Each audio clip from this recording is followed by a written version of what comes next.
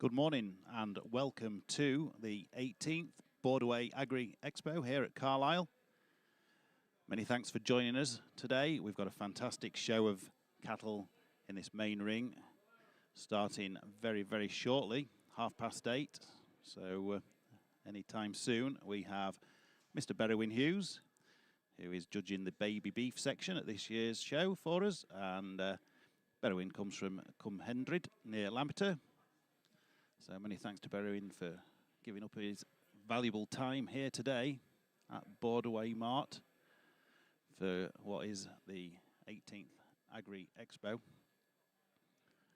Berwyn runs a herd of 90 Limousin British Blue Cross suckler cows, along with pedigree flocks of Blue Texels and Polled Dorsets, and is well known on the UK show circuit himself, bringing out many championship and prize-winning animals there. So that'll be Berwyn judging these baby beef classes very shortly. And at 9 o'clock in the main section, the main beef cattle classes there, the commercial beef cattle classes, we have Gavin Scott, who has kindly joined us this morning. Gavin's main beef cattle enterprise is run on 415 acres at Gateside Farm there at West Lothian, alongside his wife Janet and daughters Lindsay and Gillian. The family enterprise runs 80 crossbred breeding cows, all bull to pedigree Limousin sires, as well as a select herd of pedigree British Blues. And Gavin can be seen up and down the country showing his own commercial beef cattle, as well as the British Blues. So and that'll be Gavin Scott joining us at 9 o'clock to judge the main beef cattle classes. We've got a fantastic show ahead.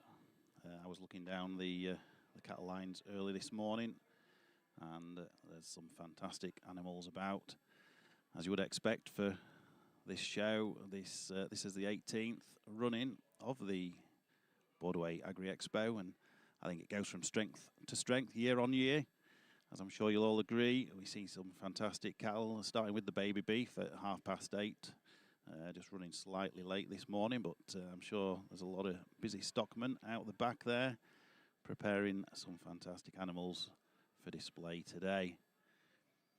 And like I said, I was out in the cattle pens there bright and early this morning, probably before many of the stockmen who perhaps had a little bit of a late night last night and enjoying themselves whilst away from the farm for a couple of days. So nice to catch up with a few of the exhibitors. Also, it's nice to see a few exhibitors returning that were unable to join us last year due to the blue tongue restrictions. We had several prominent exhibitors unable to participate last year, so it's nice to see those faces returning this year, and it's great to see such great support from all parts of the UK. We have exhibitors from as far away as the south of England, Wales, north of Scotland, and also one or two exhibitors there from Northern Ireland who like to bring their cattle to put in front of our judges today at this prestigious event. Just as you can see there, we're just waiting for the baby beef classes to commence. So as you can see around the ring there, we have quite a few sponsors' banners. Without the sponsorship of these companies, the show wouldn't be as it is today, such a fantastic event. So whilst we're just waiting, if I give a quick rundown of some of the sponsors there: A.W. Jenkinson Forest Products, Marti, Agri, Dodd & Co. Chartered Accountants, the Cape and Tree Veterinary Centre, British Wool, British Charolais Cattle Society, Dugdale Nutrition, Thornton Breakers, Home and Dry, Forte Healthcare, H&H Land and Estates, and incidentally, one of H&H Land and Estates representatives will be joining me this morning to have a little bit of chat about the show and also a little bit about what goes on with H&H Land and Estates. So that'll be interesting. That's Tim Sedgwick. That shall be joining me about 10 o'clock this morning. Have a little chat. I've got a few other guests there throughout the day with Scott Donaldson also popping along for a chat. Also Natalie Carr from H&H Insurance Brokers, another one of the the sponsor of today's event. Auctioneer Mark Richardson will be joining me between 3 and 4. Hopefully that will coincide with the overall cattle championship, and it was great to catch up with Mark last year. He joined me last year, and his thoughts on the show was much well received, so hopefully catch up with Mark later on, and one or two other people will be dropping by as well. So hopefully see Joe Bowman, who currently is king of Ring 4 on a Wednesday, selling weanling bull sturks and young store cattle, store heifers, store bullocks. And what a fantastic trade we've seen recently in Ring 4. Joe Bowman, the specialist guy there, selling those cattle. So yeah, we've got a great day ahead. Plenty of guests to come and join me, have a chat with, cast their views over the show today, and a little bit of an insight into their day-to-day roles within the H&H Group. So as you can see there, this pristine sawdust down in the ring, kindly sponsored by Bowden's Sawdust. So many thanks to Charlie Bowden there for supplying the ring sawdust there. It's going to see some fantastic cattle over the top of it today, starting very, very soon with those baby beef animals.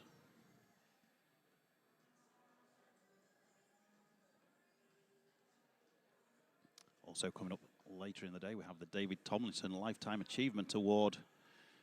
One of the UK's most successful and respected pedigree livery experts last year won that award, and that was Richard Retty. I saw Richard this morning, actually. He was too busy to stop for a chat. He was on a mission. He was obviously got plenty of calves to show today. I think he's in the pedigree rings. We have some pedigree classes there today as well. But starting now, in the main arena here, we have the start of the baby beef classes for Borderway to cast his expert eyes over. Good morning and welcome to Agri Expo 2025. Judging is getting ready to commence for the first of this morning's calf classes in the main ring. Please join us ringside as we start a busy So, this first class here, baby beef.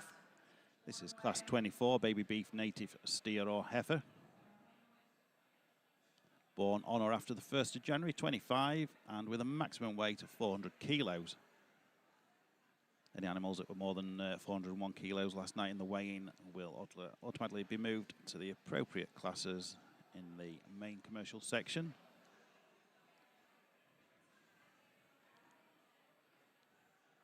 So just 3 entries forward for this class.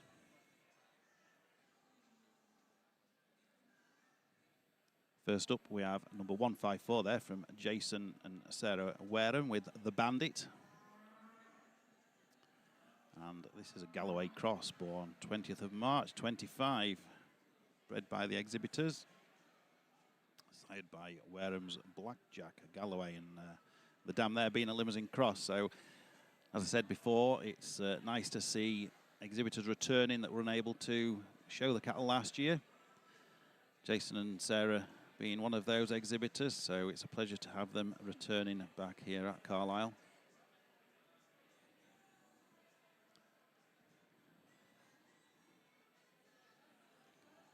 So, the first animal of the day, number 154, Bandit from Jason and Sarah Wareham.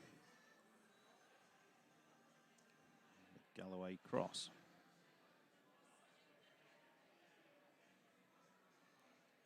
So we're just starting to see a few spectators getting around the ring. As you can see in the background there, we've got Dennis Gall, a very well-respected stockman. Dennis used to show cattle there for Robert Graham, and he's also involved in Galloway cattle as well. Good old Dennis.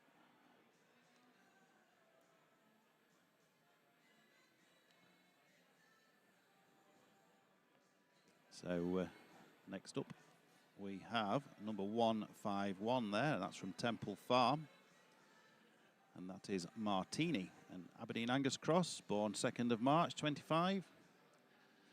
Another animal also bred by the exhibitor. This is sired by Temple Rhapsody, which is an Aberdeen Angus.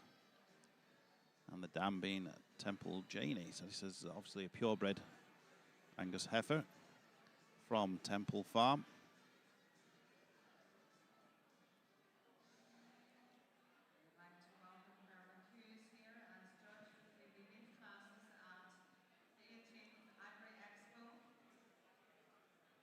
So if you're just joining us here this morning, we have Berwyn Hughes casting his expert eye over these baby beef classes. It's great to see Berwyn here. First time judging at Agri Expo. Berwyn's well known in the cattle world, the show world, for breeding many prize-winning animals and showing many prize-winning animals himself there. He's shown and judged extensively all over the UK, having judged at Balmoral Show. He's also judged at the Welsh Winter Fair. And his own show successes include Champion Heifer and Steer titles, and most recently he had Champion Baby Beef Calf in 2023. So that is our judge, Berwyn Hughes. So next up in this first class of the day, here in the baby beef section, we have number 155. And this is from Alan Jackson and S. Hampton Guy with headlined Rosette Wildflower. This is a beef shorthorn born the 22nd of March, 25. This is another one bred by the exhibitor. This is sired by Strathendrick Rhinestone Cowboy and out of headlined Rosette Nelly. So obviously a purebred beef shorthorn in this first class, class 24, baby beef, native steer or heifer.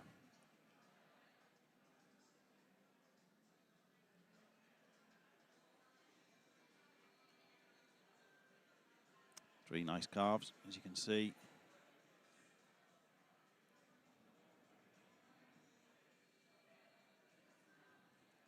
Just three animals in this class, but nevertheless, there's the quality is shining through already, which is a precursor to the rest of the day. Some fantastic animals out there in the cattle pens.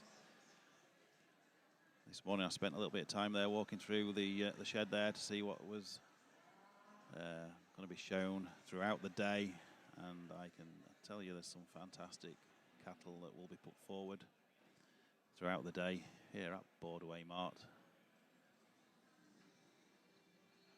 So this is the first of classes today, the baby beefs, which started just after 8:30, 9 o'clock. We have the main beef cattle section. And that will be kindly judged by Gavin Scott. That's 9 o'clock for the main beef section.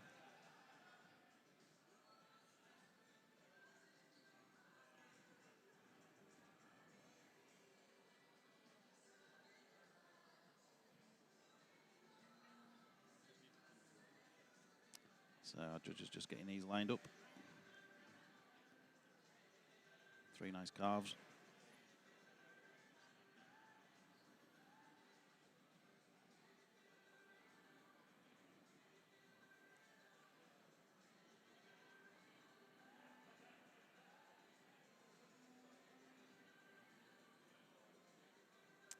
So provisionally we have 154 in first, and second is 155, third is 151.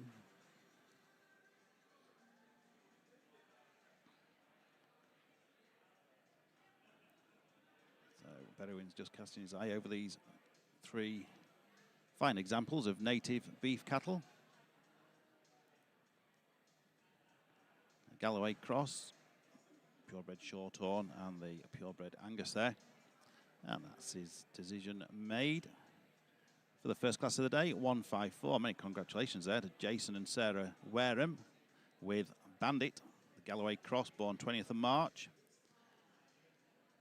In second place, we have number 155 from Alan Jackson and S. Hampton Guy with headlined Rosette Wildflower, the beef shorthorn.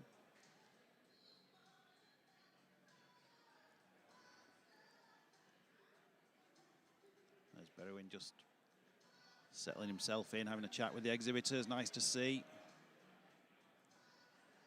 Just letting the exhibitors know his thoughts on how he's placed them in this class. Like I said, not a big class, but three very, very nice calves there. And in third place, we have number 151 from Temple Farm with Martini, the Aberdeen Angus. So well done to the Warehams, winning the first class baby beef native steer or heifer. Just a nice little class just to get Bedouin settled in for the rest of the morning.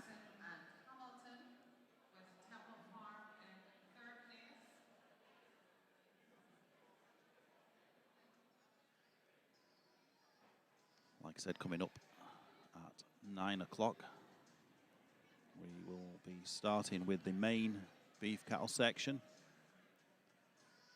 Gavin Scott will take to the ring to cast his expert eye over those animals in those classes, starting with the steers, and then following on later in the day with the heifer classes, as I'm sure those of you who've been to the show before or indeed watched over the live feed, those classes just get stronger and stronger as the day goes on. In particular, the heifers seem to be just absolutely fantastic every year, and by the time we get to the championship lineup, we end up with a fantastic display of beef cattle here at Borderway Mart. So that's it, that's the first class over and done with in the baby beef section. Also today we do have the pedigree calf classes for the British Blues, the Hereford Society, Aberdeen Angus,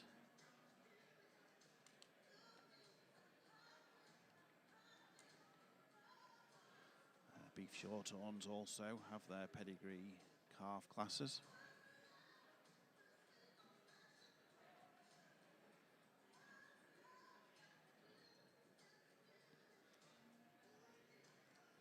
So anyone that's not been to H&H Borderway Mart recently, there's a new shed out the back.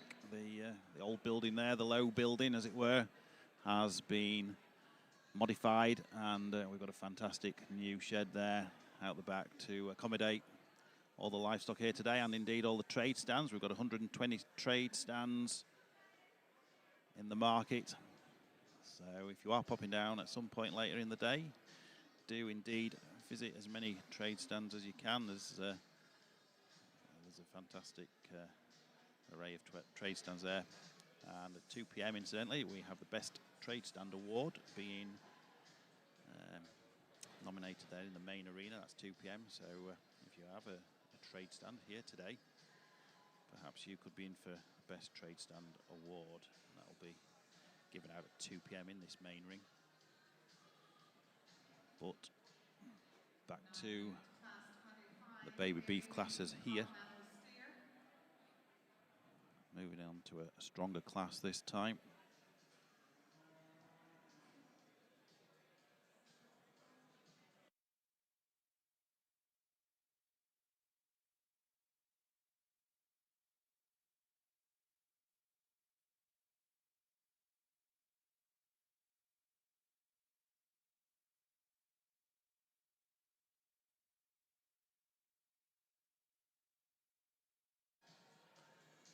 So this next class is class 25, and this is baby beef Continental steer with 5 entries. We have entries this time from DWNA Charlton, Jean Mackay, Richard Anderson, Amy Wilson and James May.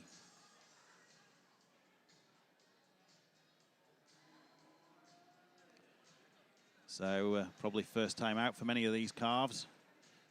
Just needing a little bit of help training there, as you can see, but not easy first time. It's a big experience for these little babies here today. But this young handler doing a fantastic job there of getting her calf going and showing it off. Hopefully it'll settle down and show itself off to its best potential.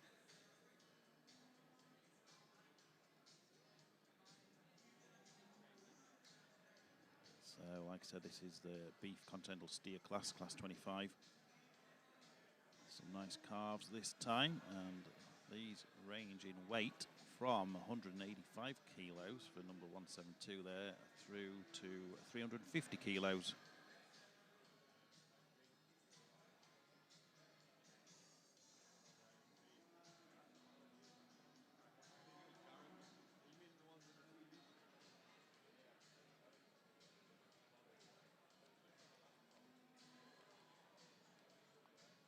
So just to mention the rest of our judges today in the pedigree calf classes, the Simmental classes, we have James Griffin kindly joining us. James runs the Hemmingford herd of pedigree Simmental cattle in partnership with his wife Rachel on their farm near Cambridgeshire. Rob Bishop from the Warreno herd is judging the Aberdeen Angus classes. Mule Gimmer lamb classes judged by Graham Lockery. The sheep classes there, the commercial sheep classes judged by Andrew Much. Beef shorthorn classes by Alice Haig. And the Heifer classes are kindly being judged by Joe Clark. So many thanks to all our judges today for giving their time and casting their expert eye over the cattle classes and indeed the sheep classes here today. Back now here with Berwin Hughes, our baby beef judge for this morning.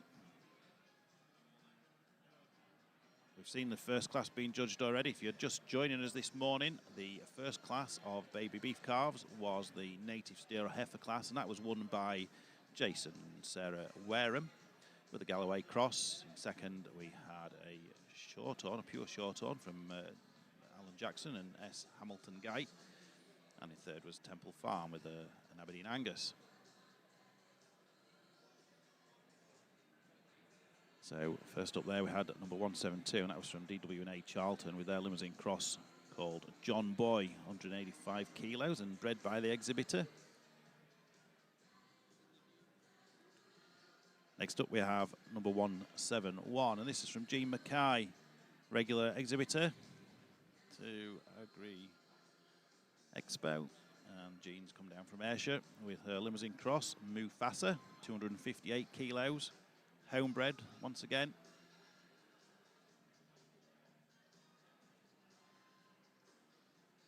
Some nice calves to come forward today for Berwin to judge. Berwin's first time judging here at Agri Expo. It's nice to welcome him, and many thanks to Berwin for giving him his time, casting his expert eye over these classes here this morning, these baby beef classes. So like I said, this is number 171 from G. Mackay, Mufasa, 258 kilos.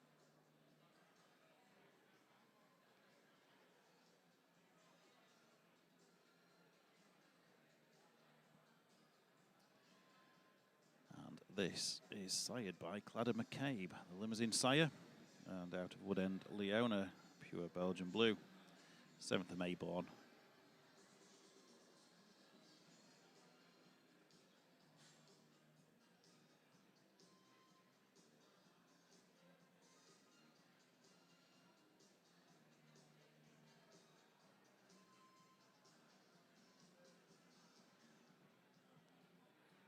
Concentration there from Berwin.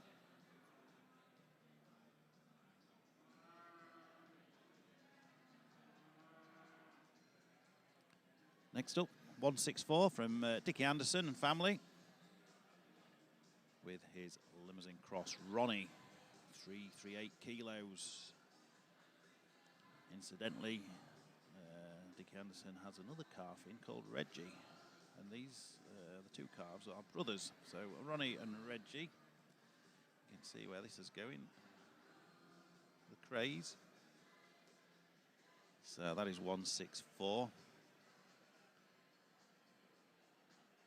Shown by daughter Lauren, who has taken over much of the showing there.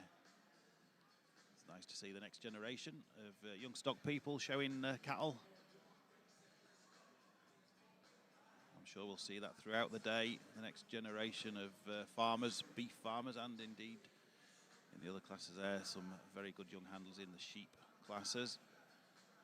But like I said, it's nice to see the next generation, and we'll probably be talking about this to some of my guests later on.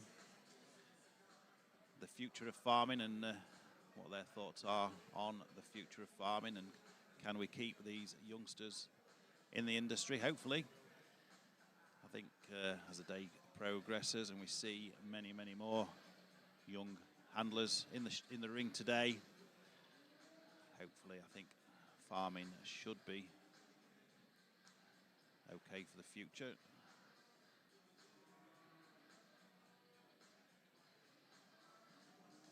As long as we get a little bit of help from the government, I guess, and not easy at the minute. We have a seminar going on there at some point in the morning, just not sure what time there. Let's have a look. 12:30 till 1:45. We have a debate there. Hungry land, hungry people, can we feed the future? Which will be quite an interesting seminar. I believe we have Robbie Moore, leading politician there, the shadow rural secretary from Keighley and Ilkley. Robbie will be taking part in that debate seminar, Hungry Land, Hungry People. It'll be interesting to hear his views. I did speak to Robbie at the Great Yorkshire Show briefly, and it's quite interesting, very sensible chap, talks a lot of common sense, so it'd be nice if we could maybe get him to have a chat later on after he has taken part in that seminar. So, back to these calves. We had 167 there from Amy Wilson with Flash, and that was for 342 kilos. Bred by S. Hardesty and Son. Next up, James May, very popular character here at Borderway. A very good exhibitor, comes from the Midlands, and is a very keen supporter of the shows and sales. James was exhibiting at the March calf sale this year. Had a nice team of calves forward. Obviously, here's one for this next season. Maybe he'll bring this back in March this next year to sell, but let's see how he gets on today. It looks a fair calf.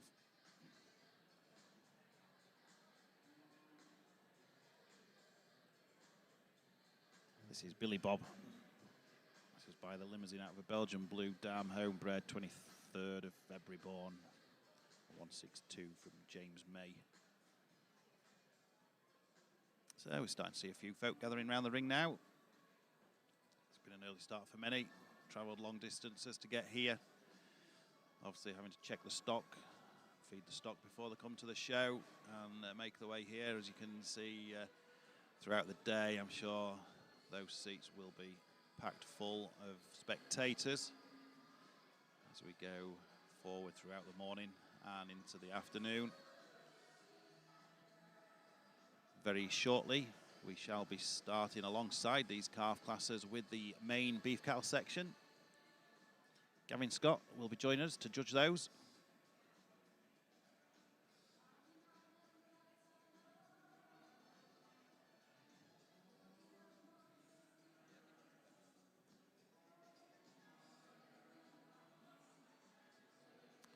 So this is the second of the baby beef classes here today, and these classes, class 25, sponsored by HSBC. Many thanks to them for their sponsorship.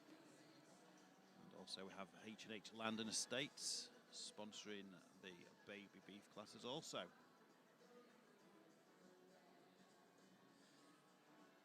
Incidentally, the previous class there, the native steer heifer calf, was sponsored by H&H themselves.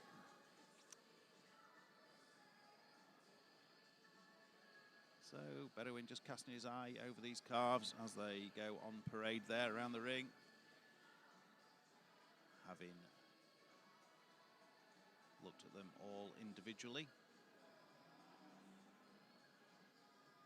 See now they go on parade.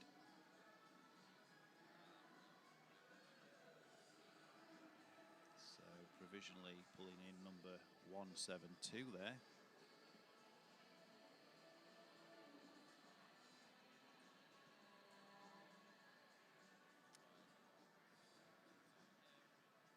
So as you can see, 5 calves in this baby beef class. 5 real nice calves there.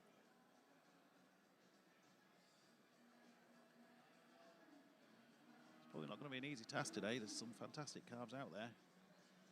Borderway's got his work cut out for him. And as you can see in the foreground, Gavin Scott is just starting his big, long judging stint for the day with his first class. I saw Gavin this morning. It was great just to catch up with him briefly there before he started, and it's nice to welcome Gavin Scott to judge these main beef cattle classes. He was looking forward to it, and he did comment that Agri Expo is probably the #1 winter beef show in the country. So probably wise words there from Gavin. And that's no disrespect to any other show. All these shows play a vital part in promoting beef cattle to the nation.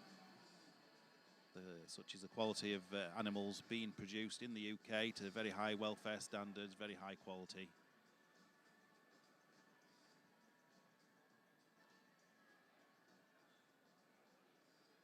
So back there in the baby beef section, Borderway's just casting his eye once again over this class of 5 Continental steer baby beef animals. Not an easy task. There's some fair calves in this class.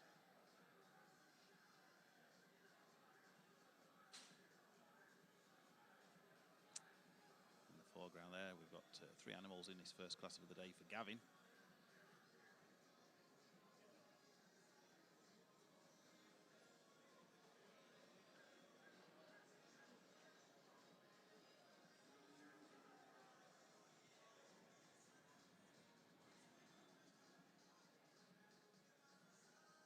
So I think Borderway has his final result there.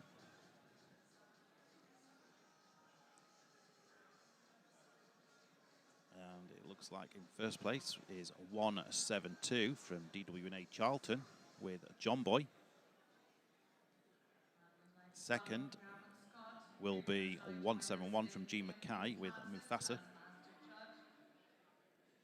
In third is James May, 162 with Billy Bob. Fourth place is Lauren Anderson there, showing for father Richard Anderson with Ronnie Cray.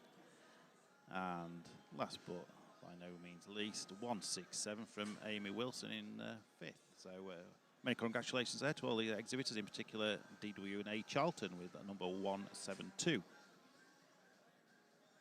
Just to recap, second place was G Mackay, third was James May, fourth was Richard Anderson, and fifth was Amy Wilson.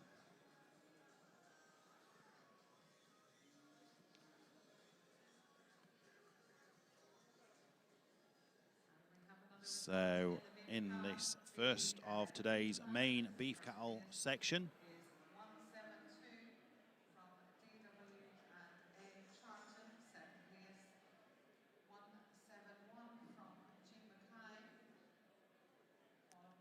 just looking for that animal's number there. Unfortunately, I haven't got a number. Second place is number 2. Third is number 1. So by process of elimination, in first place, we have number 3 from Tony and Iona Ponsonby with Rhino and Aberdeen Angus Cross there, 662 kilos, bred by R.I. Lloyd. Second place, Steve Platt with his Hereford with Brooke Fred, 754 kilos, bred by DC Leadham. And in third, we had number 1 from Owen Brothers with their Welsh Black Jumbo, 770 kilos and bred by Brian Thomas. So many congratulations there to Tony and Iona Ponsonby winning the first class in the main section there today, the Native Steer Class 1.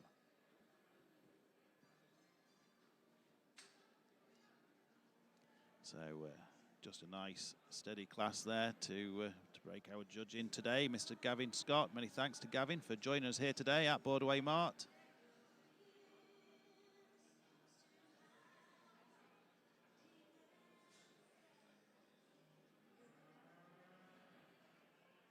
Some fantastic cattle forward right from the first class, right from the off here today for what is the 18th showing of the Agri Expo.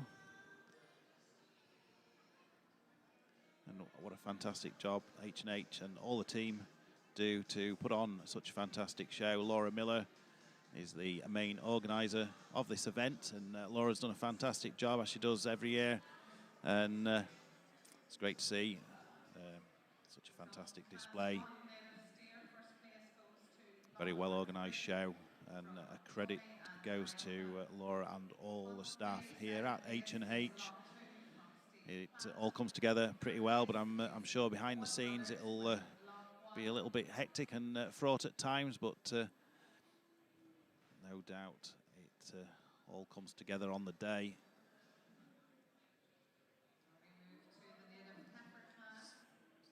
So we're moving on to the third calf class of the day, the Baby Beef Continental Steer Class 26, and we've got 4 entries in this class.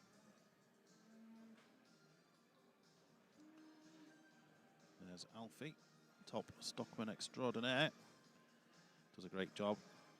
Just started a new job with Crawlaw Livestock, the Campbells. So looks like first time out for this one, as it is for many of these calves here today. This will be the start of their showing career for these calves.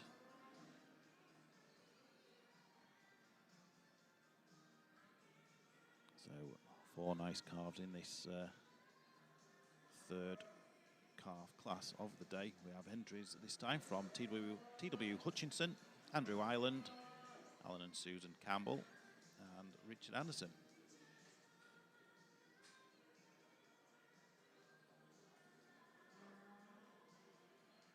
And first up, we have number 160 from TW Hutchinson with the Limousine Cross, Fred, 381 kilos and exhibitor bred.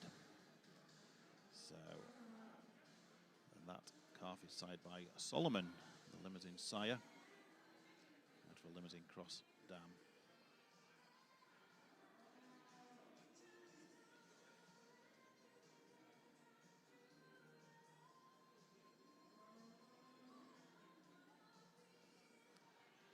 So, as you can see there, Gavin's on to his second class of the day. And this is Class 2, Native Heifer,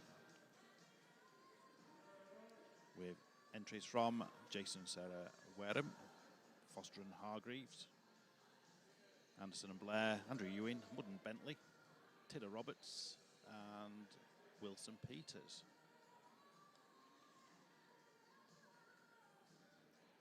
So Gavin's got these animals lined up. Real good class of native heifers here this time.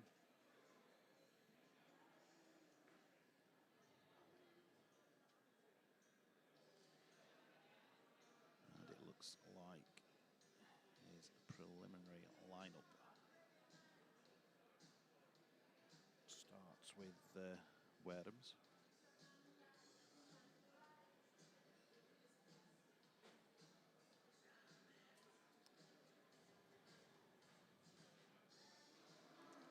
Good to see Gavin Scott here judging today. Very well respected cattleman, stockman, showman.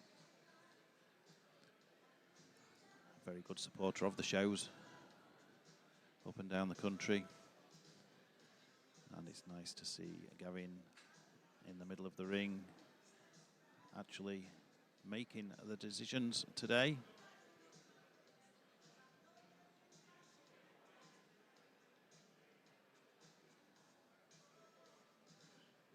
So Gavin's just getting them to walk off once again.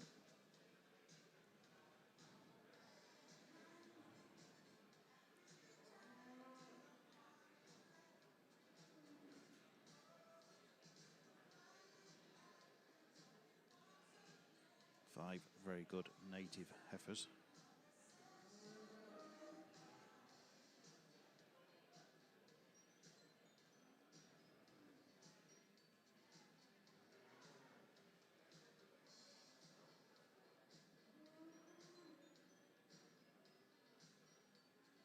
So it looks like there's a little bit of a reshuffle.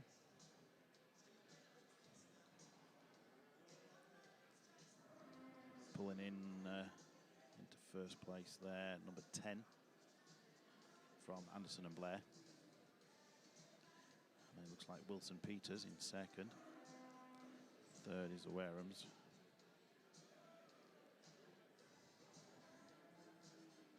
Fourth will be Mudd and Bentley, I'm sure.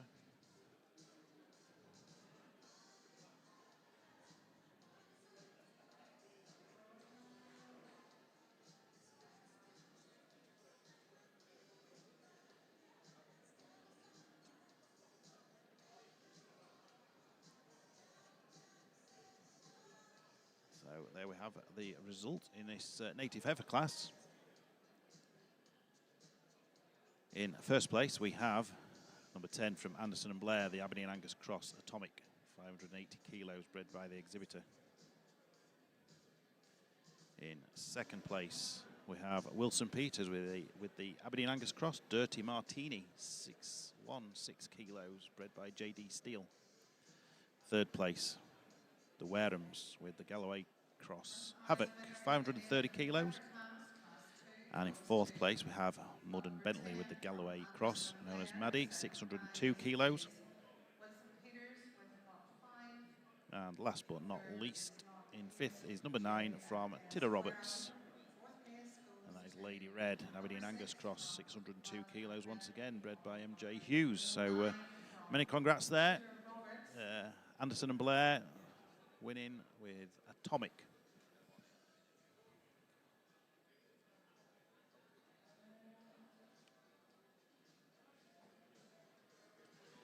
And that animal winning that class, Atomic, is side by McCormick Panther, the Aberdeen Angus sire, onto a Limousine Cross Dam, bred by the exhibitor. So many congratulations there.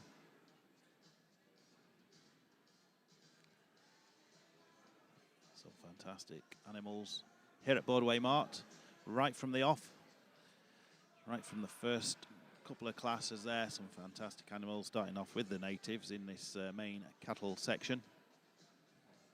Next up, we will be moving on to the Continental Steer class, Class 3. And we have 5 entries in that class.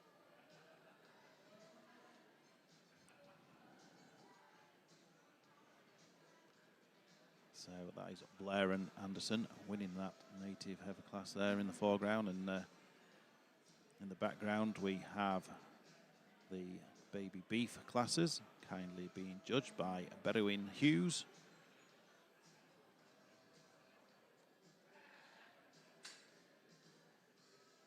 That's the third class of the day in the baby beef section.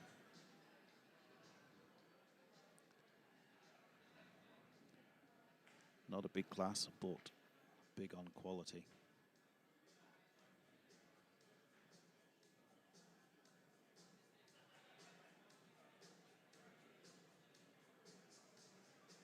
So if you're just joining us here this morning for the Agri Expo here at Borderway Mart, Carlisle, we're just getting into the cattle judging nicely.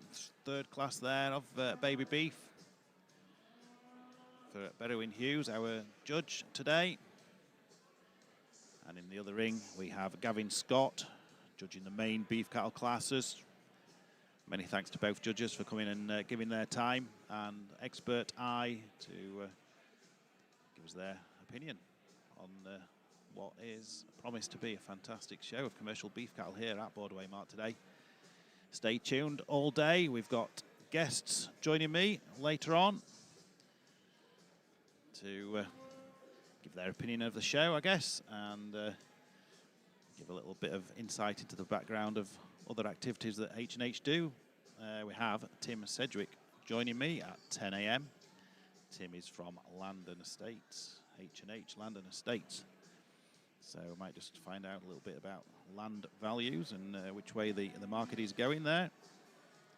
And later on, 11 o'clock, we have Scott Donaldson joining me. And following Scott, we have Natalie Carr from H&H Insurance Brokers, one of the main sponsors here today. Mark Richardson will be joining me later in the day, hopefully coinciding with the overall Beef Cattle Championship. But anyway, back to the calf class here. We have in first place is 158 from Andrew Ireland. Many congratulations. And this was bred by David Wright, who incidentally is on the Helter today. Nice to see David travel down from the islands of Scotland there. Second was T.W. Hutchinson with 160. Third was Dickie Anderson with Reggie. And in fourth was Alan and Susan Campbell with number 170. And that was Dynamite. So just to recap, first place in that baby beef continental steer section. First was 158 from Andrew Ireland, the Crofter, 383, aptly named after the breeder David Wright. Second, T.W. Hutchinson, Limb Cross, known as Fred, 381 kilos, exhibitor bred. Third was Dickie Anderson with his Charolais Cross, Reggie, 393 kilos, homebred. And in fourth was 170 from Alan and Susan Campbell with Dynamite, 389 kilos, also exhibitor bred. So many congratulations there to all our exhibitors in that third class of the day in the baby beef section.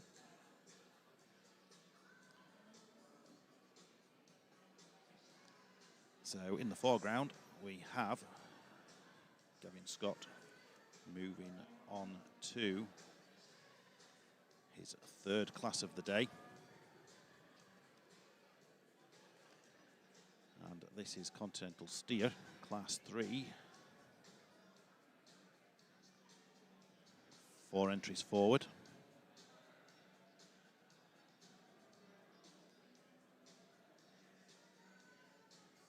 Not a big class, but as you can see, some fantastic cattle in this class for very good steers.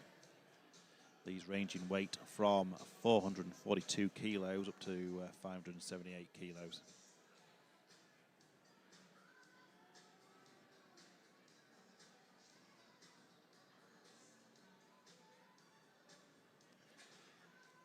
Thanks again to our sponsors today.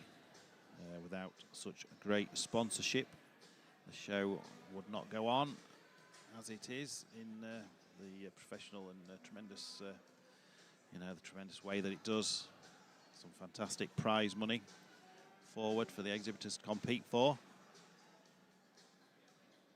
The overall champion today in this beef cattle section will receive the Robert L. Scott Memorial Trophy, alongside a trophy that has been kindly passed on to Agri Expo from the Smithfield Club, and that is the James Stobo Perpetual Trophy. That also goes to the overall beef cattle champion. So it's very nice that the Smithfield Club have passed that trophy over to Borderway Agri Expo this year. And we appreciate their generosity in doing so. So many thanks once again to Smithfield Club. And also, like I said there, the Robert L. Scott Memorial Trophy, which will go to the overall champion today. We have a long way to go. Gavin Scott is working his way through these classes onto his third class of the day, Continental Steer. Not a big entry in this particular class, but like I said, the quality looks pretty much exceptional.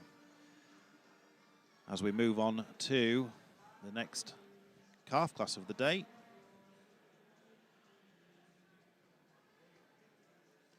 Baby beef Continental Heifer, and that's class 27. With 6 catalogued entries in this class, 5 forward.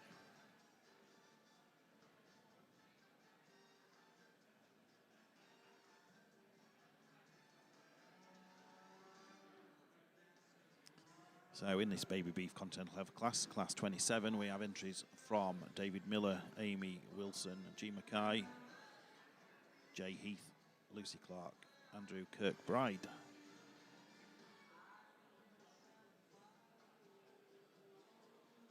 So we've got a fancy coloured calf there, number 208, that's from David Miller. Interesting colour.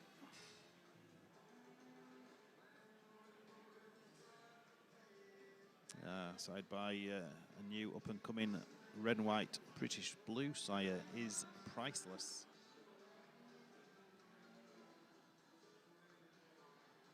That's the red and white calf there from David Miller.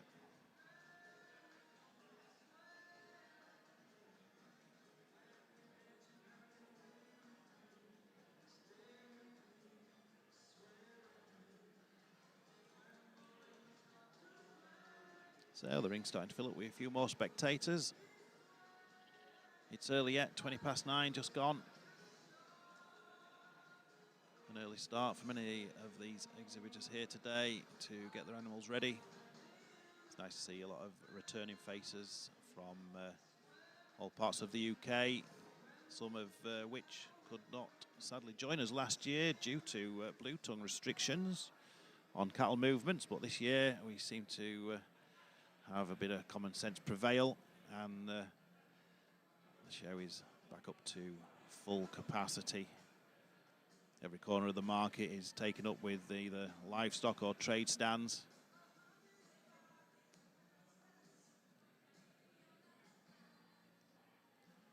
It's great to see the popularity of the show. It just goes from strength to strength year on year. In its 18th year this year, so it's been going a while now, from humble beginnings to what it is today. Fantastic show.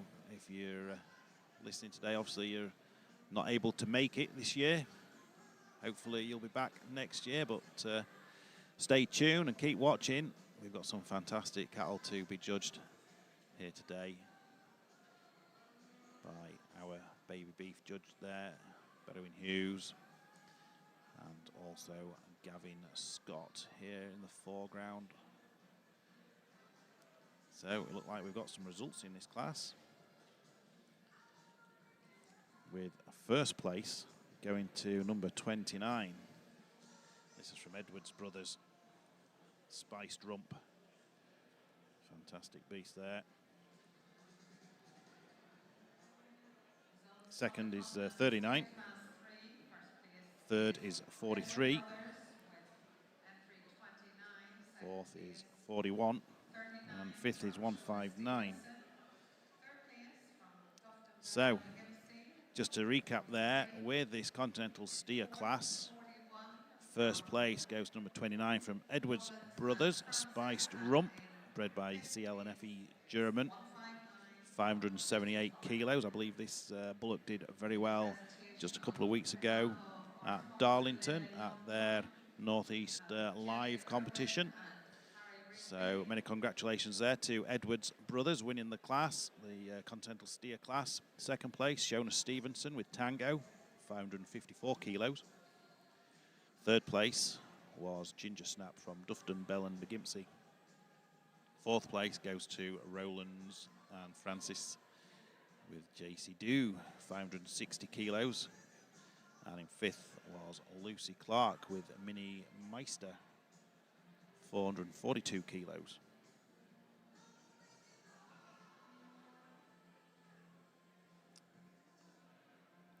So There we have in the baby beef section now 204 being judged. This is G. Mackay.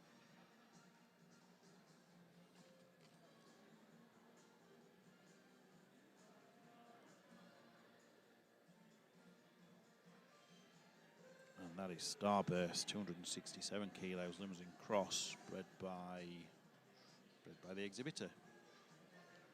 204. That is by Gallagher Turbo out of Hell or Starlet, a Belgian Blue Dam born 16th of April. Next up 185. And this is from J. Heath with Jacko Land Pandora, exhibitor bred.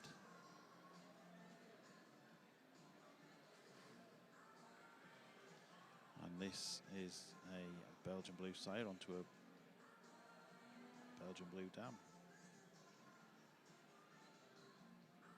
185 from Messrs Heath there. 21st of February born.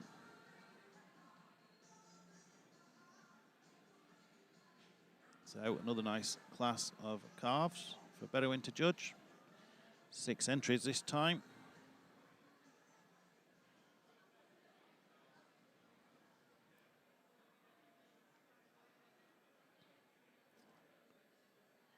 There you go, that's 185 just been judged there. Next up we have 199 from Lucy Clark with Whisper 269. Bred by D. Farquharson.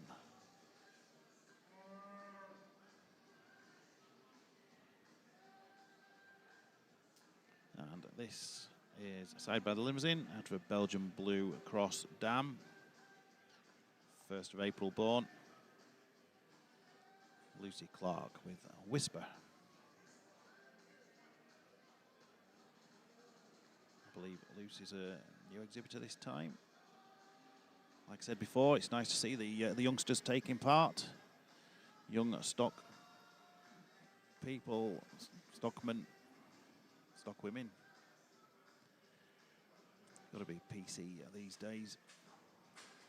Either way, tremendous to see these youngsters taking part, having a go, and having a go very professionally, as you can see.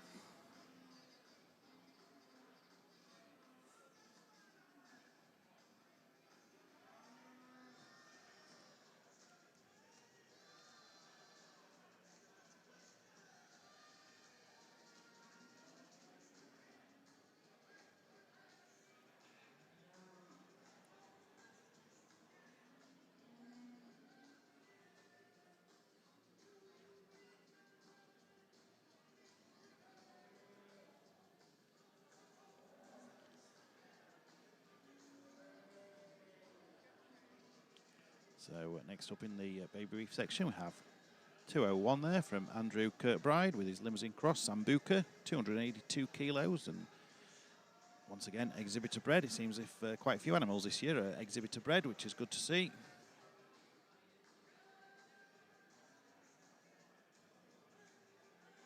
So once again, 2 youngsters, young stock people having a go, showing their homebred calf. Well done to them.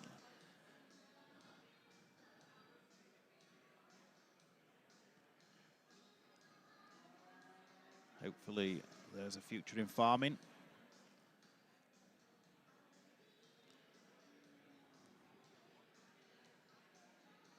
As I said earlier, we have one of the seminars of today. There's a couple of seminars going on at 10:30. The big debate, do farming subsidies do more harm than good? Following from that seminar, we have at 12:30, Hungry Land, Hungry People. Can we feed the future? Well, hopefully with these youngsters showing these cattle, we sure can. As long as we have the right help and common sense approach from the current government, then we might stand half a chance. But we've certainly got the people here to do it. We've got these young stock people that are willing to have a go. As long as we get the support that we need for the future of farming and the future of livestock farming. So as you can see in the foreground now, we have Gavin Scott with his cattle there lined up in his 4th class of the day for Gavin to judge. Continental Steer Class 4, 5 entries. Some wonderful cattle in these steer classes.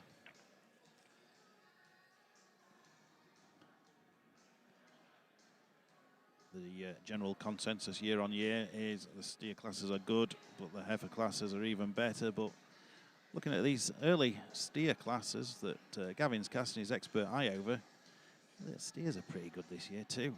They are. There's some fantastic cattle down there. We've seen 3 very good steer classes so far. The previous class being won by Edwards Brothers with a Spiced Rump, already a significant.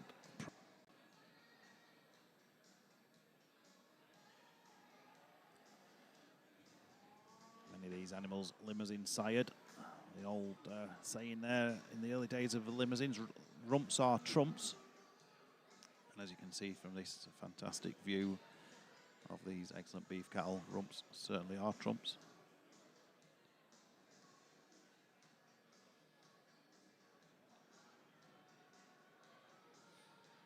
It's not all about the rumps though. Gavin's casting his expert eye and he's also handling these cattle. He's feeling the top line, seeing what meat's on these animals.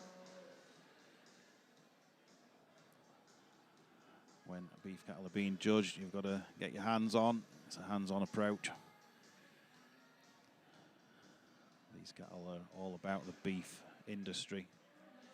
They've got to carry meat in all the right places. And that's what Gavin's doing today. He's making sure these animals are carrying meat in all the right places. He's looking for an animal that's a good show beast, but he's looking for an animal that's got full of meat. That's what this business is all about, meat at the end of the day. High quality cuts, value, you know, of the steaks, sirloins, the fillet. He's handling these animals to see if these animals have got all the meat in all the right places.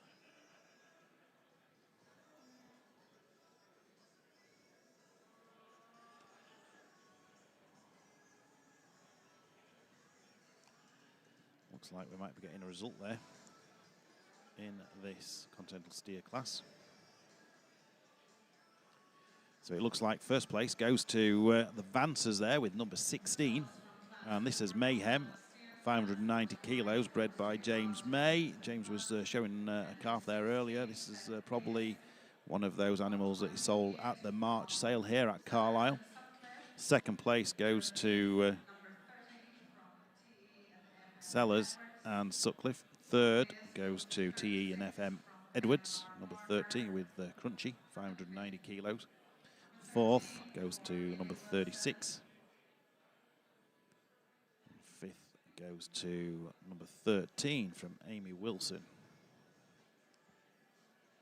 So, just to recap there, in first place we had number 16 from Alistair and Elizabeth Vance. And that was Mayhem, sired by My Style Rover, bred by James May. In second place, we had number 28 from P&S Sellers and C&A Sutcliffe with the Gangster. Limousine sired, bred by E. Townend from Huddersfield. That was number 28 in second place. 586 kilos. Third went to TE and FM Edwards, number 30 in the catalogue, Crunchy. 590 kilos, exhibitor bred. Fourth was M&R Barker with number 36, known as Brian, 608 kilos, bred by Brian Harper. Very aptly named there once again. And in fifth, we had number 13 from Amy Wilson with Shotgun, 604 kilos, bred by S. Hardesty and Son. So, to catch up now in the baby beef classes.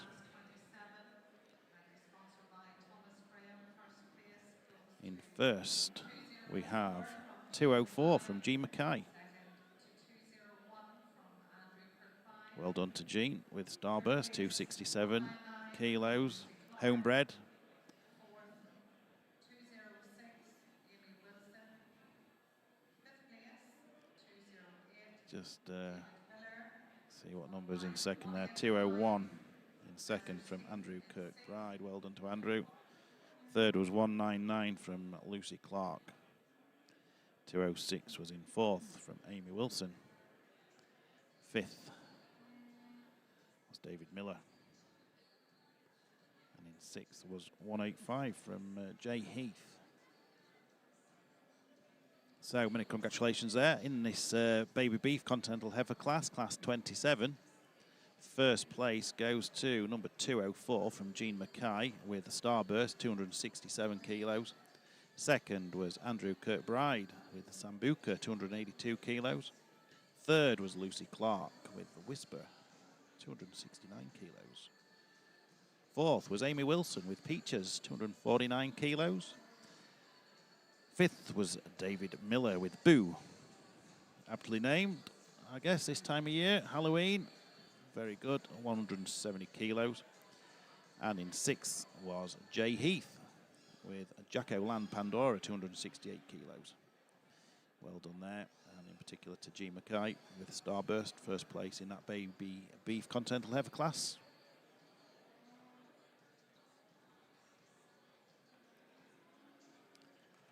As we see Gavin Scott working his way through these Continental steers. Class 5, we're on to next.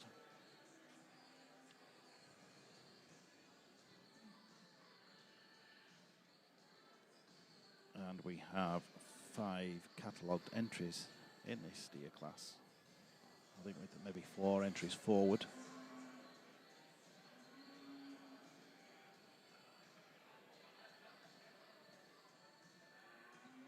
There's a fair beast going around the ring.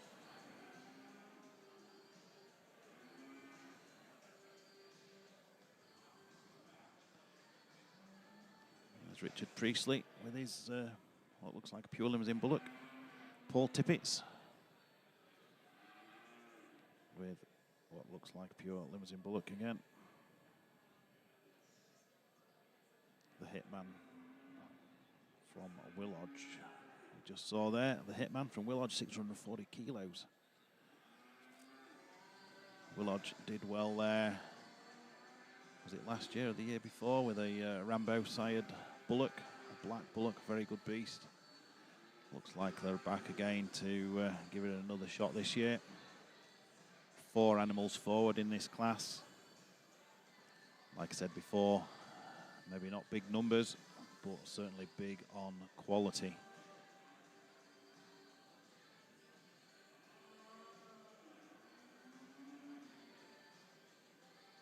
We've got there 26, that's from Wilson Peters, that's Flash. 610 kilos. That's by Capelside Solomon, a limousine out of a limousine cross. Cow bred by Robertson's at Newton of Logirate, top show calf producers. And this one there from Wilson Peters is another one of those top show calves being produced up at Newton of Logirate there at near Pitlockery for the Robertsons. There's 14 in the middle of the screen there. That's from the Priestleys, JM and SM Priestley with Some Buzz. 20th of March 24, born side by there. Junior Stock Bull Intact Sumo. And there we have number 35 from Paul Tippett, Willodge. That's side by Craig Rambo. The Hitman, 10th of the 7th, born last year there. Number 35, and that was 640 kilos from Willodge. But moving on to this one, this is another Willodge entry. Number 32, another Craig Rambo, this time out of a limousine cross Blue Dam. 2 fine beasts there from Willodge. I saw those out in the exercise arena there this morning, early doors. Top team, top stockman. ahead of the game. Two fantastic bullocks from Willodge there in this class.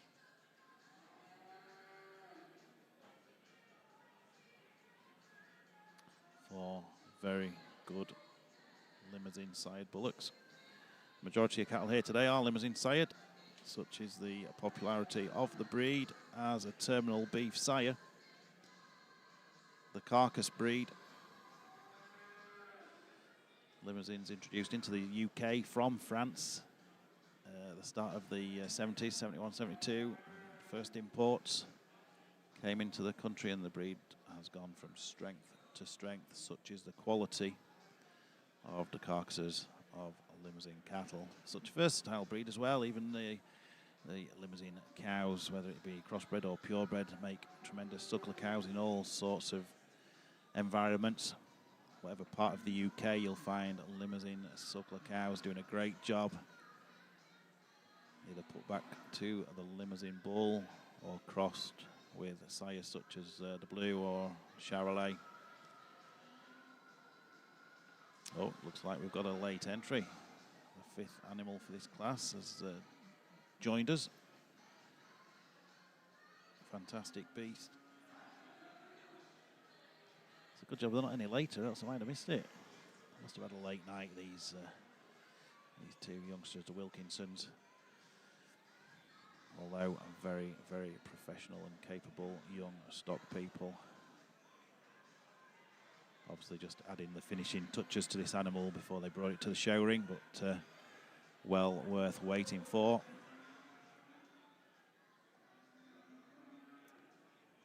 So over in the baby beef section, we've got a nice display of calves for Bedouin Hughes to cast his eye over today. Some fantastic calves.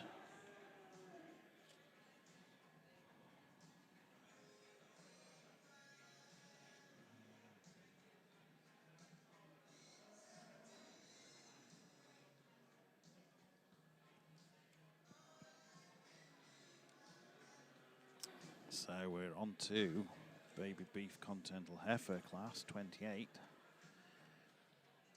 with 6 entries in that baby beef class, with entries from Stuart and Lindsay Bett, R&J Hamilton, Ben Beckett, David Miller, T.W. Hutchinson and Ali Dodd. And just talking about the limousines there, that calf class, barring one being a Belgian Blue, all the others are limousine cross. Most of them being exhibitor bred. The arena's starting to fill up with more spectators now as the day progresses. Here in this main arena, there we are, Ben Beckett. All the way from Nottinghamshire, I believe, Ben's from. Likes to breed a few show calves.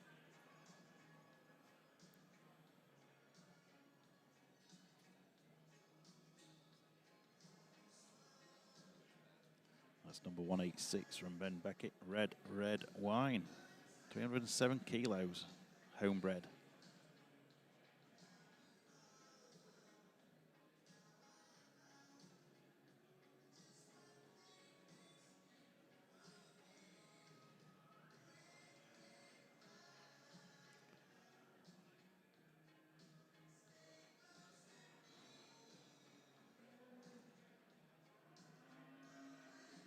That was Ben Beckett's exhibit, 186. Red Wine. Born the 28th of February, 25. Homebred.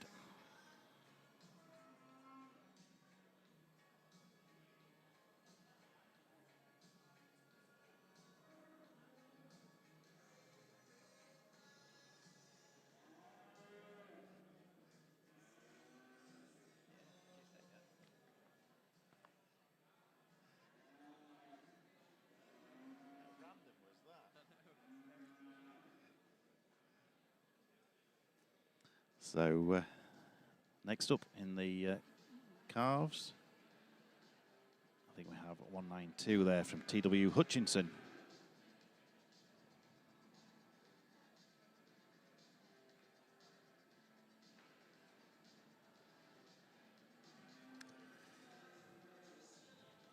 So Hutchinson's Wilma, 322 kilos. Exhibitor bred. And this is sired by Beach Mount Sammy, the limousine sire, out of a limousine cross cow. And that is born 13th of March.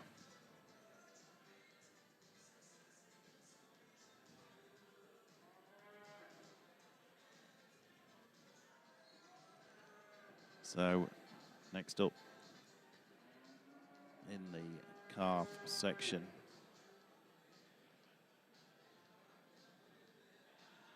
we have 195 from Ali Dodd with Sexy Spice, 327 kilos, bred by R. Wright.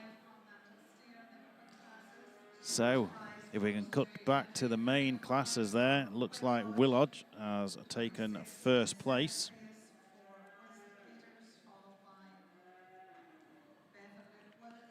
And that is the red bullock there, number 35 from Willodge, the Hitman indeed.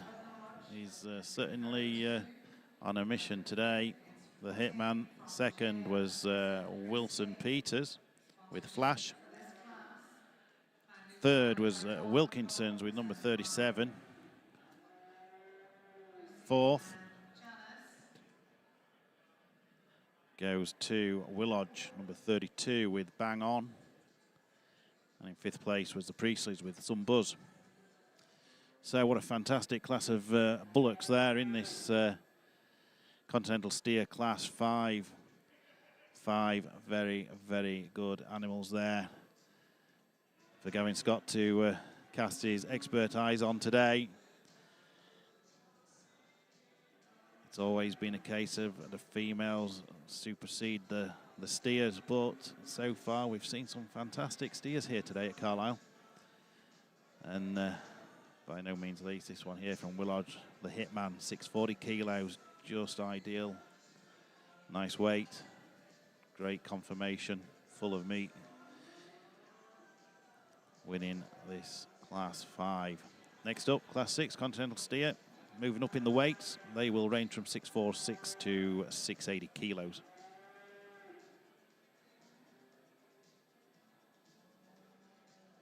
So as we cut back to the baby beef section, calves are being drawn in now, 198, provisionally in first.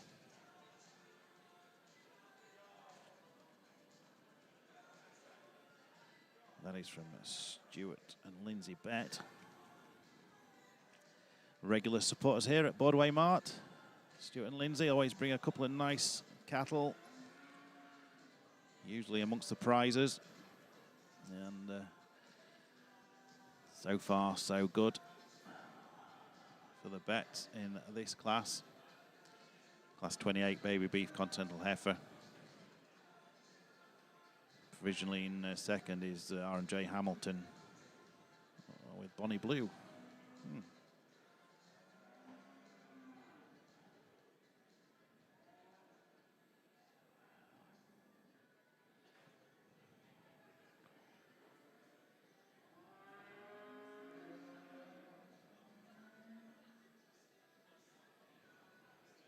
So provisionally in this calf class, Stuart and Lindsay Bett, 198 with Dazzler, 288 kilos. Second place looks like it's going to 205 with R&J Hamilton with Bonnie Blue, 304 kilos. Third place looks like it's going the way of Ben Beckett with Red Wine, which incidentally during the time that calf was being judged, we have a little bit of music playing in the background. I'm not sure whether you can hear it online, but we have a little bit of music playing all day. And incidentally, when Red Wine was being judged, Red Wine was being played over the airwaves. So spooky, really. Anyway, that's Ben Beckett's Red Wine, third place. Fourth is going the way of Ali Dodd with Sexy Spice, 327 kilos, and in fifth, T.W. Hutchinson. So, good class calves, yeah, that's how they're standing. They are, so very well done. Very well done indeed as we move on through the classes today. Just a quick recap there for that baby heifer Continental Heifer class 28. First place was Stuart and Lindsay Bett with Dazzler. Second place was R&J Hamilton with Bonnie Blue. Third was Red Wine from Ben Beckett. Fourth was Ali Dodd, Sexy Spice. And in fifth was Wilmer from the Hutchinsons. So we're moving nicely on through these classes here today. And I've been joined by Tim Sedgwick from H&H Land and Estates.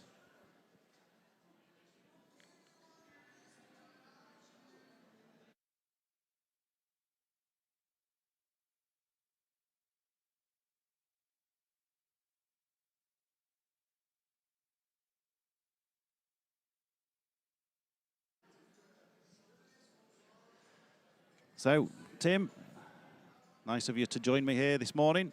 Thank you very much. Good to be here. You're from H&H Land and Estates, I do believe. That's correct. Yeah, H&H Land Estates. I've just come from the chairman's breakfast, which was hosted by Will Hamilton, H&H Group Chairman, and Robbie Moore MP, who is the Shadow Farming Minister, has just been speaking, and he was telling us a good story that previously, in a previous life, he was a land agent. And he was always the most unpopular person in the room. But now he's an MP, he's definitely the most unpopular person in the room. So it was quite good to see him again after having some dealings with him over the years in Northumberland, yes. Robbie Moore, I spoke to him myself there at the Great Yorkshire Show briefly. A man that seems as if he talks a lot of common sense. He does. Farming background, Conservative Party. Does speak a lot of sense. You just wonder whether they're going to get in power again. Have the 14 years with the Lib Dem coalition there. Speaks a lot of sense now.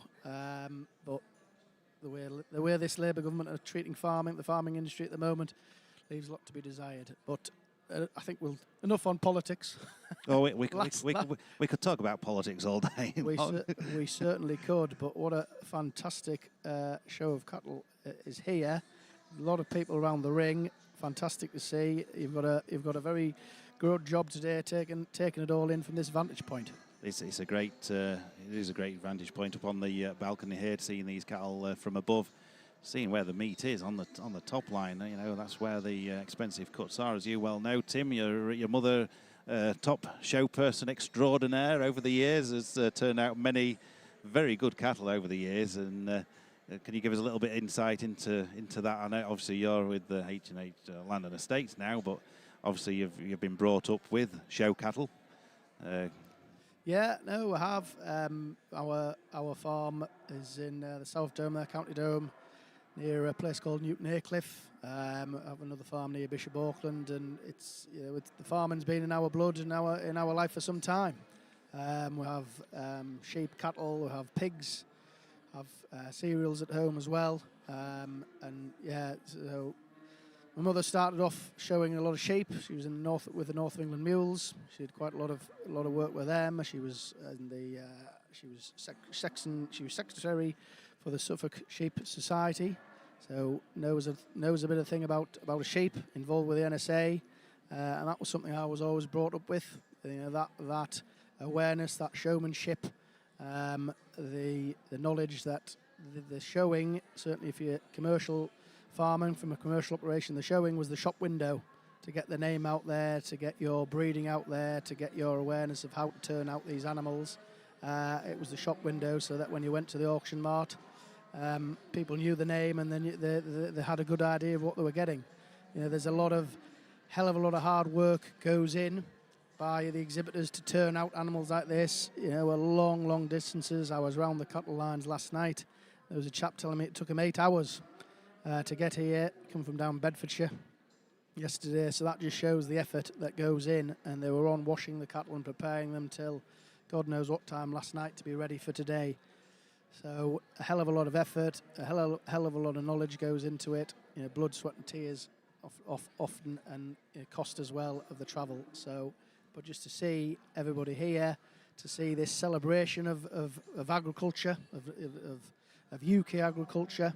We haven't just got the cattle on show, with all the machinery stands, the sheep as well, the various different native breeds. It really is a celebration after quite the year we've had. It is indeed, and as you can see, like you said, from the quality of cattle on display, and it draws exhibitors from all four corners of the UK, really, and it's fantastic to see the exhibitors putting on such a fantastic display. I was saying there earlier, it was a shame last year with the blue tongue regulations. We were lacking a few exhibitors from certain areas of the country, but it's great to see them back. Such is the dedication and commitment to showing their cattle and to come up to Borderway Mart, to Agri Expo. It's fantastic to see, you know, these exhibitors, and we thank all the exhibitors for putting on such a fantastic display here today. So, incidentally, do you miss the showing? Well, I used to be on the other end of the halter here myself. I just wasn't very good at it. Mother was better. That was it. You've got, you leave your older mother to it, but no, we'd got people involved to help us out. There's a class here. Look, there's an award. Oh, you better. Yep. So we're just watching this class here now. It's a strong class once again. Looks like Dufton Bell and McGimpsey have taken this Continental Class 6 with number 17. In second is Lynn Calcraft. Lynn's travelled up. We're talking about exhibitors from all parts of the UK. Lynn's travelled up from Somerset, so many congratulations there to Lynn in a very close second place. Third goes to Jean Mackay. Fourth goes to Rowlands and Francis. In fifth is number 15, and that is from Tony and Iona Ponsonby. And in sixth we have number 27. So just to recap there, first, Dufton, Bell and McGimpsey with Mr. Biggles, 646 kilos. In second, we had Lynn Calcraft with Night Rider, 678 kilos. In third was Jean Mackay with Sharky at 656 kilos. Fourth was G&M Francis and Rowlands. Derin Dew, 676 kilos. In fifth, we had number 15 from Tony and Iona Ponsonby with Bruno Mars, 646 kilos. And in sixth, we had Messrs. Ludgate with Jagerbomb, 680 kilos. Fantastic show of bullocks. I was saying earlier how in past years the bullocks are good and the heifers end up being fantastic as the day goes on. But today, from the very first class, we've seen some fantastic steers here. Yeah, I think we do. I think this is always well, for me, the top show of the commercial cattle and also the natives. Oh, there's a calf there in the ring. First time out for many of these calves. First time out, yeah. First time out, just getting a bit spooked, but a brilliant experience for them. You know, a lot of these will go on to be here. You know, again, they'll go on to go to some of the winter shows and some of the summer shows next year as well. So brilliant experience for them. It's a great training ground. I was talking to one of the exhibitors there this morning, and he said it's fantastic to be able to come here to Borderway Mart for the safety of the animals, first time out, safety of the people as well, obviously. What a great training ground being here at Borderway Mart in the safety of the penning area, and just getting the animals used to being out and about before they go on to summer shows when they're out in the wide open spaces. So I think that's probably another reason why a lot of exhibitors like to get the calves here in the back end, just for that extra safety, I guess. Well, they do, and I think it's been great to see. It's the first Agri Expo since out the two new sheds on the side of the mart here have been in place.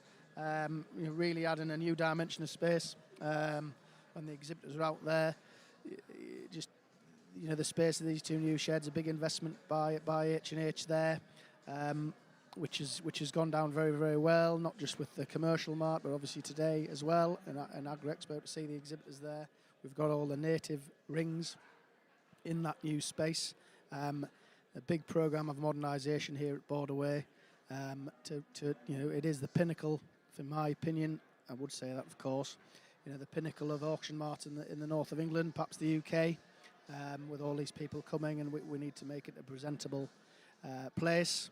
Early this year, we celebrated 100 years of Harrison and Hetherington, which we had would you believe, a black tie dinner in this very hall we are sat in. It looks a lot different today.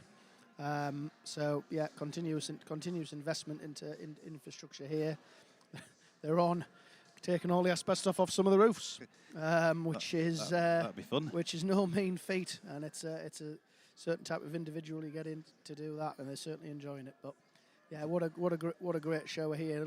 Another fantastic class. A fantastic class here. There's some great cattle here. Just talking about the new shed there, Tim.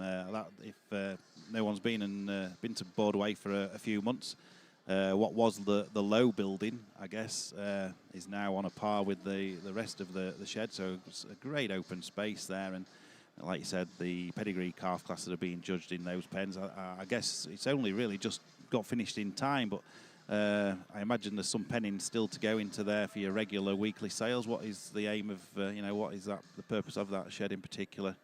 Yeah, so it's obviously getting the rings as here for the pedigrees, and the idea is to ensure that it absorbs and helps and enhances some of the weekly sales and some of the more pedigree sales. So watch this space as that develops. I see you've also got a new parlour there for the dairy side of things. Them sales, monthly sales, and in between the monthly sales, you get fantastic numbers of dairy cattle through H&H now. We do get fantastic numbers, and it's that sort of contrast against the reducing numbers of livestock. Not just dairy, but on in the beef and the suckle herd throughout. There's a lot less around. It speaks to the fact of the effort that's required. There's just not as many. There's just not as many coming through now. We're seeing the prices, sky high. Lots of records set this year. How is that going to continue?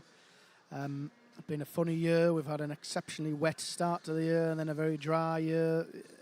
There's a lot of talk about whether there's going to be a drought going forward. It's been a great year for establishing next year's harvest. Crops in the ground looking fantastic. The price of them is not very interesting there when it comes to actually selling them. We really see here at H&H as playing a part in the wider industry, in looking to champion our farmers, looking to get them out there with the exposure. This is a fantastic event. A hell of a lot of interest in it from across the country. There's a lot of political interest today. We have the 2 seminars which are going to be on today. And it's just great to see. It is just great to see. The industry needs that support. It needs that champion.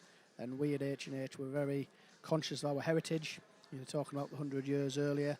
We want to see this carrying on for the next 100 years and beyond. Indeed. And looking at a lot of the handlers today, the exhibitors, we've got a lot of young handlers here. Obviously very keen and dedicated to the cause. It's great to see. And hopefully going forward, there is a future in farming. I know you touched on the Robbie Moore being here, the politician, and I don't want to speak too much about politics today, but we've got to look after these young handlers, these young stock people, and encourage them in farming for the future. And they're there, willing to do it, as long as we get the support. We absolutely do. You're absolutely correct. I just seeing some of the. Was lucky enough to do the commentary at Wolsingham Show last month. And recognise some of the young handler exhibitors who are in here, but it's not a young handlers class. It is one of the regular classes, and they're here showing off their animals. So really good to see. It is indeed. And you're talking about commentating at the show there last month, and it's great to get out and about and meet folk and be able to promote agriculture across the airwaves. I guess today that's what we're doing here today. Obviously. Showing off this fantastic showcase of beef cattle and bringing it to the general public, and same throughout the shows throughout the summer over the microphone, and just letting the public know what farming's about. And I think we've got to do that. We've got to educate the public and let them see what we're doing and doing it, I think, in the right way. We've got very good welfare standards in the UK, and we just need to keep putting that across to the general public, I think. Well, we do, and I think the general public on the whole, they see the farming industry, they see UK farmers, they see British farmers as a trusted profession, right up there with some of the healthcare providers, the NHS, doctors, nurses. The farming industry and the farmers as individuals are right up there as trusted individuals, and I think we need to just champion that more. We need to get out there in amongst the general public. Hell, there's a lot of ignorance still there. But there's, you'd like to think there's a lot of understanding still. And I think we're reaching the culmination of this class, Mark, so. Yes, Gavin's working his way through these steer classes very professionally today. He's going about his job really well, handling the stock, giving everyone a fair chance. And it's a pleasure to watch him judge. And likewise with Berwin down in the calf classes there, another very professional stockman doing a fantastic job on those calf classes. And we're very grateful to all our judges today, whether it's in this main arena or in the sheep rings or indeed the pedigree calf classes. It is great to see, and you know, throughout the day, like I said, these classes are just going to get stronger and stronger, and the crowd's going to gather and culminating in what will be, I'm sure, a fantastic lineup of first prize winners for the overall championship. Yeah, indeed. What do you think he's been going for then? Can you spot any trends from the judge so far in terms of his picks? Well, Gavin's wanting a beast that's got all the meat in all the right places. He wants a show beast, a good show. He's got on its legs, one that shows itself well. Anyway, we're going to be having a result here in this class.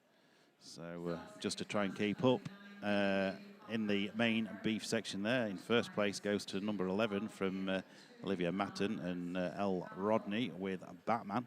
That's a Belgian blue sired animal. And then in second we have R&J Hamilton with Tyson. In third place we have Tequin Jones with Rambo. In fourth place we have number 18 from Georgina Laws.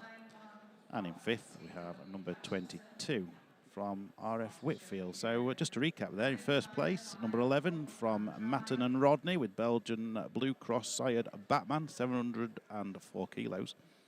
Second place was R&J Hamilton with number 12, and that was known as Tyson, 828 kilos.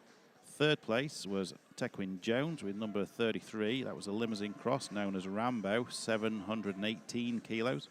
Fourth place was Georgina Laws, number 18, a Belgian Blue Cross known as Percy Pig, 746 kilos. And in fifth was RF Whitfield with number 22. That's a Limousine Cross known as Ted, and that was 712 kilos. So another fantastic class of steers there for that Class 7. Yeah, indeed. No, quite interesting to see that the first prize was the lightest in the class, and the second prize was the heaviest by quite some distance.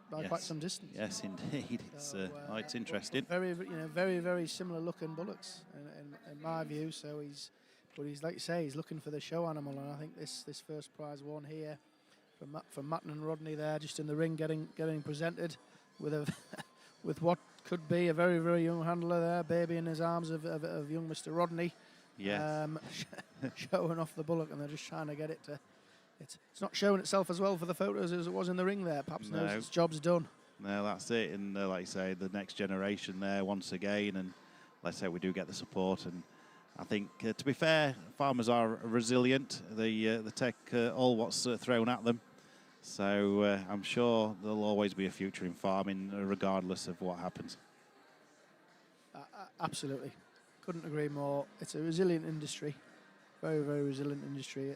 Long may that continue, despite whatever challenges and issues get thrown at us from government to cause issues. Indeed. Just to catch up with the baby beef class there that was judged, the baby beef Continental Heifer, Class 29, that was won by Alan and Susan Campbell with Exhibit 182. That was a Limousine Cross known as Starburst, and that was 331 kilos, and bred by J.S. Bailey & Co.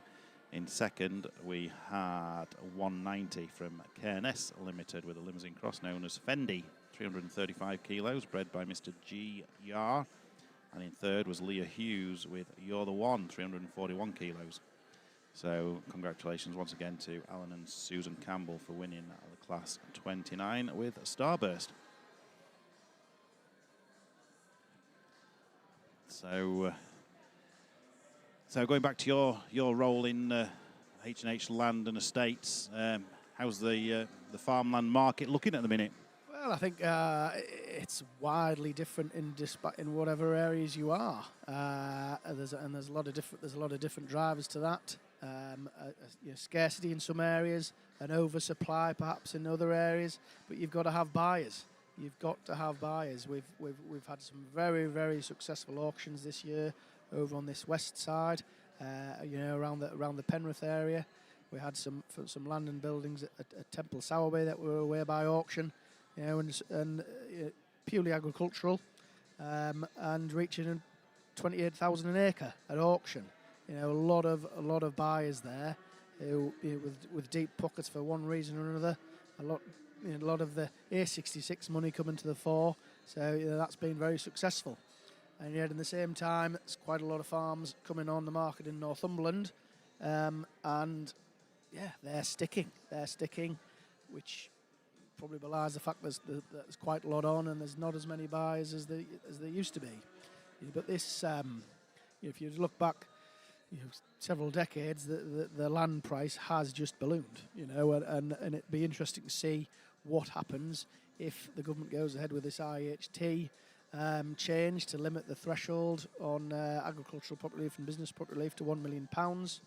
Quite a lot of the drive of land values has been down to the fact that you could buy it, farm it for 2 years, and then it became purely 100% relief from inheritance tax at whatever value that was. So when this comes in, it will be interesting to see what happens to the land price. But and I would say this is a land agent, they're not making it anymore. They're just not making it anymore, and there's lots and lots of different uses now, for land. And hey, there's if the price of cattle and animals and protein continues going the way it is, then it's going to be more and more in demand, for that very reason. Mm-hmm. It would appear maybe 2 or 3 years ago, as soon as a piece of land came on the market, it didn't matter where it was or how good a land it was, it just got snapped up. But from what you're saying, certain areas are a little bit more selective now. So, yeah, certain areas are a lot more selective. I think everybody, from a buyer's point of view, are just being more cautious. They don't know what's going to be happening. The interest rate is a lot higher than what people have got to become accustomed to. And yeah, I think just a lot more selective. However, you only need 2 buyers who are absolutely keen for securing that property, securing that land, because it's likely never going to come up again, and you only need the 2 to really, really drive the price there. But if you don't have either of them, then they are a struggle to sell. But yeah, like you said, they don't make it anymore, do they? And, well, they don't. And if you're only in a lifetime, you very often only get one chance of a farm or a field. You do. And you talk about the next generation, incredibly difficult for that next generation if you don't have any backing behind you, any history of, a machinery fleet or a herd of cows or a flock of sheep there to go at. Very, very difficult now, in terms of the investment that you would need to make to actually get established in place. Rents are high. That is driven by demand. We had a block of arable land in County Durham come onto the market, despite all the issues with arable land at the minute. 20 offers, and very, very strong offers at that. So there's still confidence there. Hopefully, there's still confidence there, and let's see it turn around from a serious point of view. But just looking at this, we're big class here. They're just continually coming in, aren't they? Don't they just get better and better? They do. Yeah, what a fantastic class. And which class? Young Farmer Steer now we're on to, and this is the biggest entry of the day. Million faces here. Yes, it's great to see. It's great to see. It is. You can't encourage these youngsters enough, really. You can't. What a fantastic class. And over in the far side of the ring there, where we have the baby beef classes, obviously we're moving through into the stronger calves there, and some fantastic calves once again. Isn't it good to see Lynn Grieve in the ring? What a job she does. Doesn't she just do a great job there? Running around, I don't know what you've got an animal not moving, Lynn goes near it, and it's sharp shifting, isn't it? She's been here a few years now, as Lynn. I would say she keeps H&H together, doesn't she? Oh, Lynn runs the show around here. There's no doubt about it. We've had a few machinery dispersal sales in County Durham, and Lynn's come over and conquered the job. Yeah, she really has. She make sure that everything's ship shape. Well, it's not just County Durham, but all over the patch. She does a great job. She does. Knows all the exhibitors. Some of the exhibitors' demands for where they're going to be stalled can be quite challenging, I should can we imagine. say? I can Should we imagine. say? My mother being one of them, so I do have the Hard, experience of that. Was it hard to So- please? Oh, indeed. So, but Lynn, comes in with a diplomatic reasoning and gets it sorted. So Yes, indeed. Even like the regular weekly sales, anyone got a problem or needs to know anything, ask Lynn. Indeed. She's got the answers. So yeah, this young farmer's steer class 10 here. 2, 4, 6, 8, 9 entries. The strongest entry of the day so far. So yeah, it's good to see. And the Real weight range as well, isn't there? big weight range. Yeah, 453 kilos up to 678. Some interesting names. It's amazing the names over the years. Can you remember any that your mother showed in particular with the Showed against, or what exhibitor names? names? No, the animal names. Oh yeah, she's had them all. There's Pour Me a Drink at the minute. We've had Doo-Wah Diddy. We've had various ones named after Newcastle United players over the years. So yeah, we've had some good ones. We've had there's a few now which we showed which are back home as cows and producing some excellent calves. And as tame as you like, there'll never be anyone scared to calve some of them. No, Just with the upbringing they've had. Yeah, this is an interesting name here from A&E Vance, number 48, Honky Tonk Badonkadonk. Yeah. Is that some foreign footballer, Badonkadonk? Well, possibly. You just wouldn't know, would you? Yeah, I'll let you, when that one wins, we'll let you pronounce that one again. Yeah, that's a good one. It's a bit of a tongue twister there, but... Rolex. There's a Rolex one here, number 52 by Christy Flynn, Rolex. Yeah, Haribo, Red Rock. Worth as much as a Rolex as well if it wins today. Yeah, that's it. Yeah, the price of some of these cattle these days. I know farming's. We're always moaning. Nothing ever just right, but beef and sheep, it's not doing too badly at the minute, really, is it? It's doing well. It's doing well. It is doing well. But just don't tell everybody. No, that's it. We'll keep that a secret. That's Costs have gone high as well, though. They have. The profit's still just as bad as ever. It is, but just playing with more money. So there's a fair beast, a bit stubborn, number 49 there from Foster and Hargreaves. Even Lynn can't move it. She's had to rope in Grant Anderson. Look. Gee whiz. Do you think Grant can manage it? Yeah. Yeah, no, some good cattle. This is an interesting one, isn't it? From Foster and Hargreaves, Haribo, bred by Barrow and Hughes. I imagine our judge in the calf classes has bred this one then. Yeah, it's very sweet. Good beast.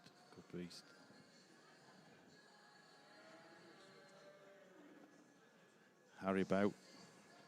Yeah, very good pun there, Tim. Yeah.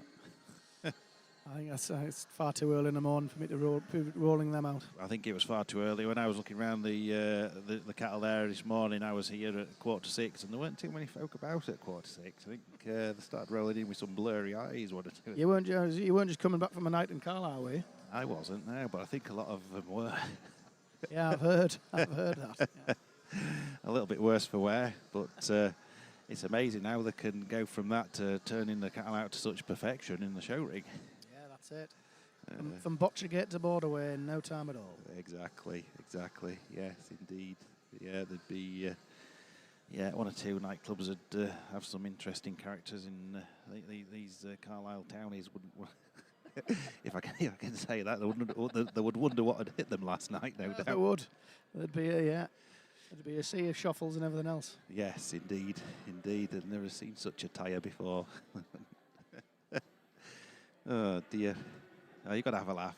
You've got to have a laugh. There's the number in this ring here, which is on the right-hand screen there. Some fantastic stayers, some fantastic exhibitors. They really put a lot into it. Very, very well presented, aren't they? Aren't they just? I think these youngsters can show us older exhibitors a thing or two, perhaps. They could. I'm sure they could. I'm just looking at this 49 here. It's quite interesting, the colouring. It's almost, you'd almost think it got a bit of Hereford in it, but no mention of Hereford. Limousine sire, Limousine Cross Dam. Bred by Mr. B. Hughes. Yes, indeed, our judge in the calf classes has bred this one. Yeah. It's a bit different, isn't it? Quite striking. It is. Fair top in it. We've got a tremendous vantage point up we on the do. balcony He's here. our judge now, Doctor, to handle it. And some top in this beast.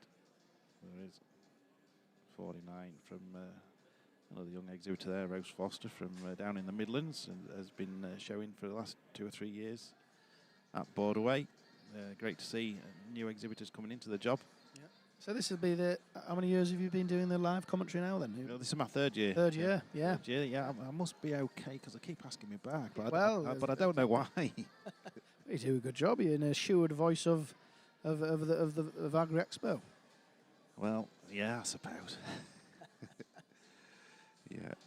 It must be baffling people year on year. I don't know. Yeah, I don't know why they've asked me, but there we go. I've enjoyed being sat up next to you here watching these. It's as I say, brilliant to see. You'll be back next year too. Do you think so? I hope so. I don't know. I'll have to say something offensive and then not be invited back. No, this is it. I think Jimmy Little must have done that the first year I did. He's never been back since. So, yeah, going over to the baby beef class, we've got a result down in the baby beef section. And that looks like, I would say, 173 from E.H. Penny and Son has taken that with Annabelle, 370 kilos, bred by Paul Dawes. So that's Chris Penny and family, 173 with Annabelle. In second is 175 from M&D Wright and Harlem with a Belgian Blue Cross, spot on, bred by the exhibitor. In third, looks like it's a crawl or beast, 209. Yes, Alan and Susan Campbell taking 3rd place with Extravagance. And then looks like James May in 4th, and then Declan Harrison in 5th. So just to recap that baby beef class there, Continental Heifer class 30. First place goes to 173 from E.H. Penny and Son with Annabelle, 370 kilos, bred by P. Dawes. Second place goes to M&D Wright and Harlem. Belgian Blue Cross with Spot On, 371 kilos, exhibitor bred. Third goes to 209 from Alan and Susan Campbell with a Belgian Blue Cross known as Extravagance, and that's 372 kilos, bred by Sydenham Farm.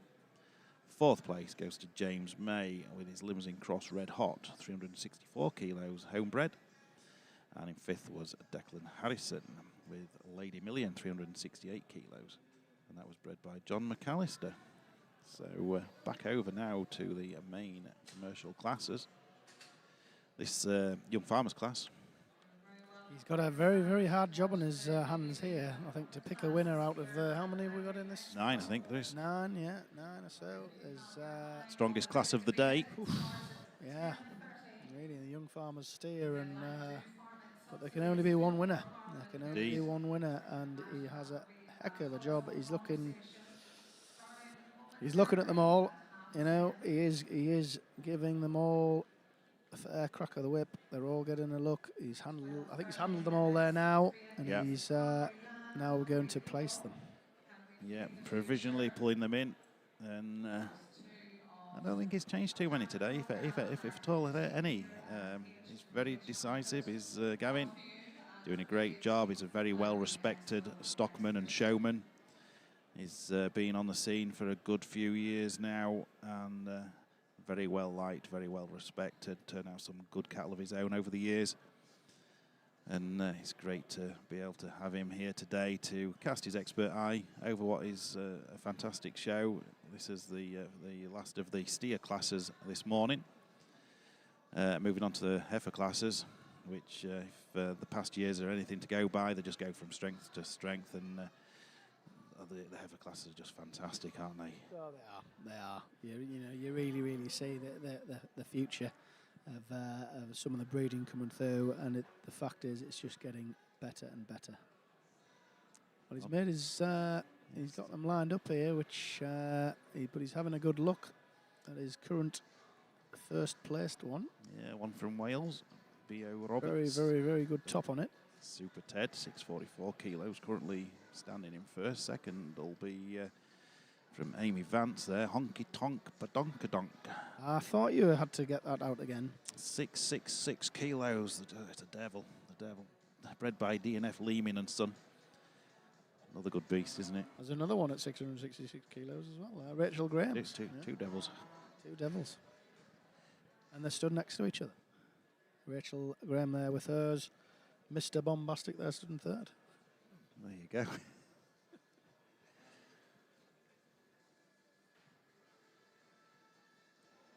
Yeah, these top three certainly, well, further down the class, to be fair, these young handlers, young farmers classes could stand in the main classes quite easily.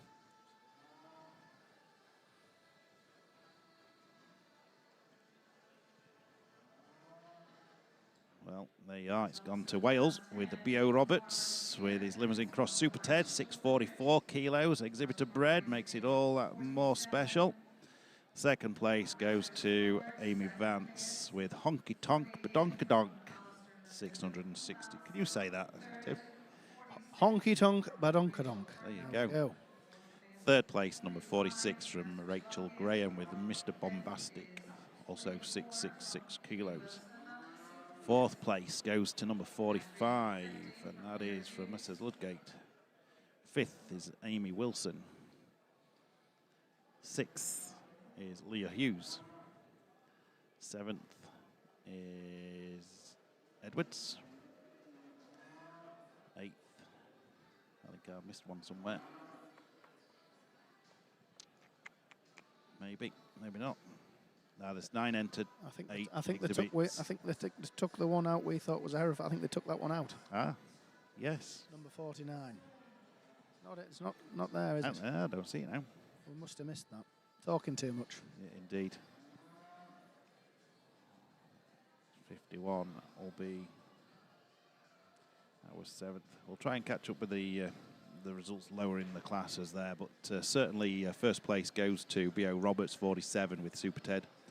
Second was Amy Vance with Honky Tonk Badonkadonk. Third was Rachel Graham with Mr. Bombastic. Fourth was Messrs. Ludgate with Sambuca. Fifth was Amy Wilson. Pretty sure sixth was Leah Hughes, Red Rock, 584 kilos. Pretty sure seventh was Edwards with Snickers. Christy Finn there would be it, I would have thought. Finn Christie. In eighth, I believe. So, oh no, we did. Yeah, that's right. Haribo that we didn't see there. That was the one that didn't stay in the ring for some reason. That real good beast looked a bit Hereford-fied, but.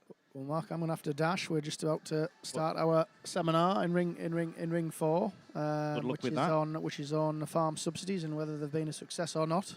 We've got Tim Farron MP, who's the former leader of the Lib Dems, there to speak in favour of farming subsidies, and speaking against farm subsidies is a chap called Pip Robson, farmer from Northumberland, Chathill there near Rannoch, and it's going to be chaired by Adam Day. So I'm going to dash and do that to just do the introductions. Tim Farron's another good chap. He is. He speaks very, very strongly of farmers. You know, local MP, just south of Carlisle there, Lonsdale, Westmoreland, Lonsdale there. So yeah, we'll see what it brings. But I've very much enjoyed being here. I've enjoyed the company. And I'm sure you'll have a great rest of the day. Thank you very much. Top man. Thank you. Cheers now, Tim. Bye-bye. So that was Tim Sedgwick from H&H Land and Estates, and that hour has soon gone past, and really enjoyed his company and heard his views on the show today, and land prices and general the future of farming, I guess. And it was great to speak to Tim there. I do have more guests coming up later in the day. I believe Scott Donaldson will not be too long before he joins me. Maybe half an hour or so. We'll see Scott, and I'll be able to concentrate a little bit more on these cattle classes as our judges today works their way through these cattle classes. We're looking at Bedouin Hughes there, judging the baby beef section, doing a great job. Some fantastic calves coming through. The future of showing for next year looks pretty rosy when you look at some of these calves in these classes. There's some great youngsters coming through. And in the main beef section today, we have Gavin Scott judging the commercial beef classes. Another very professional stockman, doing a great job. Fantastic, going about his job very, very well, handling the cattle, casting his expert eye over them, and picking some fantastic winners in each and every class there as Gavin works his way through these steers. I think we've got a special Charolais steer class up next, class 11. And Bedouin's nicely working his way through those calf classes. Some real fantastic calves in this class coming up next.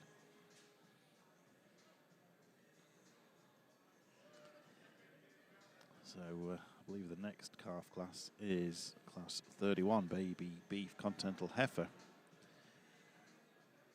with 6 entries in that class from Brian Harper, Slacken Haffen, Hallam and Wright, Sarah Che, Alan and Susan Campbell, and the Stones family.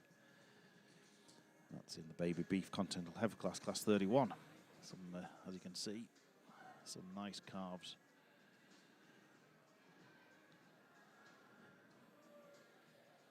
Just to catch up with some of our sponsors today, Cars Billington, one of our main sponsors of the event, kindly sponsor year on year. Cars, a local firm, agricultural supply firm, does a great job in the area and indeed UK-wide. So many thanks to Cars Billington. Also H&H Insurance Brokers. Also Lely at Longtown, sponsoring these cattle classes. Dodd & Co. A.W. Jenkinson Forest Products. Thornton Breakers. ED and F Man Liquid Feed Products. All sponsors here today in these beef cattle classes who we thank very much for your support. Without the support, the show wouldn't go on in the format that it does. It's a fantastically run show, plenty of sponsorship. I believe the overall beef cattle champion receives £500 for the championship today. So without such sponsorship from so many local and UK-wide firms, we wouldn't be able to put on such good prize money.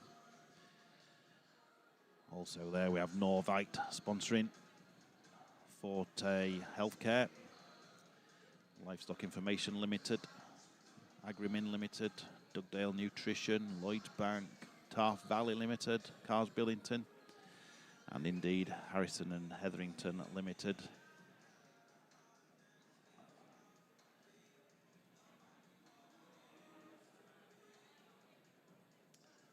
In the main beef classes, this is the Charolais steer class, and the British Charolais Cattle Society has kindly sponsored this class, so many thanks to the Charolais Society.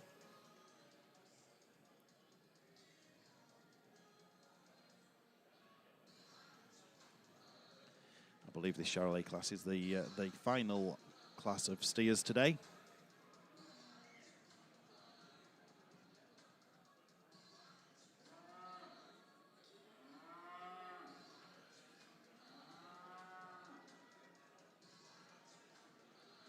Four Charolais in this class, ranging from 389 kilos up to 626 kilos.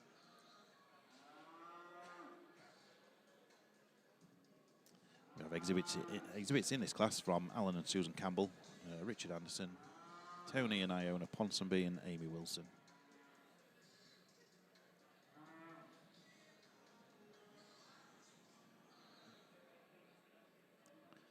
So provisionally in first we have Amy Wilson with Gold Rush, 626 kilos. Second is Tony and Iona Ponsonby with Bruno Mars, 646 kilos.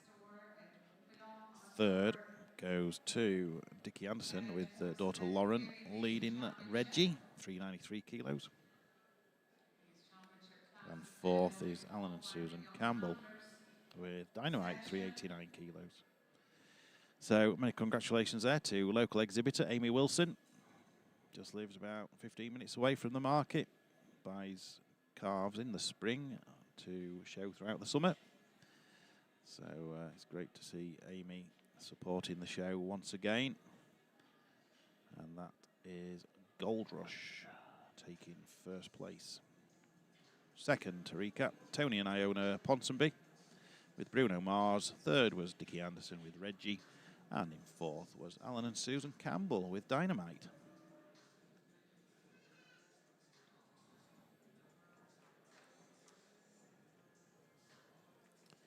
So back to the baby beef classes.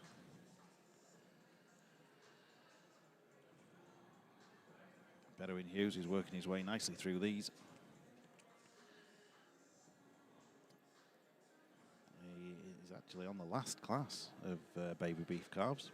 So next up we'll have the overall championships to be judged in the baby beef section. Baby beef Continental Heifer class 31 currently being judged. Some good calves in this class once again, with entries from Brian Harper, Slack and Haffen, Hallam Wright, Sarah Che, Alan and Susan Campbell, and the Stones family.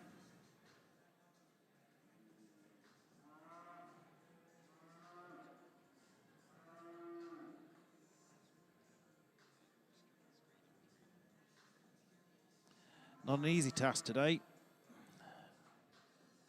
Bedouin's done a fantastic job though. Very professional, knows his stuff.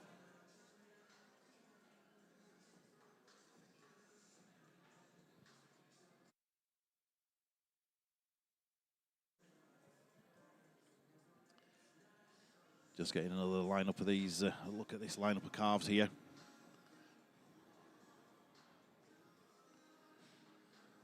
I wonder where he's going to go with his overall calf champion today. We've seen some very good first prize winners. Some good winners all the way through these classes, from first to last. Last but no means least, as they say. But certainly all the red ticket winners, and, you know, some very, very good second placed animals also that may have a say in the lineup. Once he's found his champion, he's got to find his reserve, and whether that comes from a first place ticket or a second place ticket, who knows. He's the man that by now will have a fair idea, I would guess, of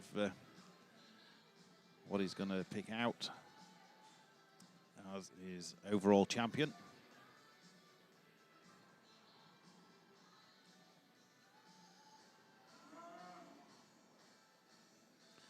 So whoever wins the baby beef section wins a £200 cash prize and a sash, sponsored kindly by Lloyds Bank.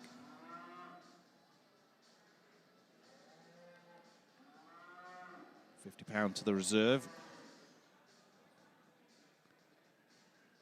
Over in the main cattle section, the overall champion of the day takes away a £500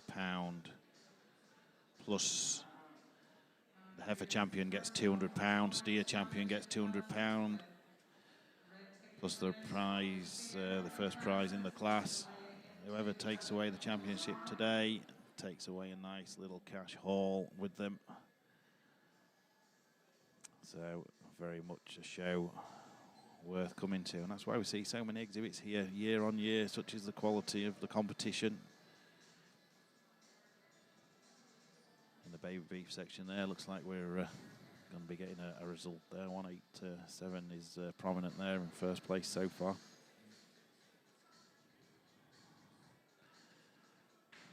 Slack and Haffen currently standing in second.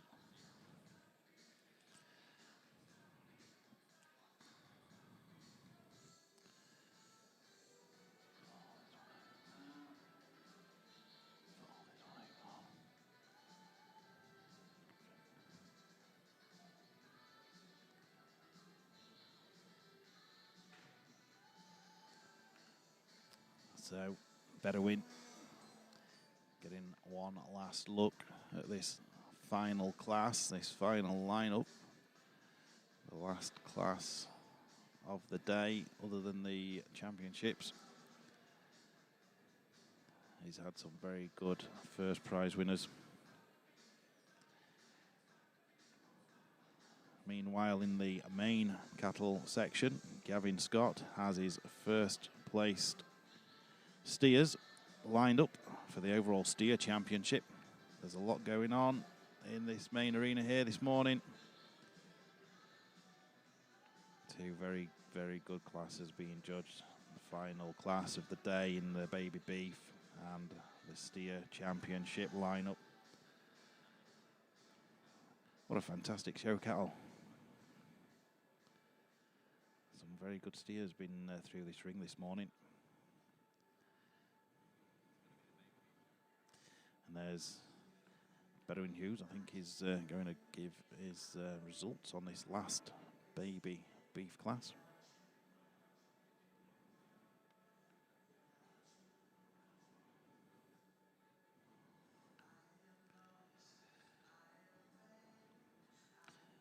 And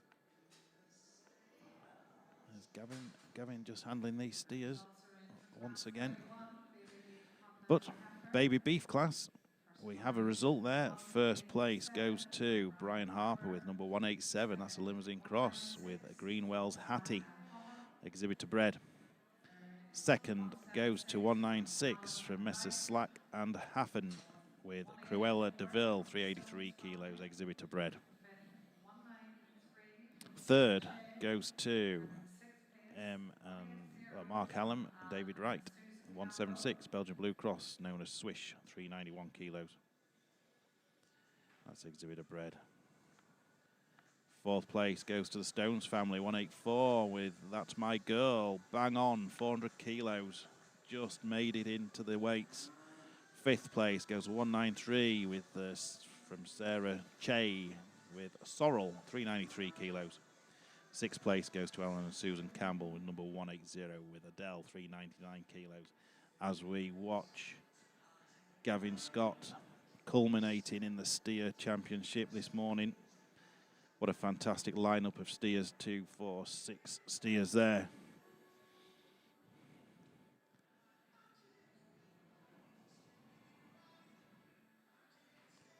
Not an easy task. Each and every one, a fair beast in its own right.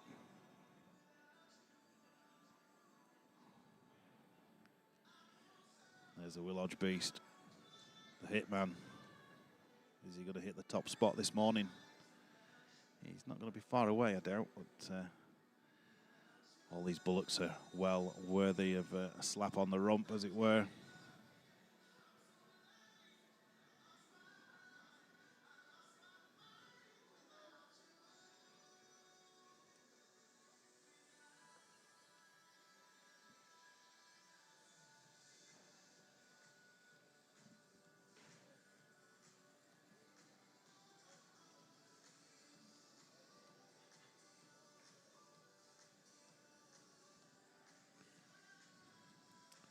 So, no final decision just yet.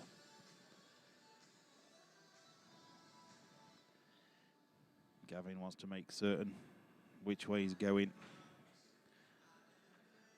These are obviously the final two, I would imagine. But which way it goes, who knows?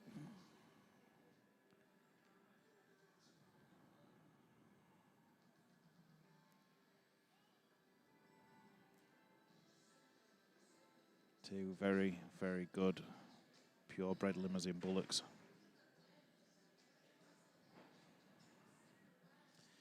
Is it going to go the way of Willodge, or is it going to go the way of Edwards Brothers?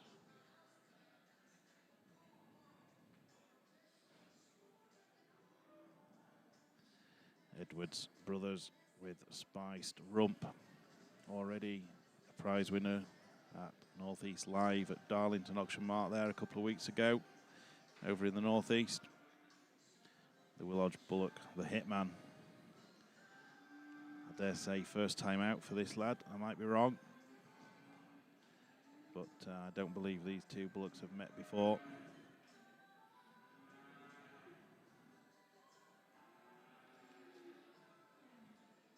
Not easy.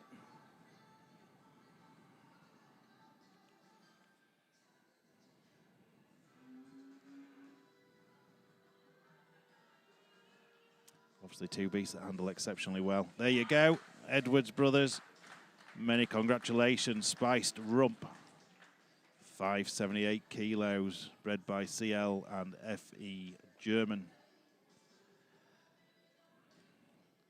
Already a prize winner a couple of weeks ago.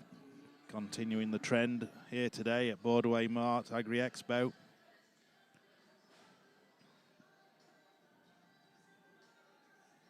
That's exhibit 29. With a limousine spiced rump, 578 kilos there.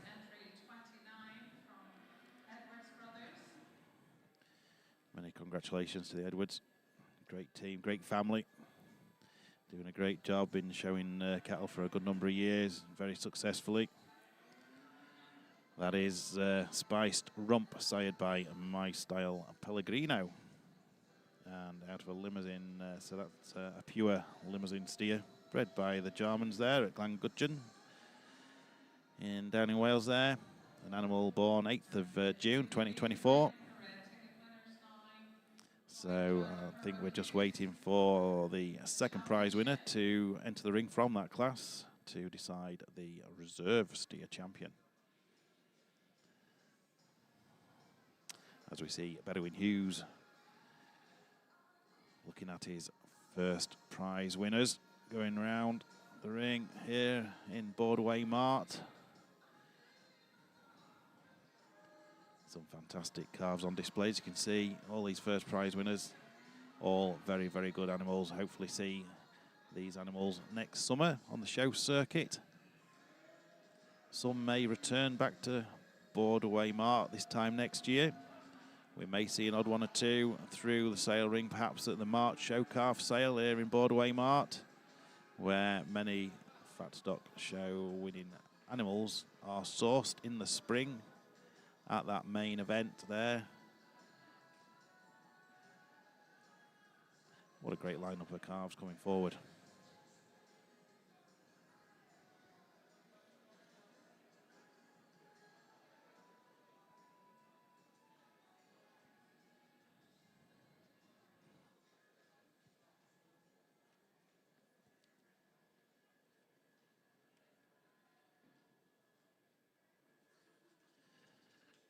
So in the baby beef section we have first prize winners from J&S Wareham, DW&A Charlton, Andrew Ireland, Jean Mackay, Stuart and Lindsay Bett, Alan and Susan Campbell, E.H. Penny and Son, and Brian Harper.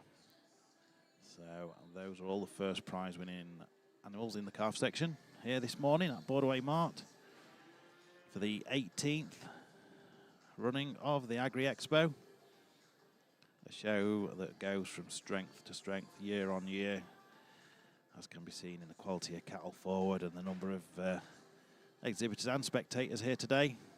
Every corner of the market is full of folk and trade stands and cattle and sheep. Fat lamb classes being judged today. Also the pedigree calf classes from the British Blues, the Simmentals, Herefords, Aberdeen Angus and Shorthorn breed societies putting on their annual winter calf shows here at Borderway Mart. So it's great to have all those different breed societies putting on their different breed shows. It's a pleasure to have them. So this is a great spectacle. We've got the young calves there, all the first prize winners lined up alongside all the... There we go, there's the reserve steer champion today, and that comes from Willodge. Paul Tippett's leading, number 35, the Hitman. Many congratulations there to Paul Tippett and Willodge. Christine back home, holding the fort, no doubt. So just to recap, we had Edwards brothers winning the steer championship, followed by Willodge with the Hitman.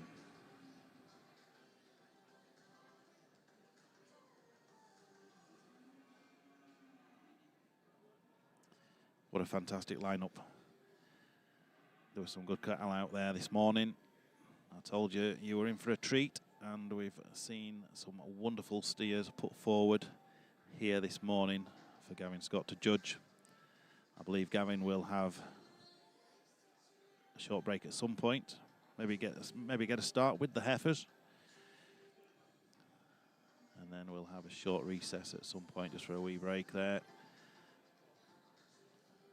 As we go now to the Baby Beef Championship lineup. What a great show of calves.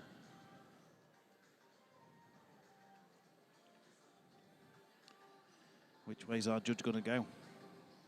Each and every one of these calves very, very good in its own right. Different weights, different ages, but all very, very nice calves.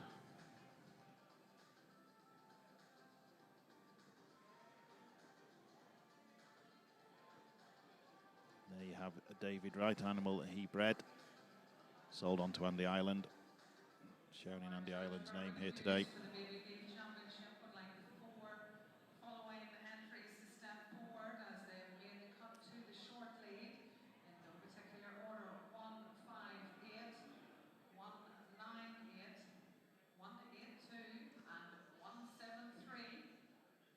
So our judge has indicated his last 4 animals to go forward as a short lead.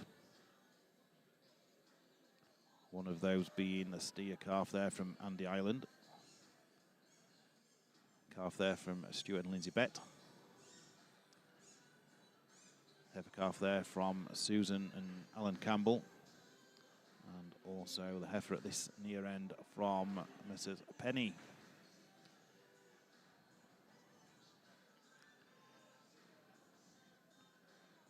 So we have 173 forward from E.H. Penny, number 173, Annabelle, bred by Paul Dawes. That's the red heifer, just being turned around there now.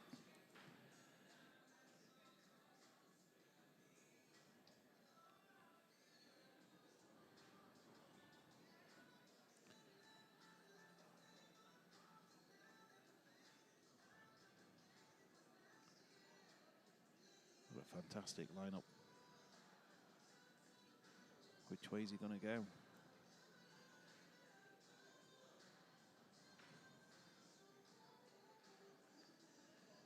And the Islands at the far end. Lindsay and Stuart Betts. Then the Campbells. Then the Pennies on the right-hand side there of the screen. 4 very, very nice calves. There you go. E.H. Penny and Son with Annabelle. Very well done there to the Pennies.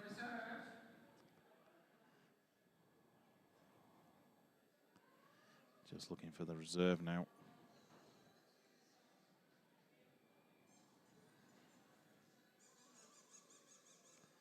So, just to recap, champion calf today, 173 from E.H. Penny and Son with Annabelle, 370 kilos, bred by Paul Dawes.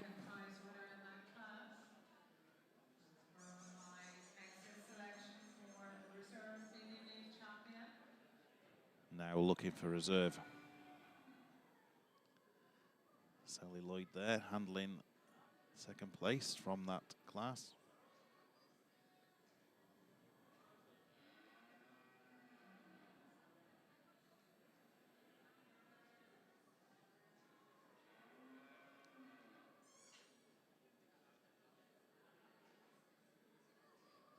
Not an easy task.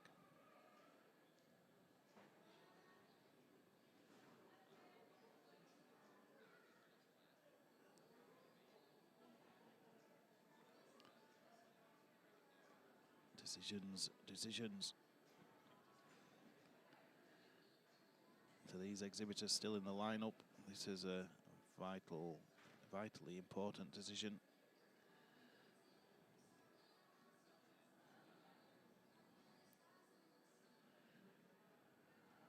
It's nice to win champion calf here at Borderway, but in such fantastic classes, these exhibitors will settle for reserve.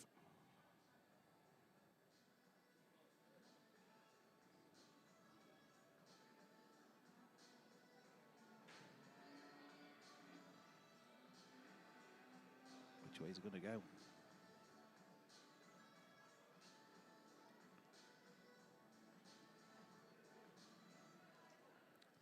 calf in the middle's there, a fair calf from David Wright there, showing on behalf of Andy Island.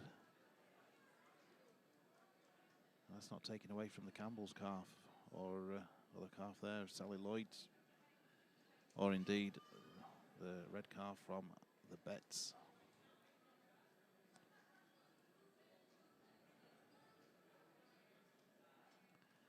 Bedouin's looking at these calves from all angles.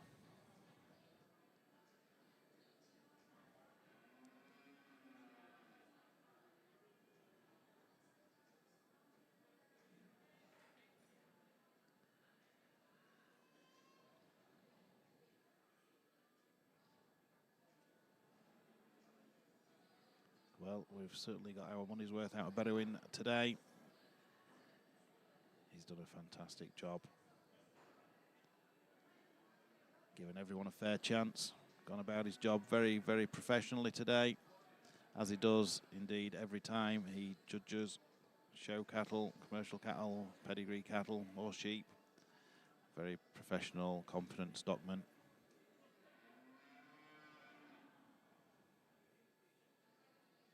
I think he's favouring the bullock. He has. Yes, there you go. Andy Island's bullock, led out by David Wright, the breeder of that calf. Very, very well done there. Fantastic display of calves here today at Borderway Agri Expo. Many congratulations to all the exhibitors in the calf classes. You've all put on a fantastic display of calves, very well turned out. It's been a pleasure watching Bedouin judge these calves here today. Like I said, very professional. He's found two very, very nice calves for his overall in E.H. Penny and Sons, Annabelle. Limousine bred by Paul Dawes. And the reserve, the steer calf there from Andy Island, bred by David Wright, who is on the halter today. And we're going to ask our judge, Berwyn Hughes, to give us a bit of a rundown, not just on his champion and reserve, but all of the baby beef classes, if he can give us a roundup and then tell us what the champion was and why it came out on top. Well, first of all, I'd like to thank Harrison and Hetherington for asking me to judge the calves here this year at the Agri Expo. It's been a privilege and an honor.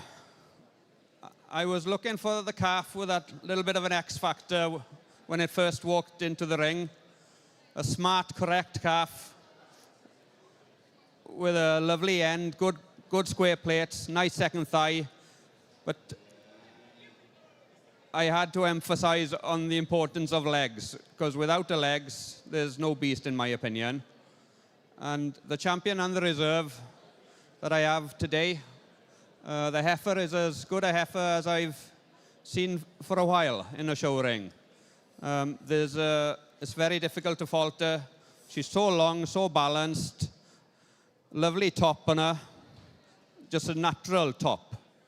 Lovely head, coming back to square plates and lovely down to the fullness of the second thigh as well, with great locomotion.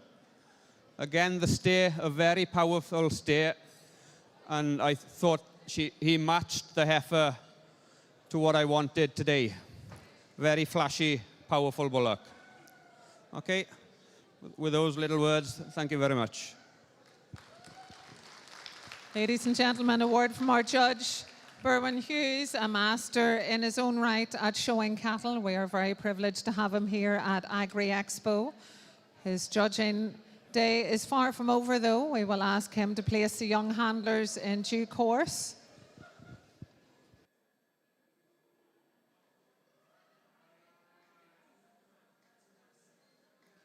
So there we have it. Bedouin giving his results, his reasons for his placings here today. Two fantastic calves, as he said, very correct. Very nice, very well balanced calves. As you can see, that's exactly what he's got there at the end of the day. Two very, very good calves. So well done to Bedouin, who shall also be judging some young handlers classes coming up shortly. as we take a look there in the centre of the ring, the steer champion from the Edwards family. Fantastic steer that headed a lineup of great steers there from the steer classes throughout the morning. Very, very strong quality of steers here today. Next up, our judge will be getting to grips with the heifer classes.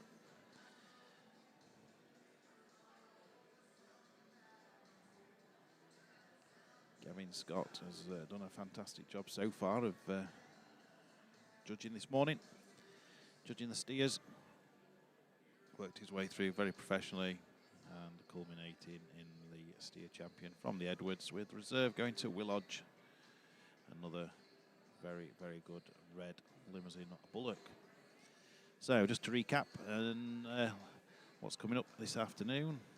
Oh, well, we're only at 11 o'clock. We've gone through these pretty sharp this morning. Got on with the job. I will be joined later on by some more guests. It was a pleasure to speak with Tim Sedgwick from H&H Land and Estates earlier on. A great guest to have, and gave us a little bit of an insight into land values and the land market and the future of farming in general. Tim's thoughts were very well received there. Coming up at some point shortly, I will be joined by Scott Donaldson, one of the top men here at H&H. Then this afternoon, I'll be joined by Natalie Carr from H&H Insurance Brokers. So we'll just get a bit of a take on her aspect of what she deals with day to day here at H&H in the insurance department, who incidentally is one of the main sponsors here today. Also, hopefully get a word with Robin Anderson, another top man here at H&H. And hopefully Mark Richardson, one of the auctioneers in the H&H group. Hopefully Mark will be joining me later on for the culmination of the overall championship. So throughout the day, we've got a couple of seminars going. We had one earlier this morning there, the big debate. Do farming subsidies do more harm than good? Coming up at 12:30, we have Hungry Land, Hungry People. Can we feed the future? Another very interesting seminar.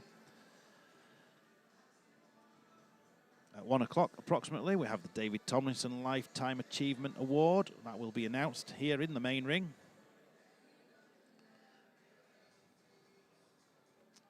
That was won last year by Richard Retty, showman extraordinaire. Brings out many, mainly pedigree cattle for customers, pedigree bulls at the bull sales, also at the shows. Richard's had many show animals through his hands over the years and does a great job, and a very very good people person is Richard Retty. He won that David Tomlinson Lifetime Achievement Award last year. Let's see who wins it this year. This is somebody that's played a major role, a major contribution to agriculture.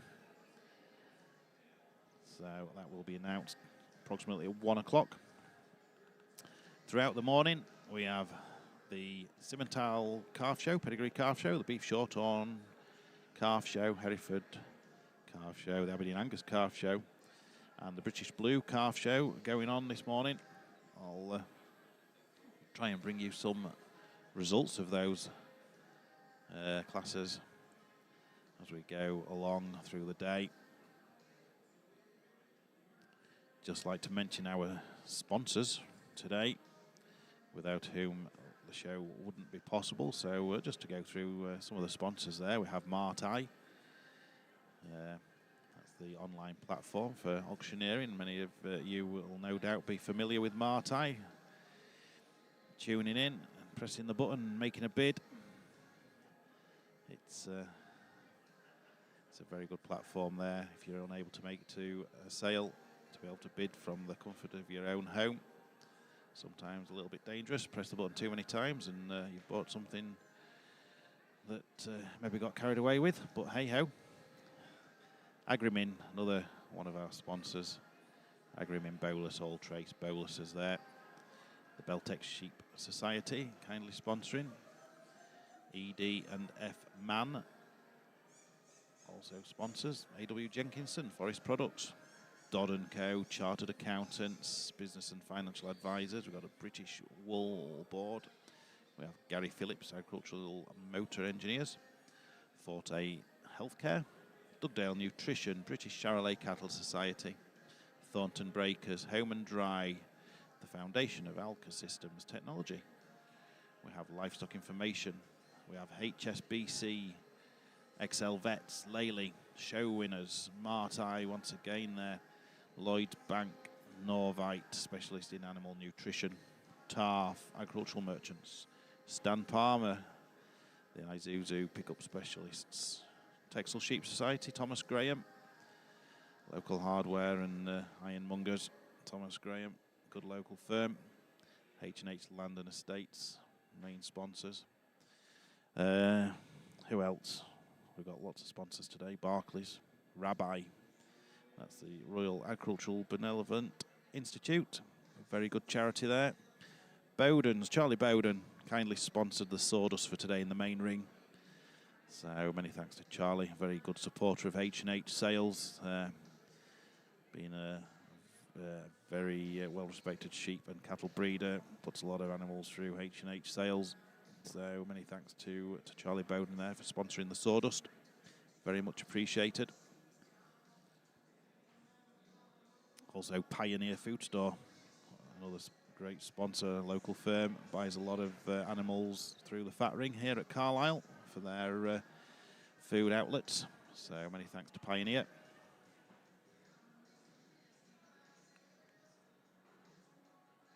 Cars Billington, like I said, local firm, a very good local firm, one of the main sponsors, mainline sponsors alongside Lloyds Bank, another mainline sponsor.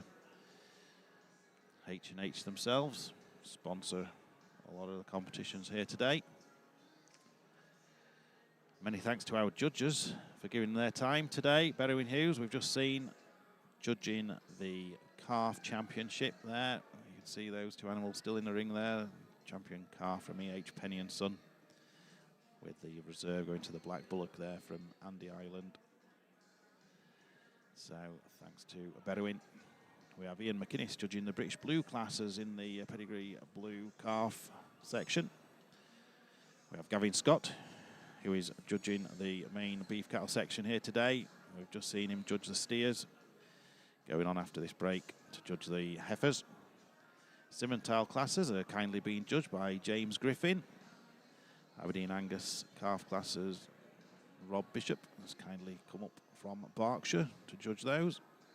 The mule Gimmer lamb classes, Graham Lockery has come over from County Londonderry. So many thanks to Graham for coming over and judging those mule Gimmer lamb classes.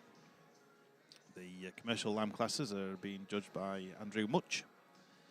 Many thanks to Andrew, coming up from Oxfordshire. Also, beef shorthorn classes are being judged by Alice Haig, who manages the family herd of Balca Hadley beef shorthorns up at Brechin in Angus. And the Hereford classes today have been judged by Joe Clark of the Gallows Court herd. And Joe is the stockman at the renowned Remstone Hereford herd in Oxfordshire. So many thanks to Joe, and indeed all the judges there that I've mentioned. Many thanks indeed.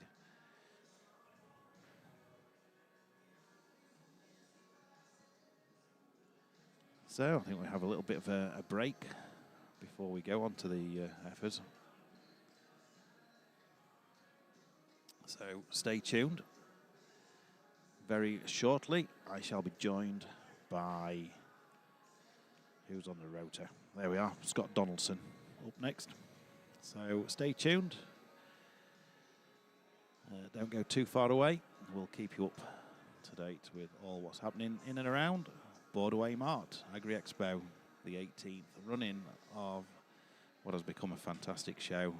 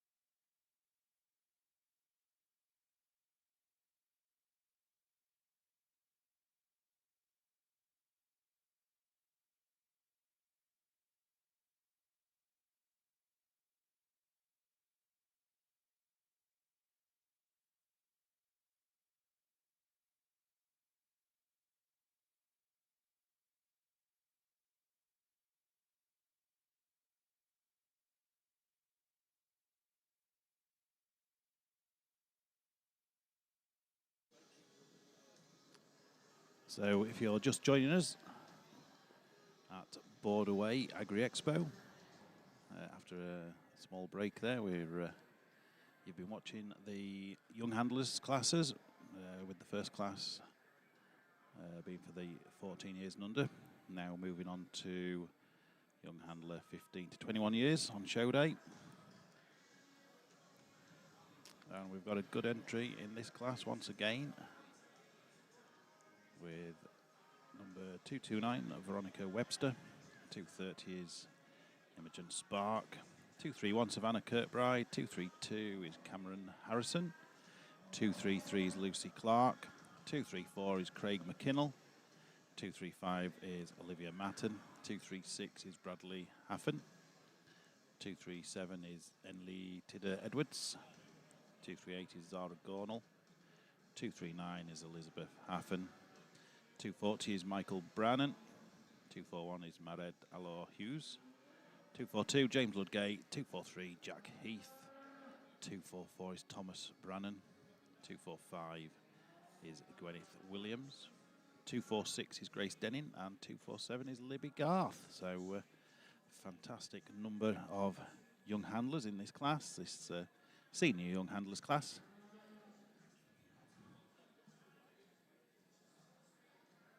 As I was saying earlier on in the day, talking to Tim Sedgwick there, it's great to see the future of great British agriculture in the show ring, in the form of all these young handlers doing a great job bringing out their families' livestock, bringing out some show cattle here today. It's not just what you see on the day in the show ring, but there's a lot of work goes on behind the scenes back home, a lot of washing and clipping and grooming and helter training.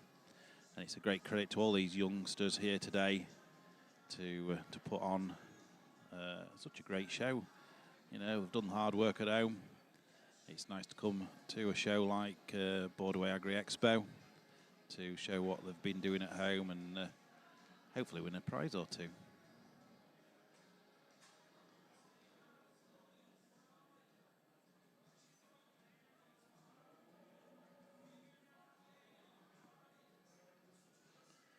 So our judge for these young handlers classes, Bedouin Hughes, has kindly judged the calf championship earlier on this morning.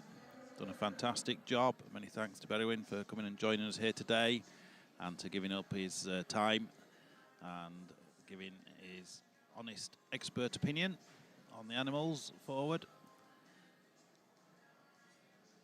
He found his champion earlier on in the day from E.H. Penny and Son, with a very nice pure red limousine heifer there that was bred by Paul Dawes. A January-born heifer called Annabelle. And in reserve he had the bullock from Andy Island, a very nice black steer calf there that had been bred by David Wright, who was incidentally roped in to show the bullock for Andy. So many congratulations there to the Pennies, and indeed Andy Island for champion and reserve there this morning.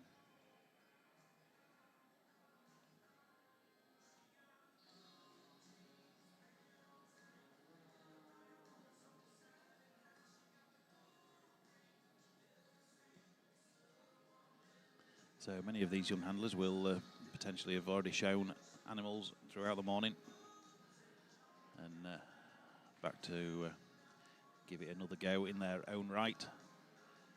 This class being judged primarily on the handler, the way that they go about showing their animal, how in control they are, how competent. That young lady there, Imogen Spark, age 15.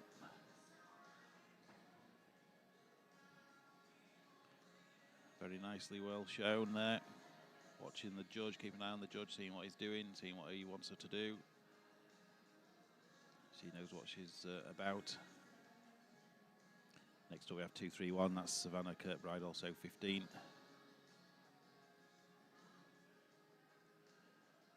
Having been in the show ring earlier on, showing her calf there in the calf class. I think this calf picked up a second, if I'm right. So very well done already to Savannah there, showing this in the senior young handlers. Berwyn just having a chat with her, putting her at ease, making her feel comfortable. Probably asking a couple of questions about a calf.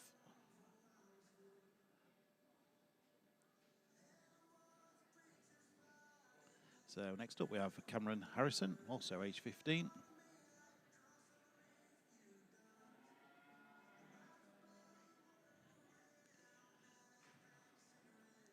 Bit stronger beast to handle here. He seems to be bossing it.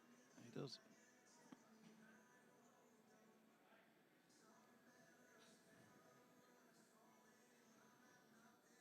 So it's nice to see the regular spectators around the ring.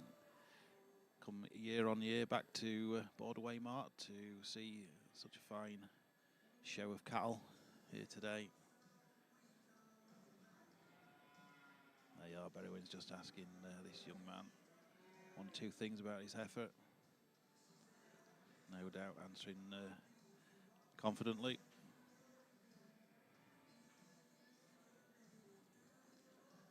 Off he goes, he's got control of it.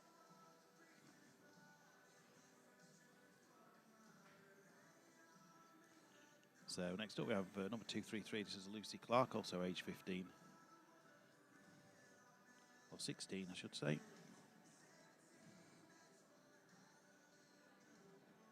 This is another exhibitor that we saw earlier on in the calf classes.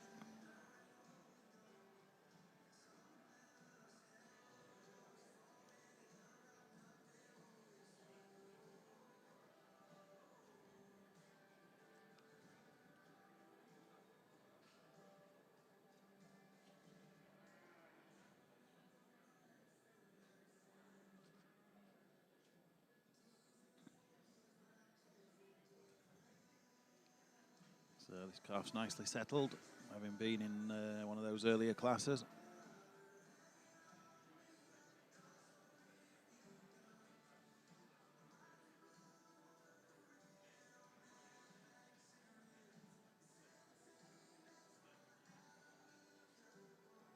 So I was talking to the judge of the beef shorthorns at lunchtime there. Alice Haig grabbing an early lunch, having completed her task in the beef shorthorn pedigree calf classes earlier in the day, having found her champion in a very nice bull calf, she said, from Mark and Tracy 7. So there we have a result from one of the pedigree sections, the beef shorthorns. Many congratulations to Mark and Tracy, regular exhibitors at Agri Expo.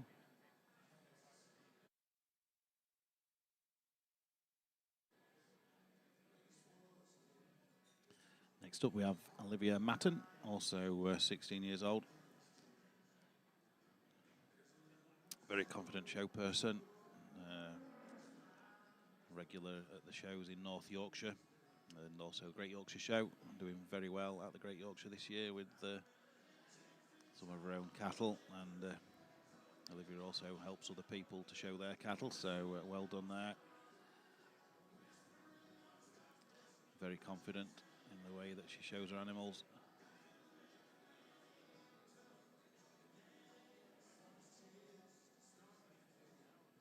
Coming up later on in the day, I shall be joined by, hopefully, Scott Donaldson. Natalie Carr also from H&H Insurance Brokers. Might get a little word with Mark Richardson, also known as Monty, the auctioneer in the H&H group there, down at Kirby.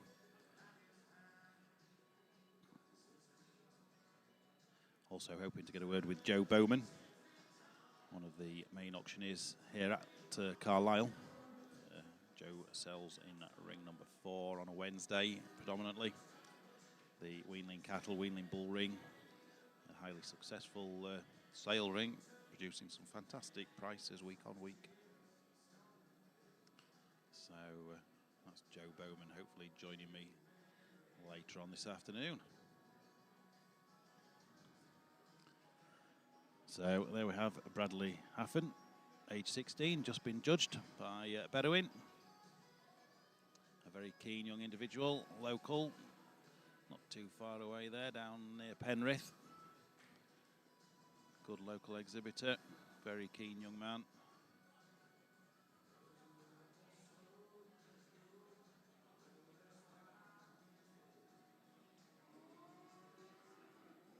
So next up we have number 237 with Enley Tidder Edwards, also age 16.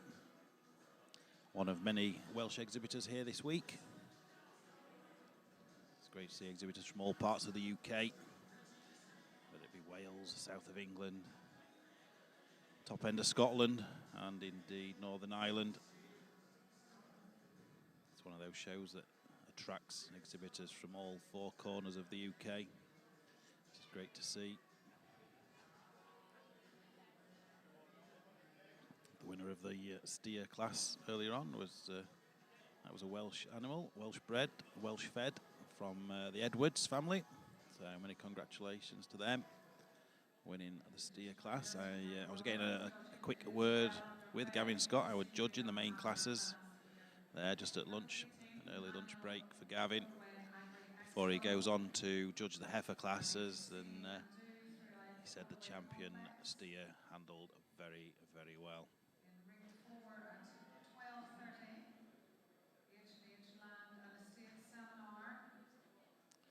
So next up we have Zara Gornall, number 238. Zara is also 16.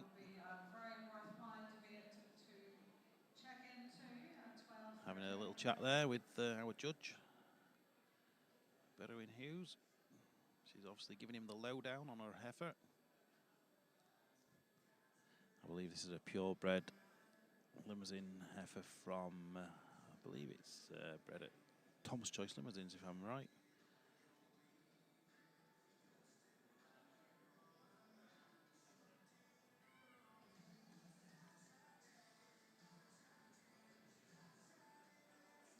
So like I was saying, it's great to see such a large class of young handlers taking part in this competition here today.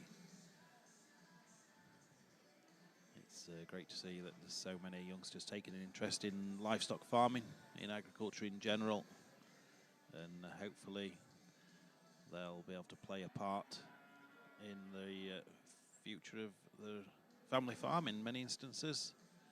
They're at home, they've been brought up with these stock from a very, very early age, and that's why they're so confident around their animals, because they've been a part of the family farm from day one, basically, I guess.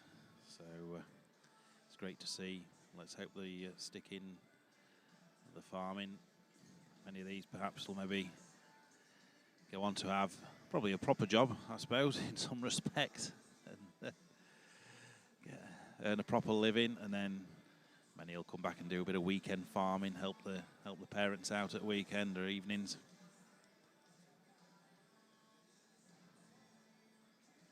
So that, whatever capacity they help on the farm, whether it is full or part-time, all help is greatly received on the family farm.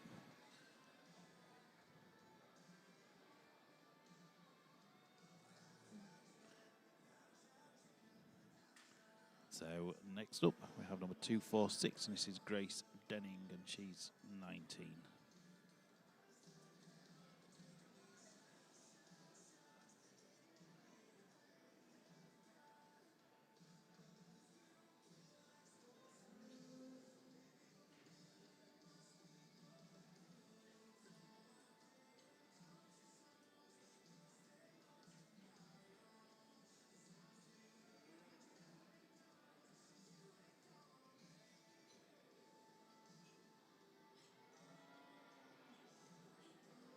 Just take this opportunity to thank all the H&H staff that are on the ground floor, shall we say, today. Stewarding, looking after sponsors, just basically mucking in wherever needed, and they're doing a great job.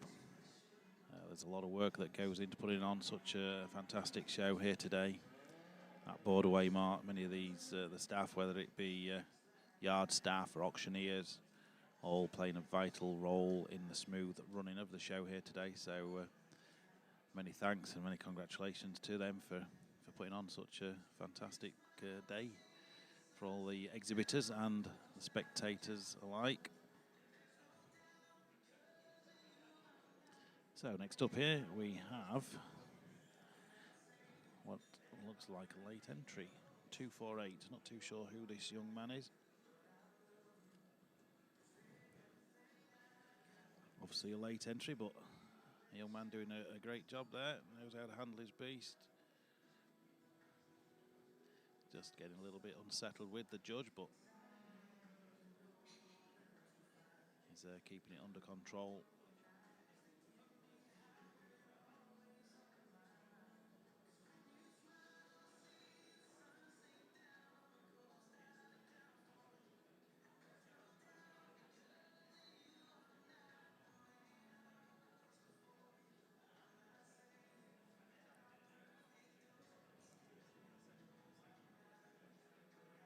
So there we have exhibit 248. I'll try and find out a name for this young man at some point.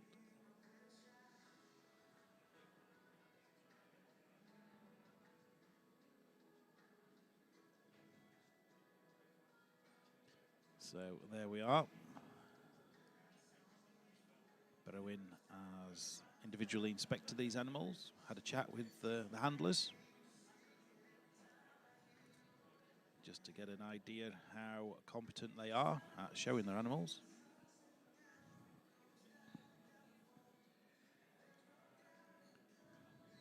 No doubt he's asked them a little bit about what they've done at home with these, whether they've helped train them themselves, how they've fed them, the breeding of the animal, the age of the animal, all those sort of questions that a handler should know, just to get an idea of how much work and time and effort these youngsters have put into their animal.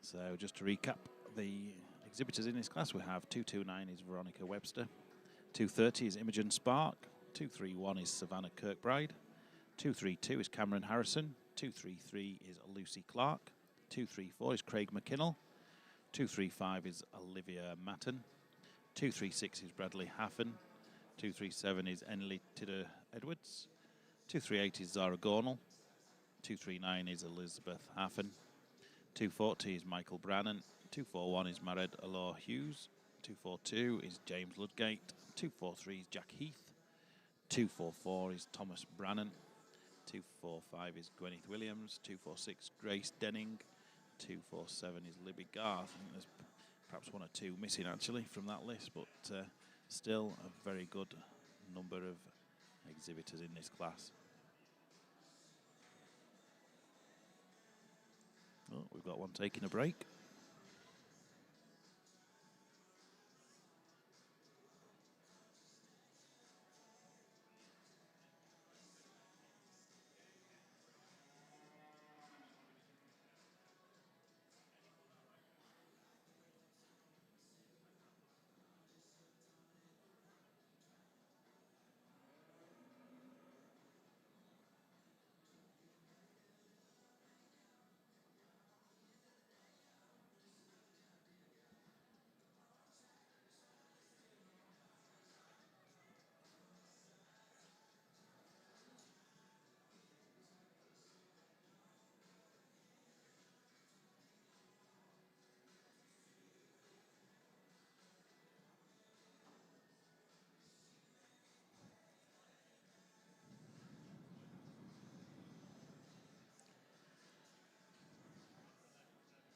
So I think our judge is fairly made his mind up.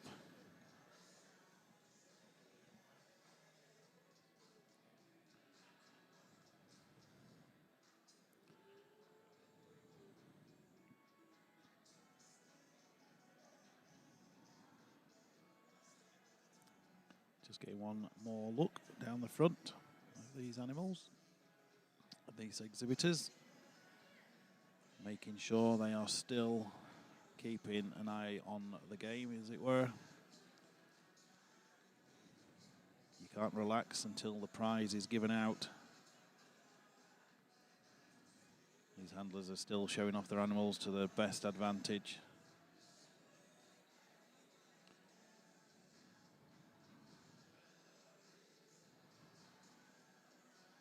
Just giving direction there to the lead-off animal.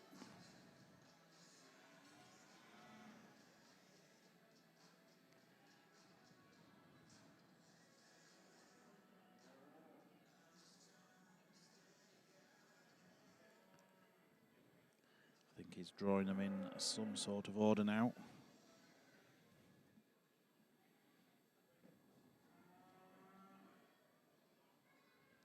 Not easy when you've got so many good young handlers in a class. They're all doing a great job, really. There's, I think the animals are behaving pretty well. One or two that just got a little bit edgy were easily controlled by their handlers, doing a great job.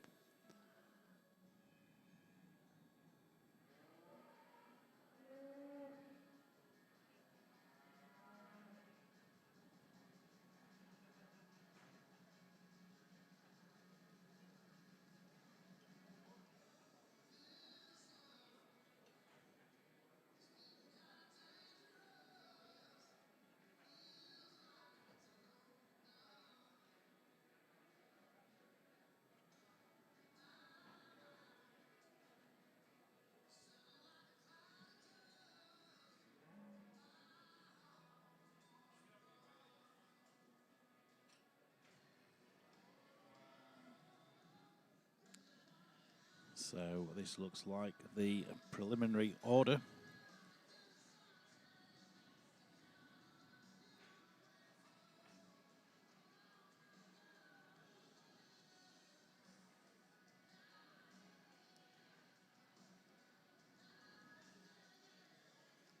Still showing off their animals as they should, right till the very end.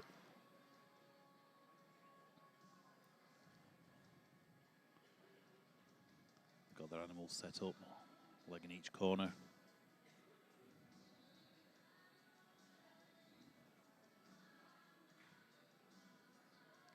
Heads held high.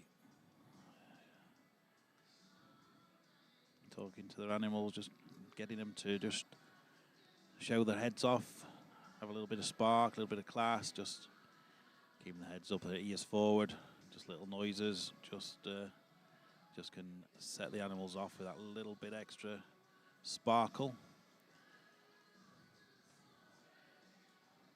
A little scratch of the belly there, just to keep their animals settled.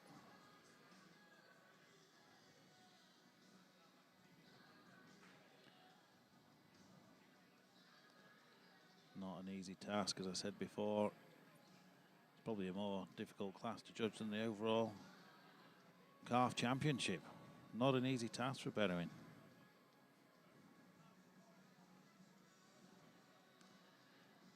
There he's tapping out Olivia Matten and Elizabeth Heifer there. In no particular order, potentially. He's just trying to whittle them down. Not easy when you're drawn out first and your animal's not got another beast to follow. So just to get it going there, Olivia's just twitching her heifer on there with the halter. Not an easy task.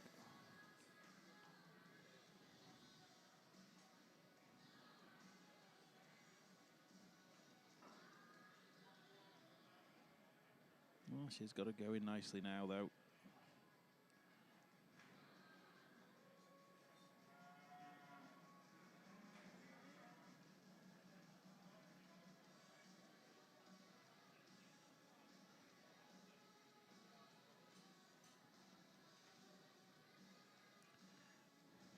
There we are. I think we have a result there.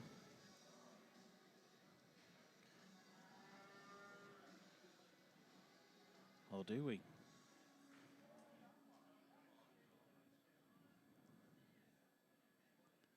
Keeping them on the toes right till the very end, and rightly so. Can't rest on the laurels at this stage. Like I said, you've not won until nod's been given and the ticket's been handed out and a shake of the hands.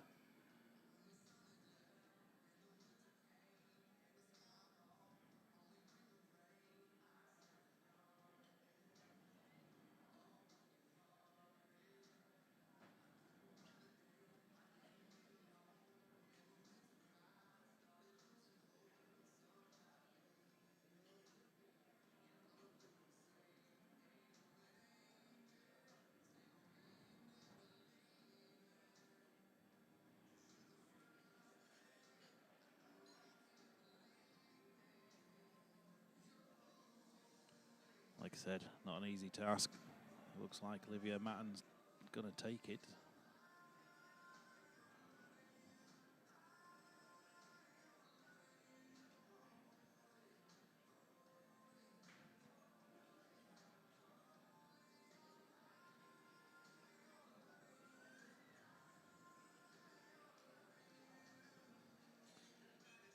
Still, he keeps them on their toes. This looks like it. There you go. Very, very well done there to Olivia Matten.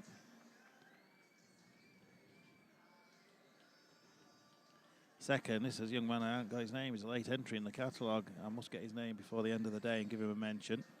Apologies for not knowing who he is. I have seen him about, but we'll get a name and announce it as soon as I find out. Third goes to Elizabeth Haffen. Fourth goes to Lucy Clark. And so on and so forth. Maybe get a name just shortly. Coming out on top, entry 235, Olivia Matten. Put your hands together for the senior young handler champion. Followed by Gwen Jones in second. In third place, we have Elizabeth Hoppen, and in fourth place, we have Lucy Clark. Fantastic ring full of youngsters, our show men and women of the future. Thanks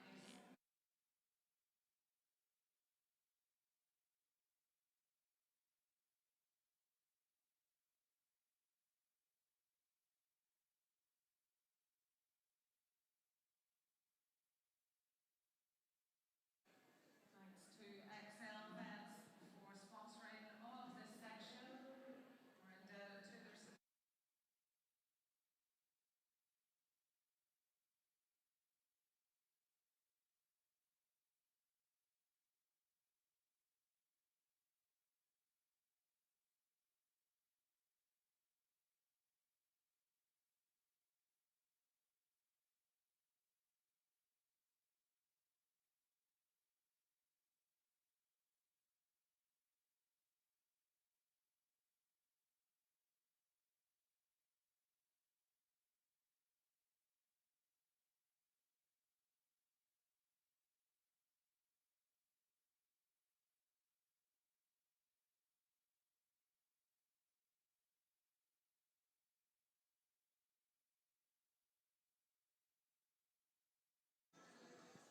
So coming up shortly, following this young handlers class, kindly sponsored by XL Vets, Cumbria and North Yorkshire.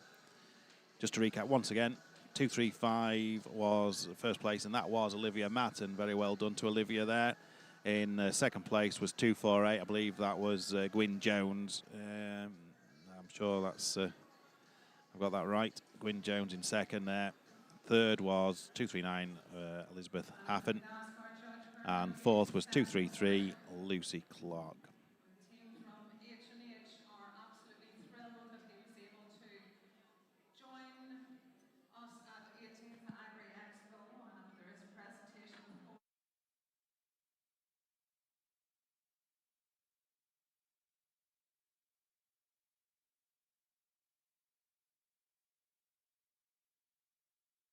Well, it was. It wasn't easy, but no, it's tremendous for the industry and for the show as a whole that we had so many young handlers, keen young handlers, and willing and able to do the job.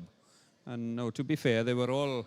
It was very difficult to judge between them. You know, pick between them. But I got there in the end, I think.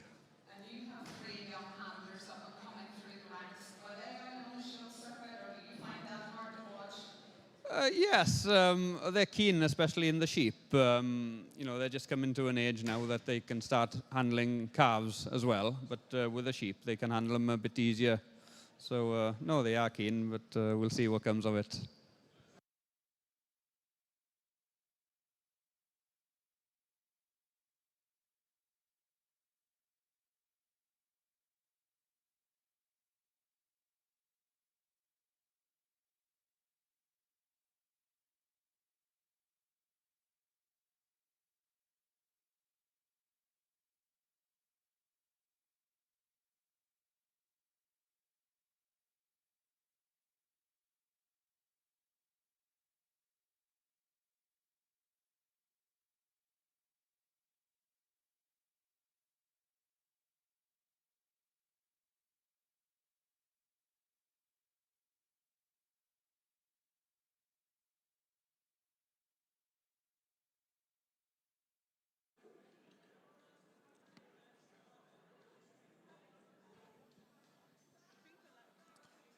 So there we have the completion of the young handlers competition,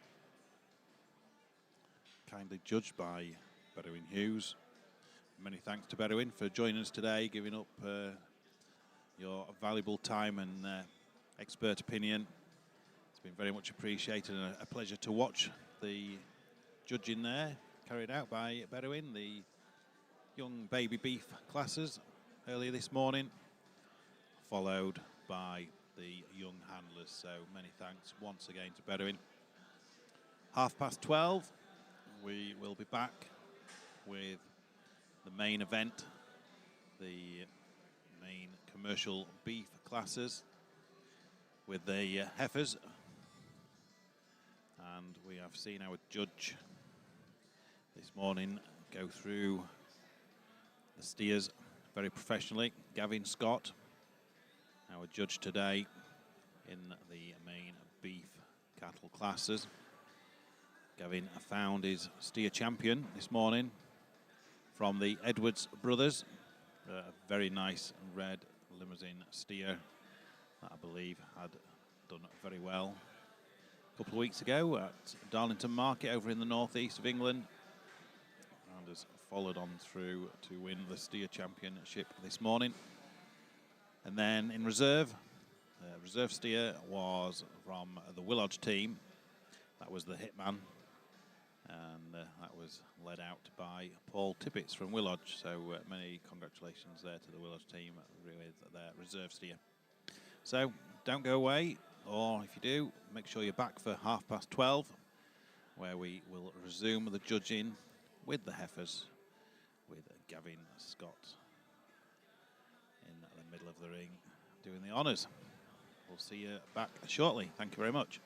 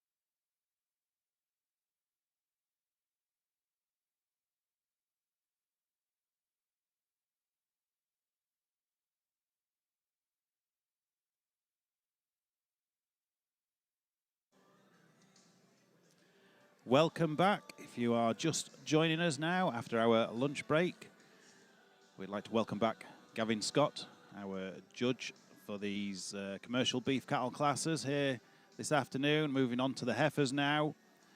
We've seen Gavin judge the steers this morning and done a fantastic job, worked his way through those classes very professionally. We've seen some fantastic steers right from the word go this morning with the native classes. Culminating in the Steer Championship, which was won by the Edwards family. A fantastic red bullock there that I believe had won a couple of weeks ago. The steers certainly done very well at Darlington there a couple of weeks ago. That was spiced rum, 578 kilos from the Edwards. And in reserve was Willodge with a very good red bullock known as the Hitman. He was a Rambo, Craiglock Rambo sired bullock. Another very good bullock followed through for reserve. So two very nice bullocks there, judged by Gavin Scott. I got a word with Gavin there at lunchtime. He did comment that his champion bullock handled very, very well. So these heifers have got something to compete against for the overall later on in the day. Gavin's going to work his way through these 10 or 11 classes or so of heifers. We're in for a treat this afternoon. I went through the cattle there this morning, early doors. I was down here at the market about 6 o'clock this morning. Not too many exhibitors about. I think maybe a late night was had by many last night. Obviously enjoying themselves away from farming life for a couple of days. And rightly so. They put in a lot of work at home, and it's nice to get away for a couple of days. It's being one of the holidays of the year, I guess. And but as you can see, these boys are on top of the game right from the word go. We've seen some fantastic cattle, expertly turned out, very well dressed, lovely cattle, turned out to perfection. And here we are with Gavin starting his first class of heifers. This is the Continental Heifer class, class 12 now. And we have 2, 4, 6, 7 heifers in this first heifer class of the afternoon.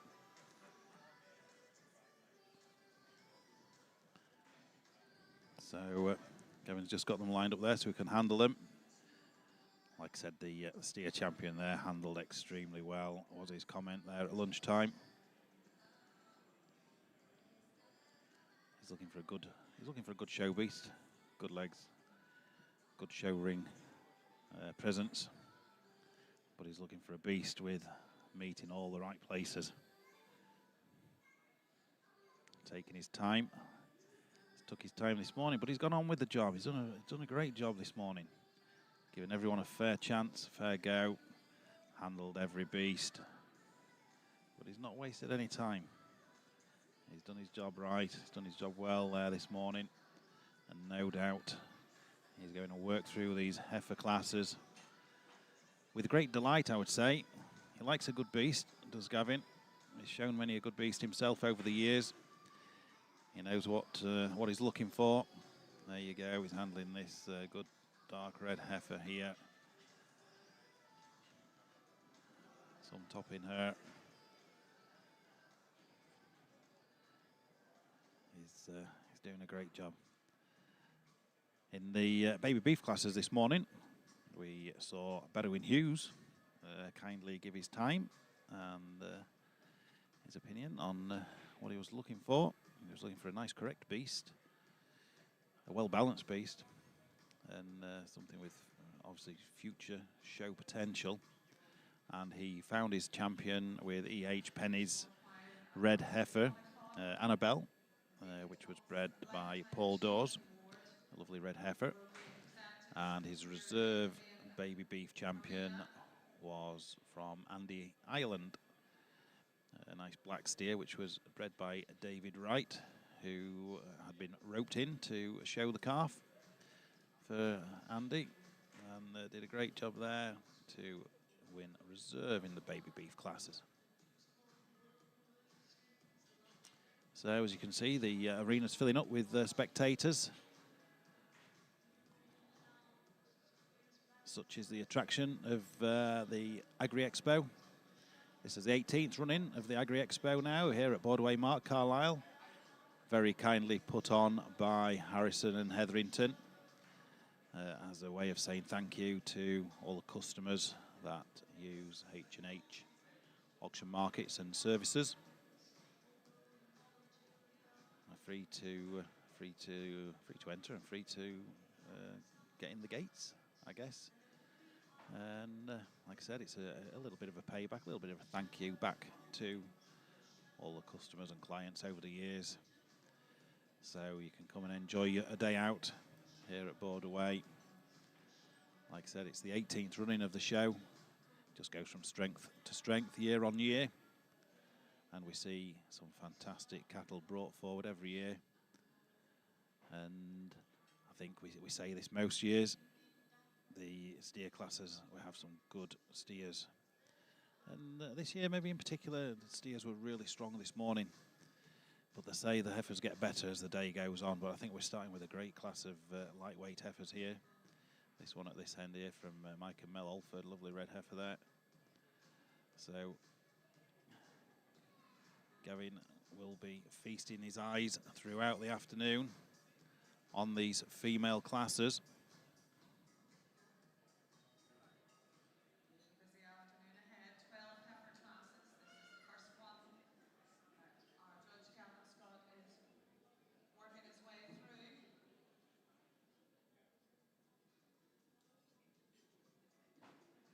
So these heifers, these range in weight from 426 kilos up to 512, so the lightweight heifer class.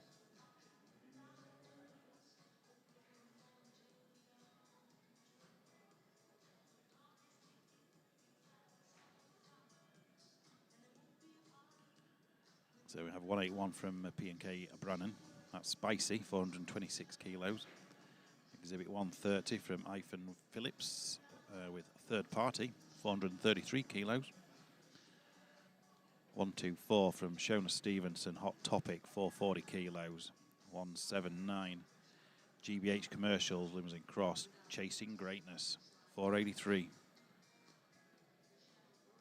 122 from Dufton Bell and McGimpsey, Red Princess, 499 kilos. 123 Dylan and Ellen Davis, Blencombe Vienna, 512 kilos. And then we have 131 from Mike and Melanie Alford, Limousine Cross, the Duchess, 512.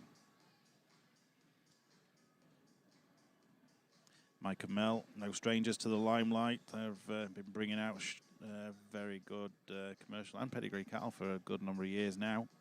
Very regular supporters of the show here at Borderway Mart, and it's great to see them here once again today. I believe they've just got one animal in the commercial classes, and this is it. 131, the Duchess, preliminary in first place, but our judge today is going to put his hands on these animals once again. Now he's got them lined up. Gavin Scott.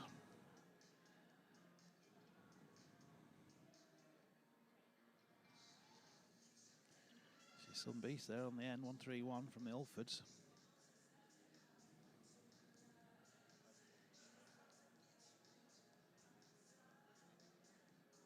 Always at the top of the game.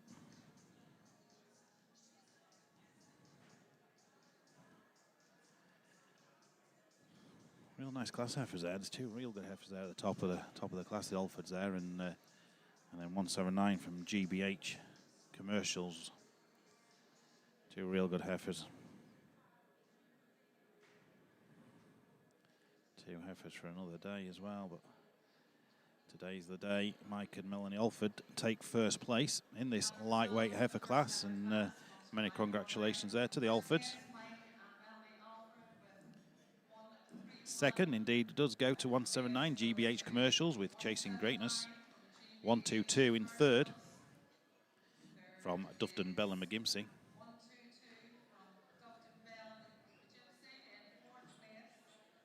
Fourth, 124 from Shona Stevenson. Fifth is Dylan and Ellen Davies with 1, 2, 3. In 6th, we have 130 from Heifer Phillips. In 7th, we have 181 from P&K Brannan.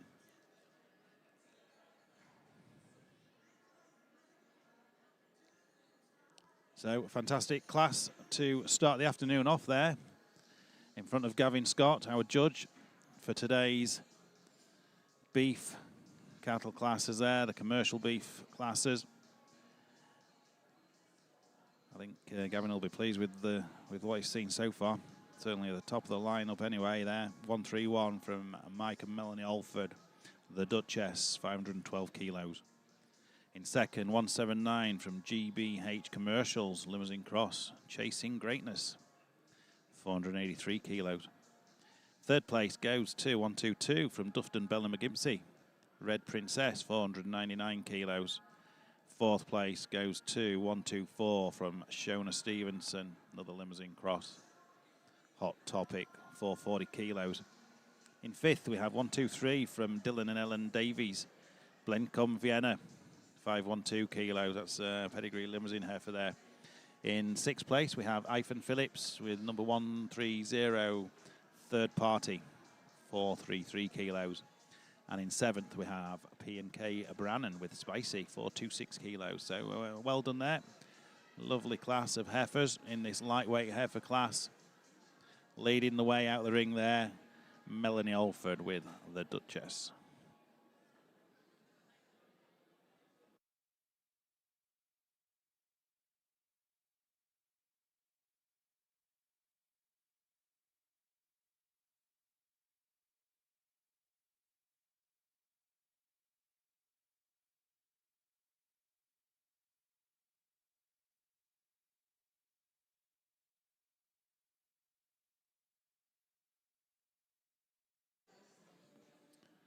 So, next up we have Continental Heifer Class 13 with 6 catalogued entries. Just a little bit more info on Alford's first prize winning heifer there, number 131, that was the Duchess, born 20th of the 12th, 24, bred by Declan McKenna in Clogger, Northern Ireland. GBH Commercials in second. Number 179, Chasing Greatness, Limousine Cross, born 26th of January 25, side by Paybo Rock and Roll.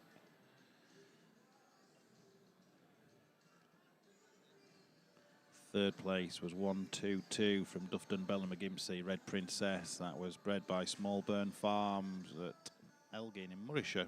That was born 2nd of the 9th, 24. Fourth place was Shona Stevenson's Hot Topic. That was homebred by Springs Sly, the stock bull there. That's Shona Stevenson's Hot Topic. Fifth, Dylan and Ellen Davies, Blencombe Vienna. Number 123, that was a Plumtree Fantastic. Sire heifer out of, obviously, a pedigree dam. That was born 6th of the 10th, 24. Well done. What a great start to the afternoon. Some fantastic heifers there in that first class, and I can assure you from what I saw this morning out in the back of the shed there in the Borderway Mark Carlisle, some fantastic heifers to come forward all afternoon. As in previous years, I guess they'll just get better and better, but look at that heifer that won that first class. That was just a fair beast. Lightweight, 512 kilos. Nice thing. That's going to look well at the end of the day in the final lineup of first prize winners. This next class, we have 3 entries from Dufton Bell and McGimpsey, 1 from Wilson Peters, 1 from Slack and Haffen, and 1 from E.H. Penny and Son.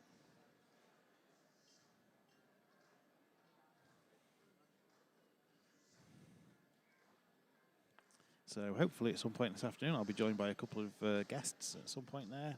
Natalie Carr, hopefully, from H&H Insurance Brokers, one of our main sponsors today. Also, hopefully, Mark Richardson, better known as Monty, the auctioneer from Kirby. hopefully will join me later on this afternoon for the culmination of the overall championship. And perhaps we might see Joe Bowman, king of Ring 4 here at the Borderway, Mark Carlisle, on a Wednesday. The Weanling Bull Ring, Young Stores, Stirk Ring, flying trade on a Wednesday for them young stores and young fattening bulls. So hopefully get a word with Joe Bowman at some point this afternoon.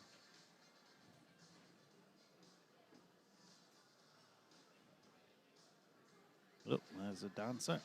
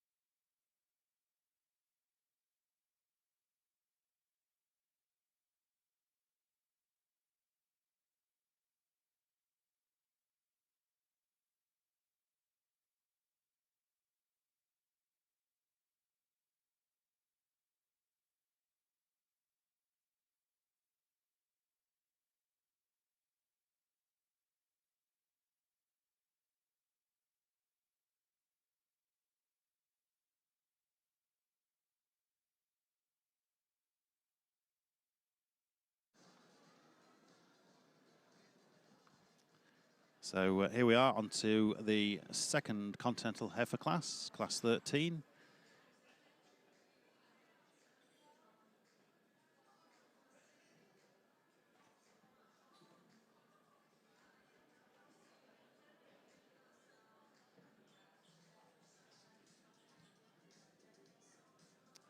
So as you can see, our judge today, Gavin Scott, giving these animals a good handling. He's looking for meat in all the right places. Fantastic lineup there once again, this second heifer class. And earlier on today, we had a special guest there, Tim Sedgwick, joined me for a little conversation there about farming in general and the show in general. And now I am joined by Corinne and Natalie from H&H Insurance. Hello and welcome. Thank you very much. You're welcome. And just tell me a little bit about yourselves. You're obviously in the insurance department of H&H. obviously a vital part of the H&H group of companies. Yeah, we're both account executives travelling around farms, obviously doing new business and renewals, just keeping our customers happy and making sure that they get the cover that they need. Very good. And yourself, Corinne? Same thing really, but just over the north east side and North Yorkshire, so covering different sides of the Pennines, aren't we, Nat? We are. But yeah, really enjoy getting out and about and seeing clients day to day.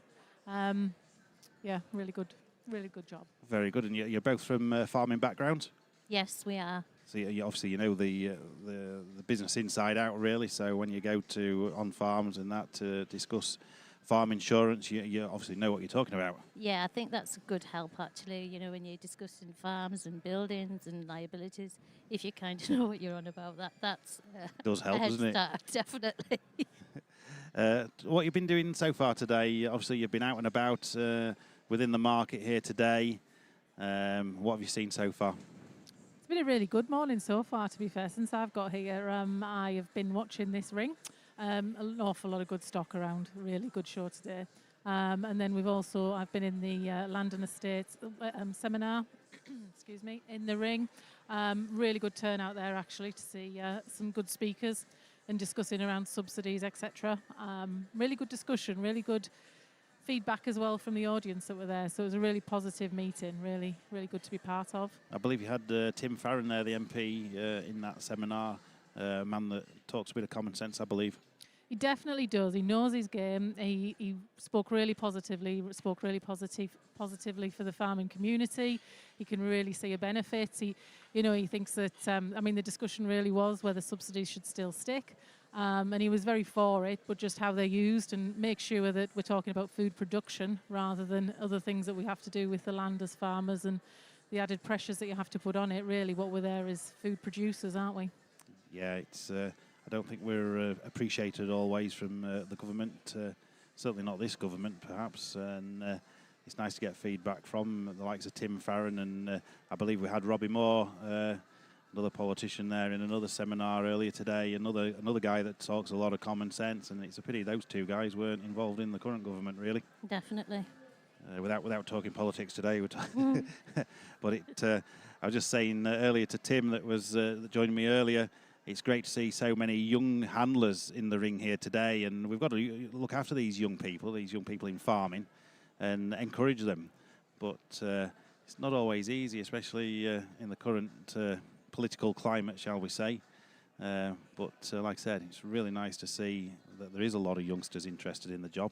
Yeah, definitely. And it's nice to see so many people here today. And, there is a lot of young children here and, older kids as well. And it's just nice to have a good representation of, the farming community, really. It just, yeah, very much so.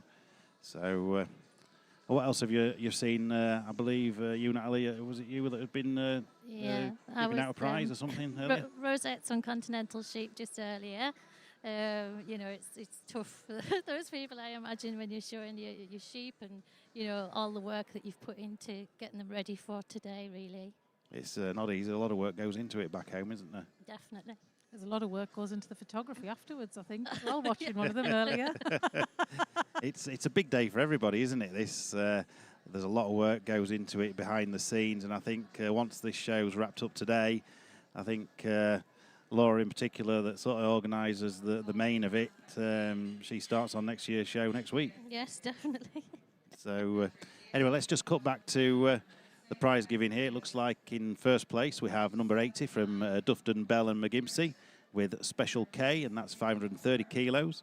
In second place we have number 79 from Wilson Peters with Bottoms Up, 540 kilos. In third place we have 84 from Dufton, Bell and McGimpsey with Vogue, 532 kilos. Fourth place is 121 from Slack and Haffen with their Belgian Blue Cross, If I Could Dream, 544 kilos. In fifth place we have E.H. Penny and Son, their Belgian Blue Cross with Pepsi, 562 kilos. And in sixth place we have 120 from Dufton, Bell and McGimpsey with Arabella, 532 kilos. What a fantastic lineup of heifers once again. Many congratulations in particular to our first prize winning heifer there from Dufton, Bell and McGimpsey with Special K. So well done. What's your thoughts, ladies, on that class? You're obviously from farming backgrounds. You know a little bit about the beef industry. What's your thoughts? Well, I mean, it's just an amazing array of cattle there, isn't it? And I don't know how they actually decide which one is going to be first place. It's just tough decision for those judges, I think. It's not been an easy day. We've seen some fantastic steer classes there this morning, some fantastic animals, but we've got a professional judge here, Gavin Scott, come down from Linlithgow, and very well-respected stockman, cattleman, farmer in general, a man that's shown a lot of cattle over the years himself and won many prizes. So, you know, it is an event that attracts the best of judges. We've you know, no matter what section it is. We saw Bedouin Hughes this morning judging the baby beef section. Another fantastic judge, got on with the job. Saw some really nice calves there. Not an easy task, like you say. Where do they start? It's, you know, it's not easy, is it? No. I think it's good though. It always takes me back to young farmers' days when we were all being taught to judge and what we were looking for, and you kind of thinking, could I do this now? I'm not sure I could, but yeah, there's a lot of good stock, and I mean we've been around the shows this summer, haven't we? And you're looking at lots of good quality stock, and it's a great advert for the industry because the care and the attention that goes into all of this and the time that goes into it as well. You just wonder if people appreciate fully what that looks like. But you know, these guys are, you know, lots of sleepless nights, I guess, and early starts, etc. But really, really well worthwhile for us all to see this today. It is. It's a great shop window, isn't it? And I think we need to keep promoting great British agriculture and certainly livestock in general. But just going before we go on with the judging, we're just giving. I think there's an award being awarded.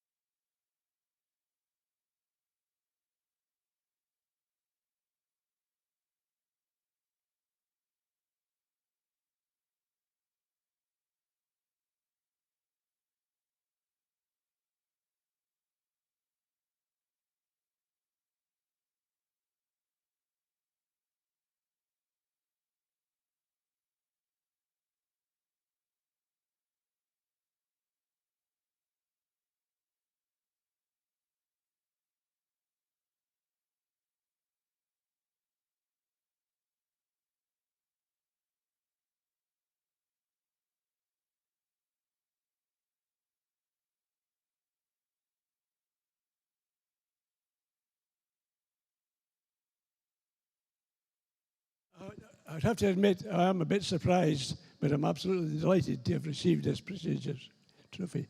Thank you very much. And it's lovely to have your family ringside as well. The boys, of course, quite a success story in their own right and guided by a master. Well, they've done very well. Things have gone together with them they've done very well this back end and in the spring. And the grandchildren are very keen too. Yes, the grandchildren, I see them very hands-on. Ladies and gentlemen, could you give Jim Goldie an absolutely resounding ovation here?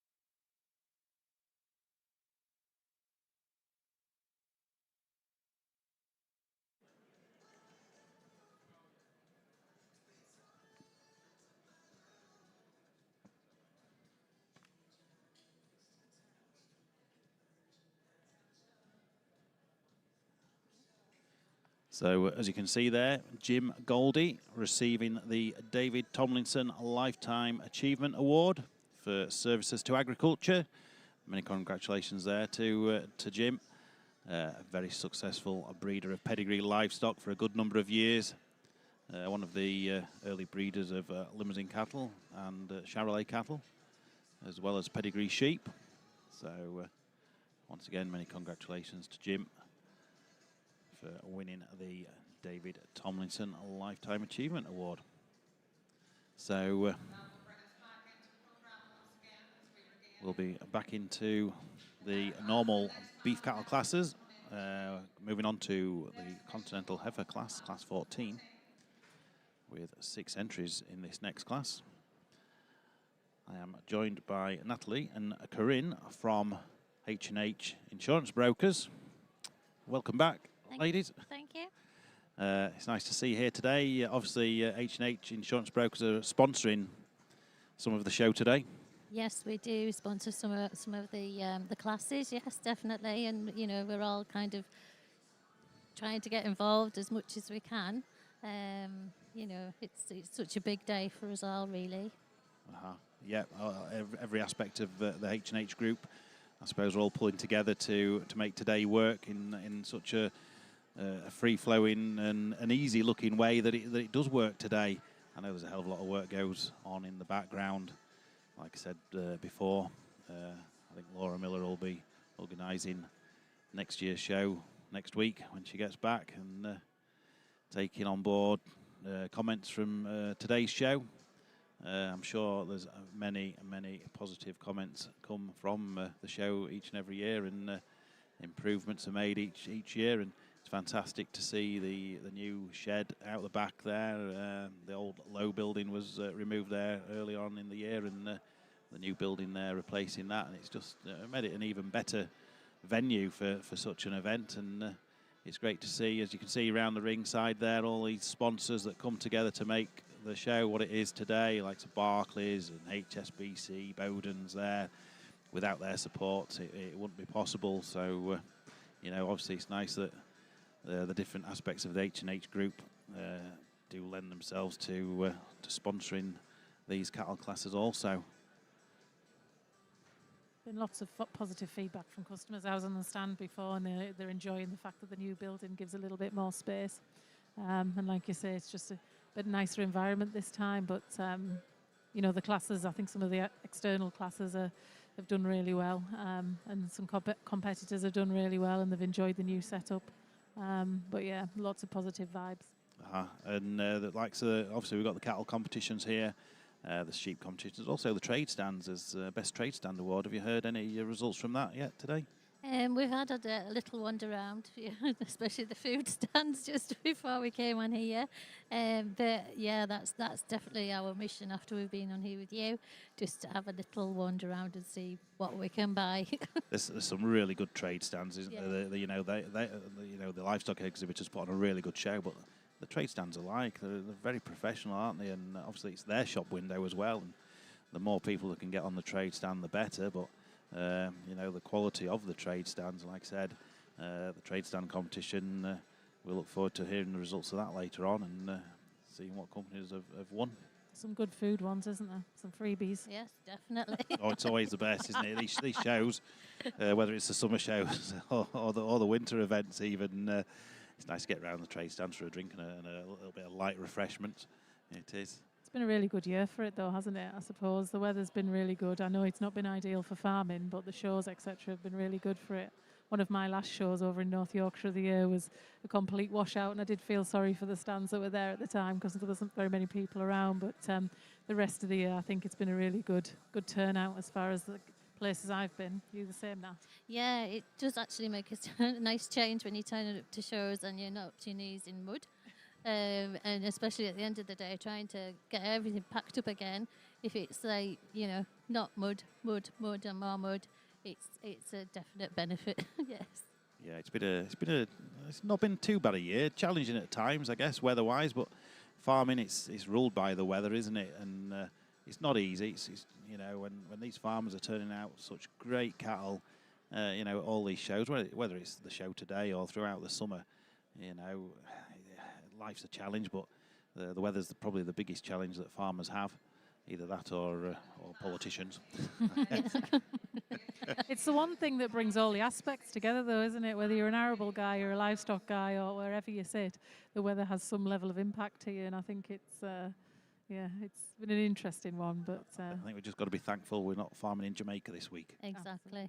So yeah, I thought let's go out to all those people over there that's been affected. Not good. We're we moan about the weather and we moan about a lot of things as farmers, but we moan about the weather. But I think we've got to be thankful as well in a lot of ways that we are pretty lucky really compared to some other parts of the world. as many people say, when my dad stops moaning, it's when we need to worry. I hope he's not listening. It probably is. Probably Love is. you, Dad. Probably listening along with the other two people that are watching. That's my mum, the other one. Well, I hope those out there that are watching live today are enjoying the coverage and seeing the quality of cattle forward today. I'm watching here on the screen just the same as you back home, as well as looking into the ring from the balcony above, and we're seeing some fantastic cattle. What a great lineup again in this third heifer class. That beast there on the end, the black heifer there. What a fantastic beast. And Gavin Scott, he's got his work cut out for him today. He's had two heifer classes this afternoon and two very good first prize winners. I wonder where he's going in this class. What do you think, ladies? Where would you go with these? There's some nice things in there once again, isn't there? I did like the one he brought forward originally, to be fair, but I don't want to put my money on anything, Nat. No, I think it's too tight to call that one. Yeah, it's not an easy class, is it? There's some fantastic heifers there. They're all pretty evenly matched there. Maybe the one there just going round in at the end there, that good black heifer. She's a fair beast. Yeah, not easy. Not easy. Should we have a pound on it? A pound. Let's go 50 pence. I'm going to go this one on the screen there now. I'm going to have a pound on that one. Are you? Let's see. We'll soon find out anyway. Gavin's working his way through these classes really well this afternoon, and you're doing a great job. I'm going for the one at the end. Well, I'm getting drawn in second here just now. My pound's potentially lost. I'm going 91. 90. That's going to be last, that one. No disrespect. That's because we've started doing this and talking about them. Yeah. 91's mine. 91's getting drawn in second. Oh. Mine, you can't have that one. Oh. One or two dancing around, but under control all the same. So what's the insurance job like at the minute? Give us a little bit of an insight into the insurance world, seeing as that's where. So I think that the main problem that we've got with insurance at the moment is when we're doing our reviews, is obviously like livestock sums insured. Obviously the value of cattle and sheep has gone up so much in the last 12 months, possibly more. That we're having to make sure that we've got the proper cover and the correct sums insured there for our clients, really. Yeah, it's not an easy job, I suppose, with the way that the prices of animals have shot up sort of this last 12 to 18 months. You need to be out and about on farm just to go through the insurance with farmers, just to make sure that they are up to speed with the cover, I suppose. I don't know about you, Nat, but when I go out, nothing's changed. But if they have got livestock, not something has changed. We haven't done a full 12-month cycle really of these higher figures, so there's some massive increases, isn't there, with sums insured. Anyway, listen, we've got a result here in this Continental Heifer class 14. First place goes to 115 from John Clayton with Bentley Brook Vady. That's a pedigree limousine. In second, we have number 91 from Dodd, Little and O'Brien with Jezebel, 584 kilos. In third place, we have Tidder Edwards, number 97 with That I'll Do, 582 kilos. And then where are we? Fourth place. Who's his fourth? I've missed one. 99. 99 is fourth. That's P&S Sellers with their Belgian Blue Cross Summer, 566 kilos. In fifth, we have Foster and Hargreaves with number 100 Belgian Blue Cross Hattie, 580 kilos. And then in sixth place, we have 110 from Heifer Phillips with a limousine cross known as Gretna Green. I wonder if somebody eloped to Gretna Green for a little wedding, and this is a wedding present. You never know. 582 kilos. So just to recap, first place, 115, John Clayton, Bentley Brook Vady. Second, 91, Dodd Little and O'Brien with Jezebel. Third goes to Tidder Edwards with number 97, That I'll Do. Fourth, P&S Sellers with Summer. Fifth goes to Foster and Hargreaves with Hattie. And in sixth is Hyphen J. Phillips with Gretna Green. There you go. Another class of very nice heifers this afternoon. What do you think then, ladies? Did you like them? Yeah, we got second. Yes, joint second. Joint second. You better give me a pound and I'll give you a pound. Okay. Corinne, you What do both. I was going to say Oh no, Corinne gives us 50p each. Okay. 50p. Yes, thank There you. you go. You're a pound down, Corinne. I'm going to do better next time. You'll be increasing the odds then, increasing the stake. So, talking about steaks, there's some fantastic steaks on these beasts here today, isn't there? They're meat in all the right places. Some fantastic cattle. A lot of these heifers, I suppose, will go on to be kept for breeding, but it really is about the beef game, and those that do end up Christmas dinner, someone's going to be in for a treat with a nice roast beef dinner off one of these girls, or even indeed more likely the steers there that we saw this morning. They'll be in the Christmas trade. Some of those will probably end up coming through Carlisle Market there at the Christmas Fat Stock Show, perhaps, and make it onto the housewives' dinner plate on Christmas Day. Did Tim talk about his cattle earlier? His mother's cattle. His mother's cattle. Sorry, get it right. Yeah, get it right. They're not Tim's, they're his mother's cattle. The great Julie Sedgwick. Top lady. Yes. I can see her. Can you? Is she smiling? She's down there. Yeah, we had a good chat, Tim and I. He's a good chap and very informative on the Land and Estates department. So, he's a good man for the job. So, it's nice to see different aspects of H&H. I'm really just involved, obviously, with the livestock side, I suppose, the livestock market. But obviously, there's different departments. Yourself from the insurance. I imagine it's booming, is it? It is busy at the moment. Yes, we are busy. Obviously, we're desperately all the time trying to get new business coming in. But I think as well, we've got to make sure that we're looking after our customers that we have, and making sure that we're getting them the best deal. That's it, best deal. Keep the premiums at the right price if you can. I know it's not easy. There's always plenty of claims, and claims mean premiums increase a little bit, I guess. And I suppose with this. Is that the way it works? Yeah, No, that's not I'm impressed. I could maybe get a job with you two ladies. Yeah, have a chat afterwards. Indeed.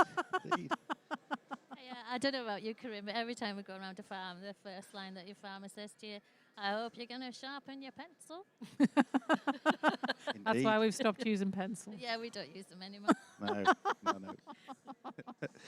Yeah, back to the old slate and chalk. That's where we're going. But it's difficult, isn't it? Because obviously at the moment, money is tight everywhere. And, it is something you need, and you need to do it right. But obviously, most of the time, they hope that they're never going to have to see the money at the other end. You don't want to claim particularly because it is going to be, something's going to have happened that's negative. But, it's a difficult one. We appreciate fully. And I think probably because we're both involved in the industry, we fully appreciate how it sits with farmers as well at the moment. And, you want to make sure you're getting the best cover at the right price for them. Yeah. That's it. And I guess, obviously, you're agricultural insurers. Do you insure everything from a pin to a steamroller, should we say? Or are you limited to what you do insure? Yeah, we do commercial insurance. We have a commercial department. Obviously, we're more involved on the farming side, but, they do take on fleets and commercial business like joiners and things like that. But we are more focused on, obviously, farm insurance, and then also pedigree. When there's pedigree sales, we do insurance for those as well. Yeah, I suppose myself, obviously, I'm a pedigree limousine breeder, as well as one or two other things. And so obviously insurance is, farm insurance in general, but like you say, pedigree livestock, if you're selling a bull, it's maybe always wise to insure a young bull for fertility, I guess. Definitely, yeah.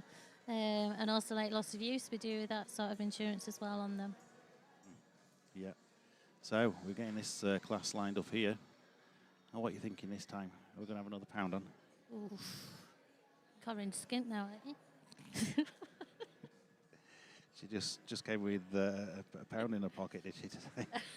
My car keys, but it's a company car, so I don't know whether that works. No, don't throw your keys in. I wasn't saying that. I've just come on a bike today. Oh, you could go home in a car. Well, I did say when I was talking to Richard Rankin earlier, I was busy talking about our patch over, and I said, oh, we could do a bike ride from York to the Borders. He said, yeah. I thought, oh, I said that to the wrong person. You definitely did. You've signed yourselves up for that one. Yeah.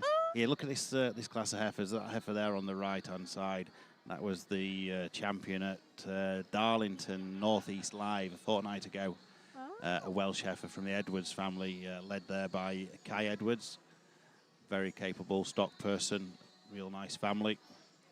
That was the it looks like it's a bully now, I would say, that heifer. Maybe not just the easiest to handle or show today, but she in all fairness, she does look well. You can see why she had that win there a fortnight ago. She'll be meeting some different competition today. So it'll be interesting to see what Gavin does in this class. He's got an established prize winner, show champion, in fact, in this class. We talk a little bit about Northeast Live should be closer to this because you're probably going to get the same level of stock, because I suppose keeping them at the peak level for the length of time between is hard. It's not easy. These boys are, a lot of these boys are very professional at turning the cattle out, but like I say, it's not easy. You know, you've got a few weeks gap. 2 weeks gap's not so bad. You've got to have a little bit of a gap just to give them a break, and I suppose a fortnight's just a nice enough break to, you know, just to let them rest and recover from the previous show. And like I said, that heifer is looking well, although she maybe is a bull in there today. Might just not show herself off just as well, but it was the Edwards' steer that won the steers earlier. There she is, right in the middle of the shot there. It was their steer that won the steers, like I said. And Gavin did comment at lunchtime there that he handled exceptionally well. Very full, just full of meat in all the right places. And no doubt this heifer will handle pretty similar to the bullock, I would say. And that's a big thing that Gavin's judging these animals on here today.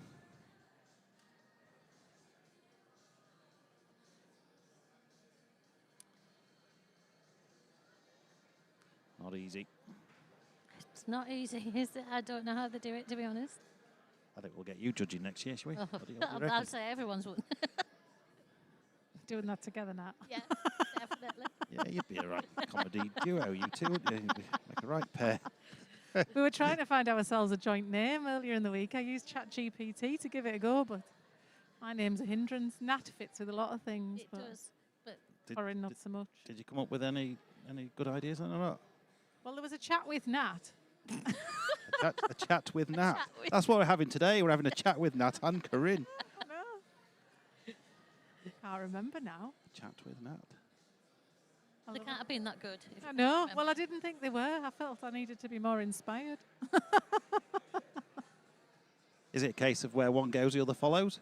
Yeah, I think that's safest. Yeah. We keep each other in control. Do we?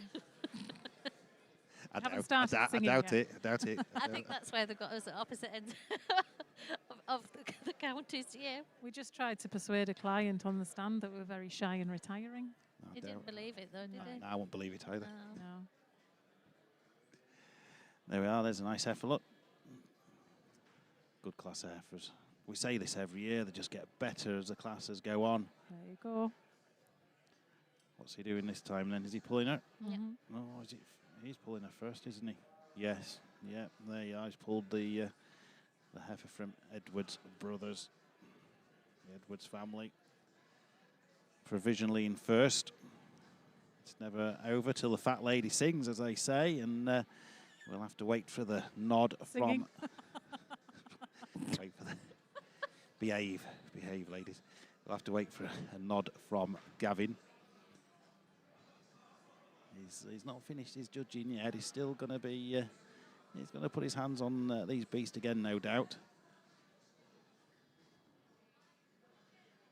It's great that everybody gets as much time, though. He's doing a very fair, thorough job, which is what's expected, really. But, like I said earlier, such is the quality of this event in general. These sort of judges are delighted to come along and have a go at judging. I did speak to Gavin this morning, first thing there, and he was thoroughly looking forward to it. And he did comment that it was probably the best show of the year, which was very kind of him to say. And that's not taken away from any of the other shows, really. Every show has its place, and there is some good shows up and down the country, whether it be a winter event like this or indeed a summer show. It seems like it can be a show more or less every week, certainly throughout the summer anyway. And, some of the early shows start sort of April, May time up in sort of Ayrshire, I guess. Some early shows in Ayrshire and down the south of England and right through into September. There we are. There we got the nod. Well done too. That's. I think he was pleased there, wasn't he? Number 86 there from Edward Brothers, Glangudgeon Velvet in first place. Very, very well done. Second place goes to James Nesbitt with number 71. That's Stardust, 598 kilos. Third place, 83 Howardsons with Firecracker. Fourth place, 112 from Phil and Sharon Sellers with Temptress. Fifth place, who's in fifth? C&G Davis, 104. And that is Margot, 588 kilos. And then last but not least, we have RF Whitfield with Black Beauty, 586 kilos. So, once again, many congratulations there to the Edwards brothers with Glangudgeon Velvet, 596 kilos. That was the winner there a couple of weeks ago from Northeast Live at Darlington. She's on her way. She's got her ticket booked to the final there and in first place. Second place goes to number 71, James Nisbet with Stardust, 598 kilos, Belgian Blue. Third place goes to number 83 from Messrs. Howardsons with a Limousine Cross, Firecracker, 596 kilos. Fourth place was 112 from Phil and Sharon Sellers with the Belgian Blue Cross there, Temptress, 598 kilos. Fifth, 104 from C&G Davies with Margot, a Charolais Cross this time, 588 kilos. And in sixth place, we have number 60 from RF Whitfield with a Limousine Cross there, Black Beauty, 586 kilos. What a fantastic class once again, ladies. What's your thoughts on that class? I just don't really appreciate how much work they actually go into to get these cattle ready for today. It must be so much work to make sure that they are as perfect as what they are. Yeah, indeed. Not easy. Not easy. These boys that are showing this effort, true professionals, as are many of these exhibitors here today, but these lads know the job inside out. No flies on these boys. And there's a lot of the next generation, isn't there? And they're just, yeah, it's a good lad. Kai Edwards leading that heifer out there. Him and his brother, next generation farmers, real keen, doing a great job back home in Wales. And the dad, he's a good chap. He's been showing commercials for a long time, and I think the dad's just a lad now, and these two boys are the bosses, I think, now. So it's nice to see the next generation so keen. It is. I think as well, when we're going around farms, it is nice to see that, farmers' sons are actually getting involved in, renewals and understanding the financial side of it as well as the livestock and machinery side. You find it. This is a thing, that comes up quite a bit. There's a thing that I say, and maybe without disrespect, old farmer syndrome. Yes. For the older generation, yeah. don't like the next generation taking the ropes, taking the leads of the business, and do you know what I mean? And do you see that quite a lot? Yeah, I think even up to a few years ago, you were dealing with a dad who was maybe in his 80s, and the 60-year-old son was running outside with a bucket feeding cattle and no idea what you were talking about in the kitchen. And the 60-year-old son was the little boy still. Yeah, definitely. But I do think it has kind of changed for me personally on the farms I'm going around. Do you think it's changed since last year's budget with the inheritance tax carry on and farmers are having to get wise? I think certainly there's a big difference now, isn't there? People are having to discuss it. But I was talking to someone the other day who said his dad still has his head in the sand, doesn't really want to talk about it, which is such a shame. But you are starting to see the turn, I think. People are looking at different ways, and sometimes people say, oh, well, I don't have this and I don't have that. And we've got to make sure that the next generation are always thinking positively about it. And there's always opportunity to do something. It doesn't matter how many acres you're on or what you've got, you make the most of what you've got. And I think that was one of the things that was shown positively in the seminar earlier around the fact we need to encourage this next generation coming through. The subsidies go towards the next generation to try and encourage that, and almost like apprenticeships into farming, I think they were talking about, so that you're getting that support, and it's almost like a student loan as well.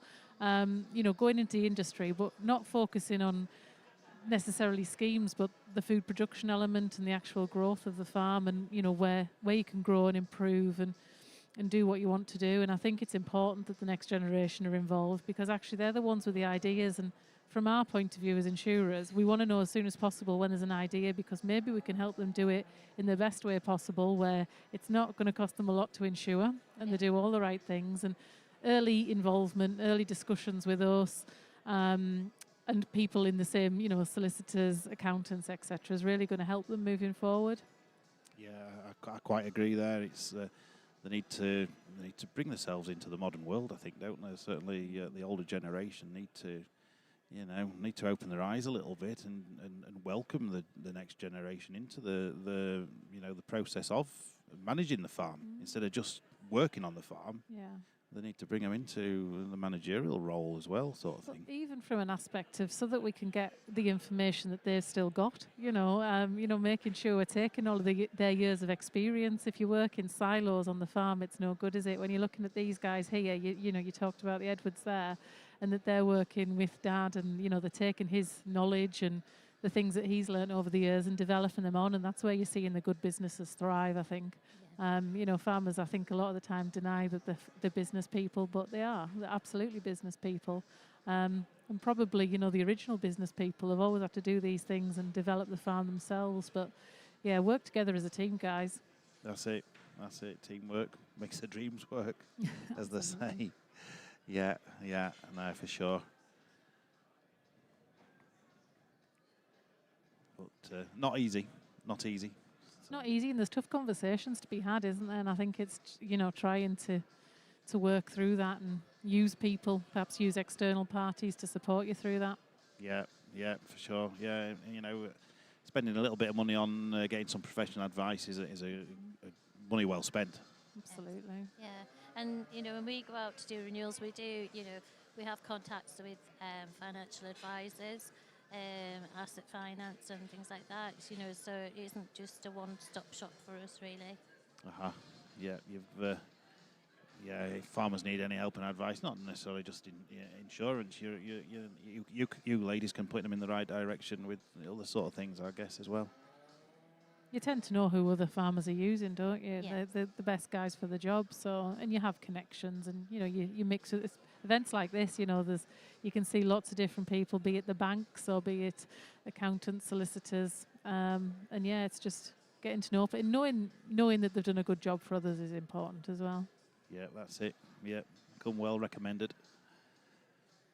So, back to this class here. Gavin's had his hands on these heifers. He knows how to handle. Like I said, he's looking for a beast with meat in all the right places.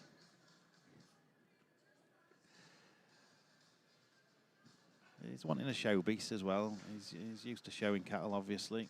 He's done it for a long time. But he's trying to strike that fine balance between a show beast and a commercial fat stocker. He's got to handle right. He has. It's all well and good having all flash and fancy if there's no substance to it. But he's been doing a great job so far today. He's managing to strike just that right balance between, show ring quality and a commercial fat stock beast, a beast that's full of meat.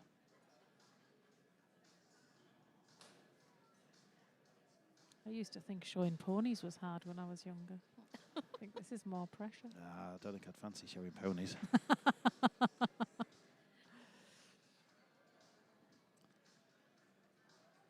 So what will be on your table at Christmas? Beef or turkey or? It has to be turkey for us, I'm afraid. Oh dear. Well, we've moved into a bit more of a selection of latter years because my sister-in-law is Australian. Oh. So Oh, you'll be on kangaroo then. shrimp on the barbie. Sorry if you're listening. Gosh, I'm offending all my family in one go. So we have lamb on the table, homegrown. That'll be part of it, and turkey as well. Oh, very good. And then often a bit of beef as well. Yeah. But it's a good time to get together, isn't it? You know, I think the roast is one of those family things that actually we should promote more because it would actually bring families, whether it be farming or not, to the table. Indeed. Have a good feed. Yeah, have a good feed. That's it. Well Yeah. said. Yeah, Yeah. my children, they're adults now, they both left home, got married, but I still get roped into a Sunday, Mum, can you make a Sunday dinner for us? And they all turn up, eat all the food and clear off. Leave me with all the rubbish to clean up. They don't wash up? No. No. No, they're full up. They've got to go home and rest. Oh, well. There we are. Look, we've got a provisional lineup. Yeah, you'd think they'd help you with the dishwashing, wouldn't you? After they'd helped you out of your, you know, you've spent all that time cooking a nice meal and they've eaten it and gone. Yeah, they may be listening. Thanks very much. Just remind them. Yeah. Washing up would be nice. There's a good black beast in first so far, isn't there? 107, that's a real nice heifer. Look at the top in that. We've got a bird's eye view here up in the balcony at Borderway Mart in the main arena, the big show hall there. Up on the balcony, we can see the tops in these beasts, and there's some fair tops, certainly these animals at the top of the class. That looks like a result there. First place, 107, Lloyd & Co. Or Ellis Lloyd & Co, I should say, with best kept secret, 610 kilos, just a nice weight there. Second place, Mud and Dennis. Lim Cross with Millie, 616 kilos, another nice weighted heifer there. 105 in third. Dufton Bella McGimsey, Fizzy Lizzie, 618 kilos. Fourth place. Who's in fourth place? That'll be Mike Kirby. Nice to see Mike here with hands on, 616 kilos. Mike travelled up from down Devon. Very nice to have you up here, Mike. 111 from Priestley's in fifth. And in sixth is number 58, I believe, from maybe first-time exhibitors, Zara Gornall with ukulele. Nice to see all the exhibitors, new exhibitors and established exhibitors alike. Everyone's welcome here at Borderway Mart, Carlisle. So, there we have it, just a recap. Ellis Lloyd & Co. Number 107, Limousine Cross, best kept secret, 610 kilos, bred by P&A Jarman. In second, Mud and Dennis, number 77 with Millie, 616 kilos, bred by Brian Harper. Third, 105 from Dufton Bella McGimsey, Belgian Blue Cross, Fizzy Lizzie, 618, Guys Farming was the breeder that time. In fourth, Mike Kirby, all the way from down south. Belgian Blue Cross, Hands On, 616, bred by Craig Robertson. No doubt a beast sold through H&H at the March sale, I would say. Fifth, 111 from the Priestleys, Electra, 608 kilos, homebred. And in sixth, number 58, Zara Gornall with a ukulele, 610 kilos, and bred by JM&SP Cooper. That's a pedigree limousine heifer. What a fantastic class once again. Moving swiftly on, we've got class 17 now coming into the ring. These heifers just get better and better every class. What do you think, ladies? I'm here with Natalie and Corinne from H&H Insurance Brokers, one of today's sponsors. You're enjoying the show so far, ladies? It's been, it's been such a good day. It goes so fast. And when you get home, you're kind of a bit like, wow. And then before you know it, we're back here again. You'll be ready for a glass of wine tonight, I guess. Definitely, yeah. Or two. Just the one, Mrs. Wembley, just the one. Oh no, no one's no good. No. My goddaughter says I'm allowed one glass. She never actually stipulates how What big size? the glass. Yeah, that's it. So I'll say, Emily, can I have a glass? Yes, just one. Very large glass. One of those that hold a pint. Well, Must have seen you. there's a fancy beast. Look, with a white tail and a white bum. I was just saying, there's a little bit of colour here. Yes, Yeah, it is. yeah, that's a fancy thing. So there's some fancy names, ladies. What do you think to some of these names that we've got here? We had one earlier, some really good ones. Oh, we've got a tequila rosé. There you are, and a nice. strawberry daiquiri. There's a theme, isn't there? Some of my favourite drinks. Yeah, there's also For anyone who might be listening, who wants to buy them. we had. Oh, there was a really good one earlier. If I could, there was one here now. Then what about this? This guy Ben Beckett, nice lad from down in the Midlands.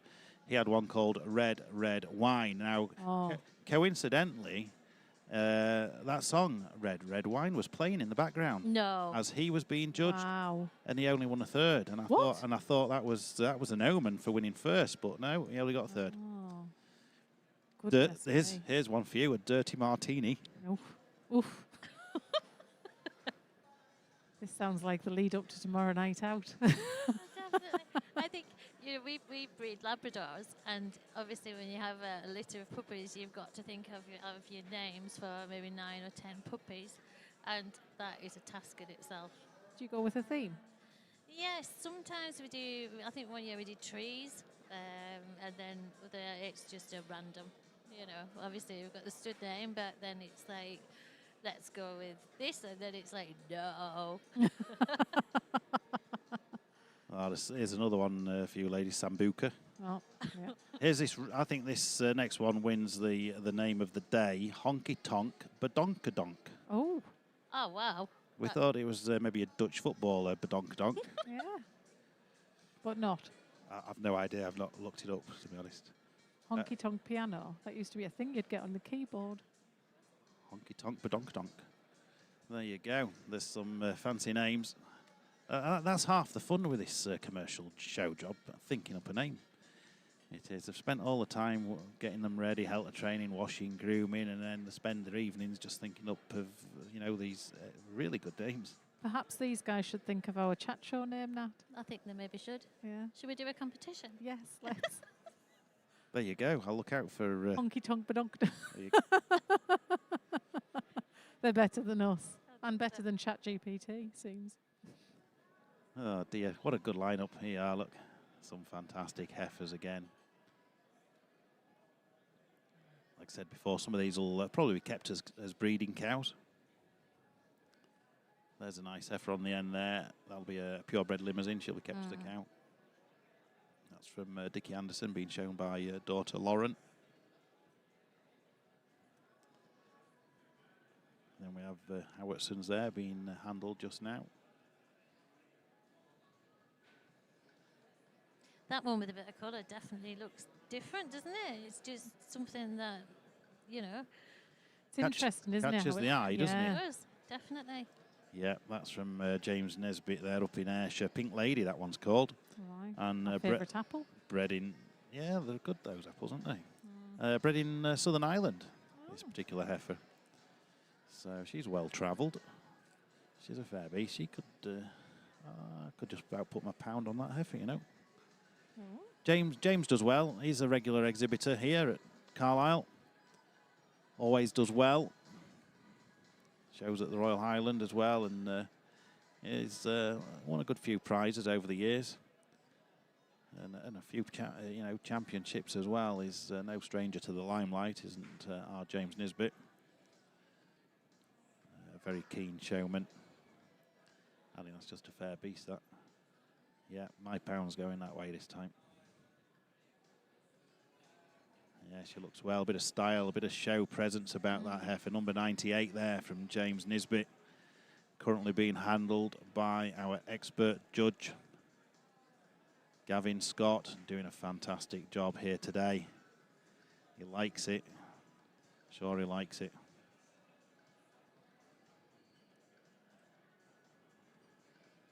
They're all good heifers. They're all good heifers in it. Well, every class, there's fantastic classes throughout the day. But I think Gavin's just liking this heifer. It's obviously caught his eye. It's caught our eye. It has with that white flash. Is that what you're calling then? That's your pound? Yeah, my pound's going on James Nisbet's heifer. Yeah, she's got some fancy pants on that heifer, hasn't she? She has. Yeah, no, she's good. I saw James at the other day at a rival market. Well, it's not really a rival market. It was kind of out the area, but I was just there by chance, and James was there, and I asked him what he had for the show, and he said he had a couple of nice beasts, but he was maybe talking them down. He was Modesty. Modesty. He was being very modest, Yeah, but not going to let the cat out the bag. I think he's just got a nice showy beast there that she looks like she handles well. There you are, number 74. There's another good beast. Lynn Calcraft from Devon. She's she's not daft. She likes a good beast. She knows a good beast. She always brings a good beast up here to this show. There's a local exhibitor there just leading off, Rachel Isn't Graham. it great how far they travel? And it just, yeah. I was talking to a client from Somerset who's come up today for the show. Did he Well, came up yesterday. Did they bring some cider with them? Glass of wine. That's exactly what I was thinking. I'm sure you pair of ladies are a pair of alcoholics, aren't you? No. No. Teetotal. Yeah, no, these exhibitors do travel all over the UK. They do. It's in the blood. It's the life, isn't it? And farming's a hard way of life. They come to shows like this just to, it's a holiday for them. Many of these will never see the sun or sand. They won't. This is a holiday. This is the life, and they enjoy meeting other farmers, other exhibitors that they meet throughout the summer, at the shows and the sales throughout, and it's just good crack, isn't it? Do what you love and you never work a day in your life. Exactly. Yeah. Well said. That's what we do, don't we? Well, never work a day in your life. Never work a We'll be listened to in the office here. They'll be tuned in. We're like, oh, no. I think you two can join me again next year. Do you think so? Assuming they give me they probably won't have me back anymore. It'll be our fault as well. It's your fault. It's your fault. They want to chat with Nat instead. Yes. Yeah, you'll be taking over the show. I don't think so. No, I don't think so. Where's he going then? Oh. He's already got this one, has he? Oh, I missed where he... No, he's already pulled this one. We missed that. Sure, he's pulled James. He's just taking it in his stride. He knows where he's going. Surely. No, pulled him second. Wilson Peters in first, provisionally anyway. I'll tell you what, that'll be a good effort as well. Wilson Peters always brings something good. He's a first-class stockman, showman. He always turns out a fantastic beast. Wilson Peters provisionally in first with 102. That's Polly Pucker Up. It's a good name. Isn't it? You haven't got to say it when you're drunk. Second, provisionally, James Nisbet with Pink Lady. Third, provisionally, it'll be Howardson's. Fourth is Richard Anderson. I don't think he's sure. Is he going to swap him? I think so.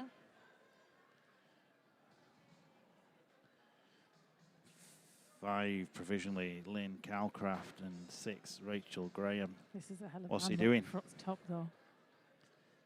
It's about, I think he's there, isn't he? Pretty sure he's there. Yeah. 2 very, very good efforts at the top of the line. That was tough. Third place, another fantastic effort. There you go. There's your winner in this class, Continental Heifer Class 17. Wilson Peters with Polly Pucker Up, 620 kilos. Second, 98, James Nisbet, Belgian Blue Cross with Pink Lady, 630 kilos. Third place, 87, from the Howardsons with Bacardi, 626 kilos. Fourth place, number 90 from Dickie Anderson with his Limb Cross Coco, 630 kilos. Fifth place, Lynn Calcraft, top tier, 622 kilos. And in sixth place, last but not least, is local exhibitor Rachel Graham with Maggie May, 620 kilos. What a great class of heifers. Nice weight, 620 through to 630 kilos. Two very, well, they're all very good heifers, aren't they? But my pick was James Nesbitt's.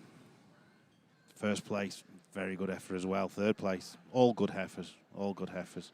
Just James Nesbitt's that little eye catcher there. I'm sure, Outstanding, aren't they, really? I'm sure we'll see her again, no doubt.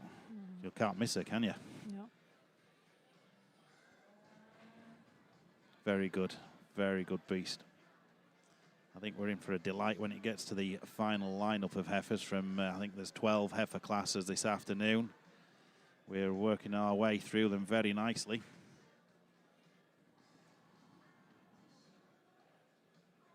Six classes gone, 6 to go. Stay tuned, don't go away, folks. We're on to class 18 next. Heifers from 632 to 640 kilos, 7 entries. Well, ladies, you liking the show? Yes, it's good. It's been an entertaining day so far. What's next on the agenda for the rest of the day? I'll lie down, I think. A lie down. Yeah, I won't blame you. Jeez, it's an early start, isn't it, today? It's a busy day. It is a busy day, but it's definitely worth it. I mean, look at everybody, you know, everybody's enjoying themselves. And Well, that's what it's all about. definitely, yeah. 100%. That's it, isn't it? Meeting up with people, chatting with people. It's what makes the shows, isn't it? The folk. It is. I say this at the Yorkshire Show every year. I do a spot of commentating at the Yorkshire Show for 4 days running. And just a spot. And I thoroughly enjoy it. But, it's the people. And we say that we ask questions to the public and the exhibitors. What makes the Yorkshire Show special for you? And it's the people. The people, just the crack. And it's just great to get out and meet folk, isn't it? That's right, and it's nice to see your clients when you're wandering around and they're out of their environment, and it's something different for them. It's a day out, and it's a fun day out, definitely. Yeah, fantastic. Something they enjoy, isn't it? I always think at the Yorkshire Show, I used to think the Yorkshire Show you could get round in a day, but as I've kind of worked in the industry more and more, the amount of people you bump into and you're chatting with and you're seeing how things are going, and but. You see nothing but speak to plenty of folk. Yeah, you do. Yeah, But never see the show. yeah, why else would you be there? You kind of think, actually, it's good. It's good to see people. Look at that heifer leading this class 108 there. That's from Alan and Susan Campbell, Sassy Lady. And indeed, that does look a sassy lady, doesn't it? What a fantastic beast to lead the class. What a sight from up in the balcony here. What a top. Yeah. That is just a fair beast. Thinking that. That's a fair beast. Gee whiz. Gee whiz, that should have been its name. Gee whiz. Gee whiz. Sassy Lady probably suits it, I would say, though. That's just a fair heifer. Maybe we need to do some invest in that, and we'll have one next year. I could sell you a good beast, I'm sure. I thought you might. I'll find you one in the shed I could sell you. Find one in the shed.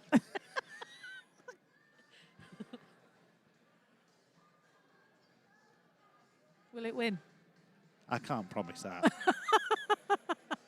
That's up to you. It's up to you whether you win or not. You've got to feed it and look after it right for a year. Well, I can do that. It's a good chance of winning. It's a good chance. There is 2 calves in the shed that will be here next year. 2 very nice red heifers. So a long way to go from now till then, but 2 very nice calves we've weaned this year by a new stock bull there. So we'll see how it goes, but like I said, it's a long way to go, but they're quite exciting calves. We'll give it a go. Look at that lineup. Can we discuss your snazzy tie? It's a very good tie. Yeah. I acquired it many years ago from H&H, but I don't know who actually robbed it off. I don't think that's our logo anymore, that one there. So Is that why it's it snazzy? looks a bit ancient, to be honest. No, it's a classic. It's a classic tie. Classic. It's Vintage. classic. It's a classic. No one else. Vintage is in. It's vintage. It's vinted. I got it from Vinted. Vintage. I've got a vinted H&H tie. It's actually worth a lot of money. It'll be in one of these H&H antique auctions one day. Yes. You could have a collection. We'll help you find them. Thank you. You're welcome. Oh, dear. That's the worst thing about being a lady. You don't get a tie. We don't feel branded. We get a name badge. You've not been branded. I was hoping you wouldn't pick up on that. That's what they do on the ranches in America. You could have H&H branded on somewhere. It was, Somewhere. we had an underwriter in the office the other day, and it turned out he was a rodeo rider from America. Was it Arizona he was from? And he came to York University and then ended up being an insurance underwriter. Would he get insurance if he was I don't bull think riding? No. so. Don't think so. I used to employ a chap who did bull riding, and he couldn't get insurance.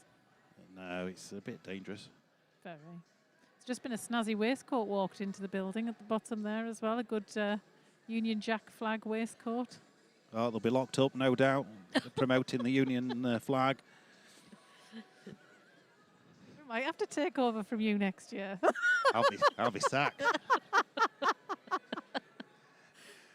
Just put it out there. Better wrap this interview up, ladies, before I do get sacked. This is the level of banter you get from getting insurance. Do you know? with H&H insurance brokers. I'll tell you what, we don't get this with the auctioneers when they come and join me. No, I think you should have got the more sensible end of the business. Oh, they're just boring. Yeah. Let's face it, insurance I- isn't the most I exciting was thing. just so, going to you say, know. I never thought insurance was as exciting as what it is today. It's not. You're lucky I haven't started joining in with Cher. Yeah, well, you did say you were fancying a bit of karaoke today. Yeah. Won't know what's hit them. There, you crack on in the interval. You can sing a song if you want.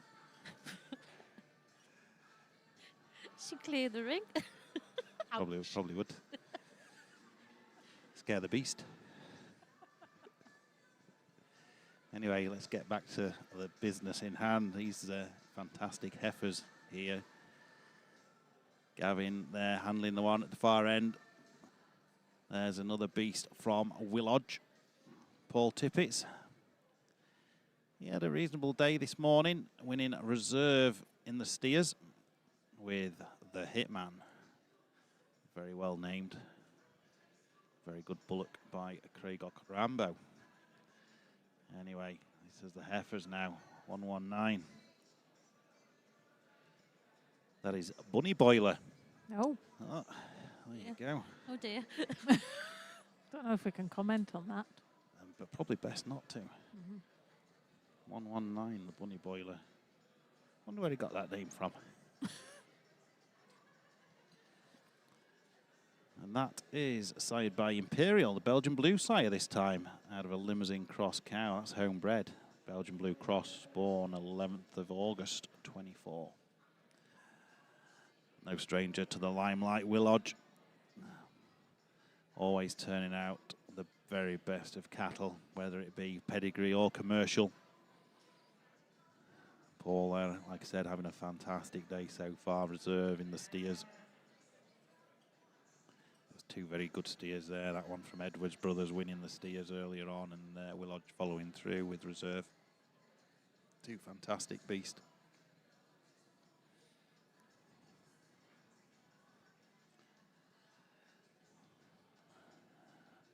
What was that one I liked earlier on? 108. That was a good beast, wasn't it? Alan and Susan Campbell, Sassy Lady. That was bred by E.H. Penny, who incidentally this morning won the baby beef class. So Penny's a renowned stock people. Always turning out good quality cattle there. So that's 108 there that I picked up on earlier. 108, bred by the Pennies, exhibited by the Campbells. There you go, that's why it's good. It's by Truman Idol, a bull that is in very good form at the minute for turning out these show calves. Truman Idol's turned out a good few show winners this last few years. This is an animal bred by P&A Jarman from Brow Top Farm, Branthwaite, Workington. June born, 2024 heifer. Very well named, Best Kept Secret. Is this the first time this one's been out on the show circuit? Maybe. Unless it's been out this summer, I don't recall seeing it, but it may well have been. But Best Kept Secret is the name of 108. That's a really good beast. This is a strong class once again.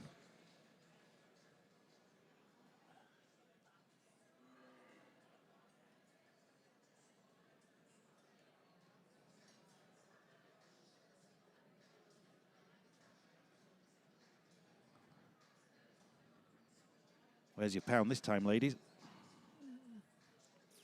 I'm going 108. 119's not bad either. 119, I think. It's going to be close. Yeah, that's a fair beast, isn't it? I liked 119, but yeah, I'm not. 108 and 119, they'll be the top two, I would say, in this class, but you never know. We're just the spectators today. Gavin Scott's the man in the ring. He's making the decisions today.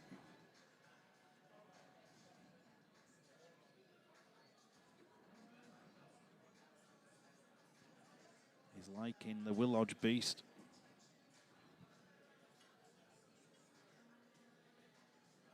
He's also liking Campbell's. There we go. What did I say? 108 pulled in first so far, and then the Willodge in second. Two very, very good beasts in this class. Everyone's a winner. Everyone's a winner, but those top two. Look at this Truman Idol heifer currently in first there from the Campbells. Fantastic. Then the black heifer there coming in from Willodge into second. What a pair of beasts. Two very, very similar animals there. Absolutely fantastic heifers.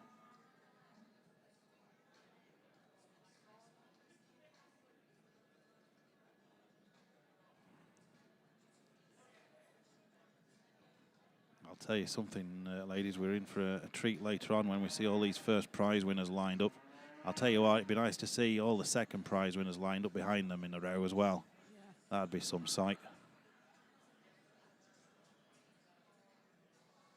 He's happy. He's done it already. That's it. He didn't need to think about that one, did he? No. 108, Campbell's, Susan and Alan, sassy lady, 6'3", 6 kilos, bred by the Pennies. What a fantastic animal. Truman Idol sired. Willodge in second, 119, Bunny Boiler. What a name, 640 kilos, homebred.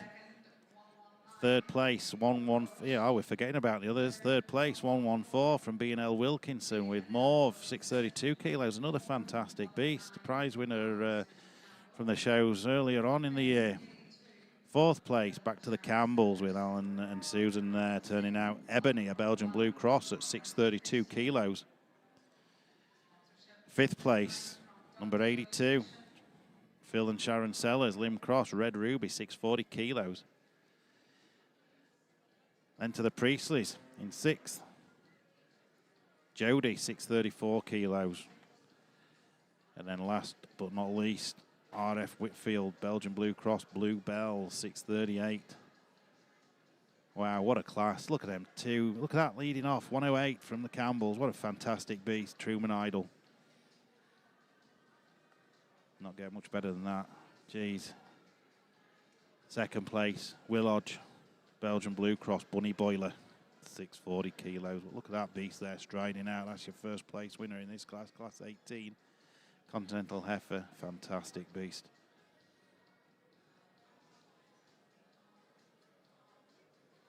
I think I won the pound that time, didn't I? You did. Oh, definitely, yeah. But I mean, look at them. How would you judge that, really? Oh, two fantastic, three fantastic heifers in the top three there. All of them's a winner. Like I said, third place one from the Wilkinsons. That's done well already this summer. Another fantastic beast. Three fantastic black heifers. Down to fourth, 109. That's also from the Campbells. Another good heifer. Oh, they just get better as the classes go on. We say this every year. Just awesome, really.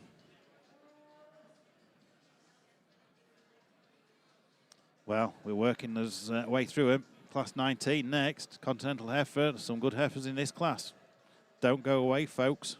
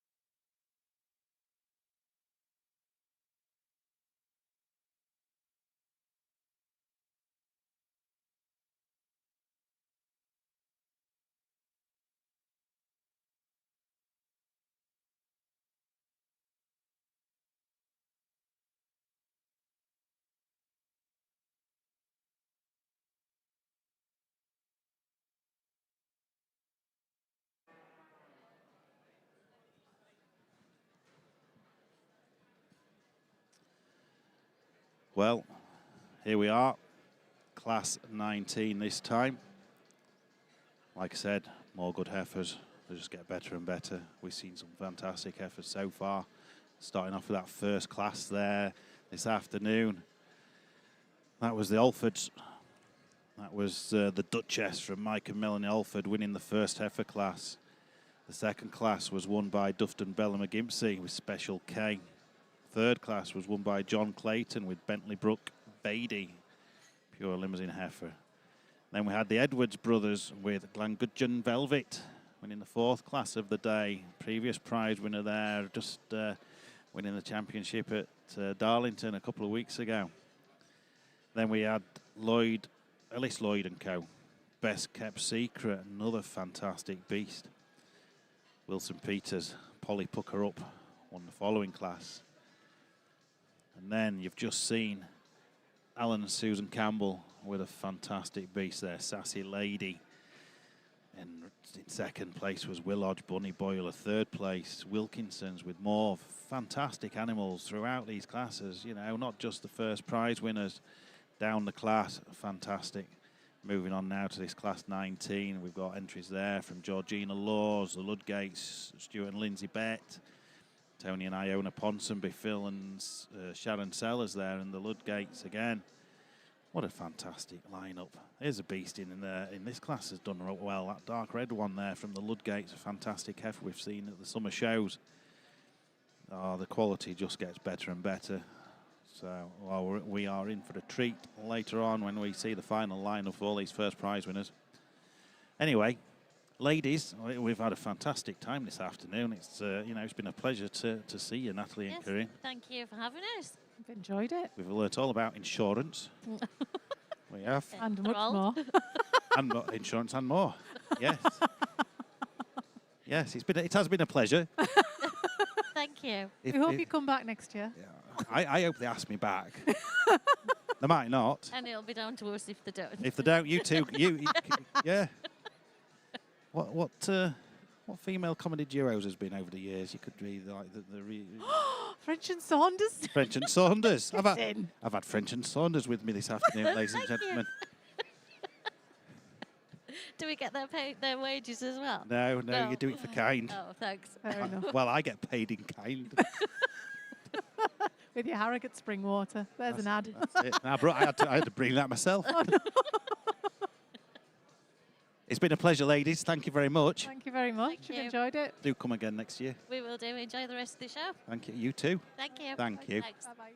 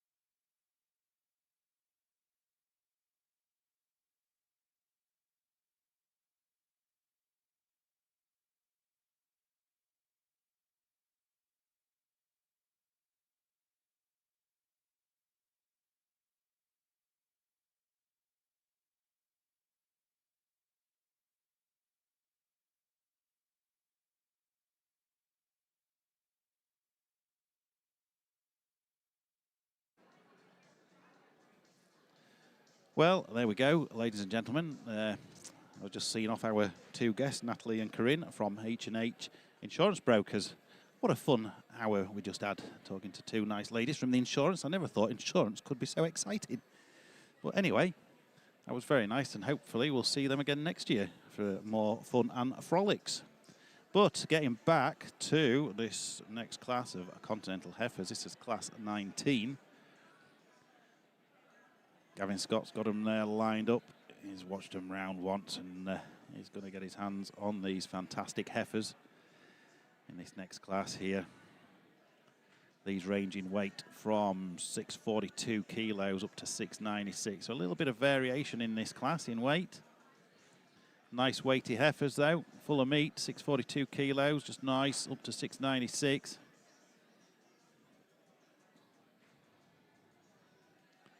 Hopefully I'll be joined at some point later on this afternoon by another couple of guests. Hopefully Joe Bowman at some point, King of Ring 4 in the weekly Wednesday Weanling Sale Ring. And also hopefully Mark Richardson, otherwise known as Monty, from Kirby Market, another one of H&H's many markets in the north of England.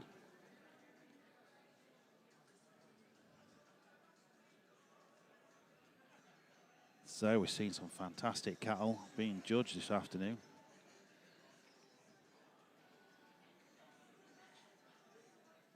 Just a quick mention to some of our sponsors, Norvite. Many thanks for your sponsorship there. Forte Healthcare. H&H themselves sponsor quite a few classes. Livestock Information Limited.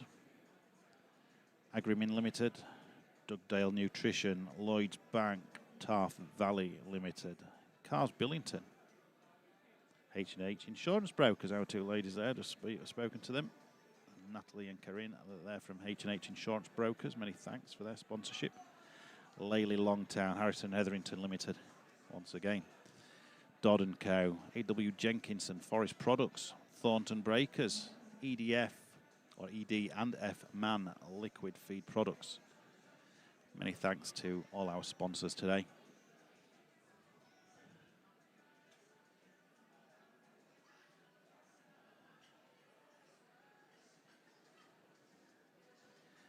Gavin taking his time there, as you can see. He knows the sort of beast he likes.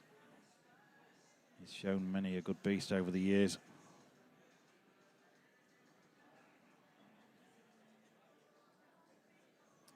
Pulling them in.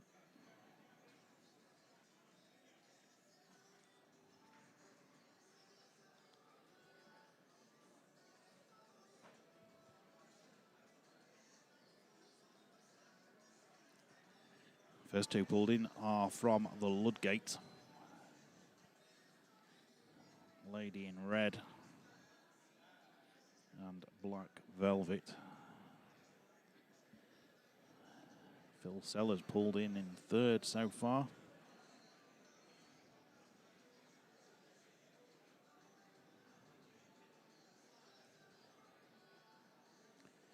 What a great class of heifers. Some top showmen in this class. Once again, the Ludgates first and second. Phil and Sharon Sellers, no strangers to the limelight. Showing very good commercial show cattle very successfully for a good number of years now, Phil and Sharon. Fourth provisionally is Stuart and Lindsay Bett.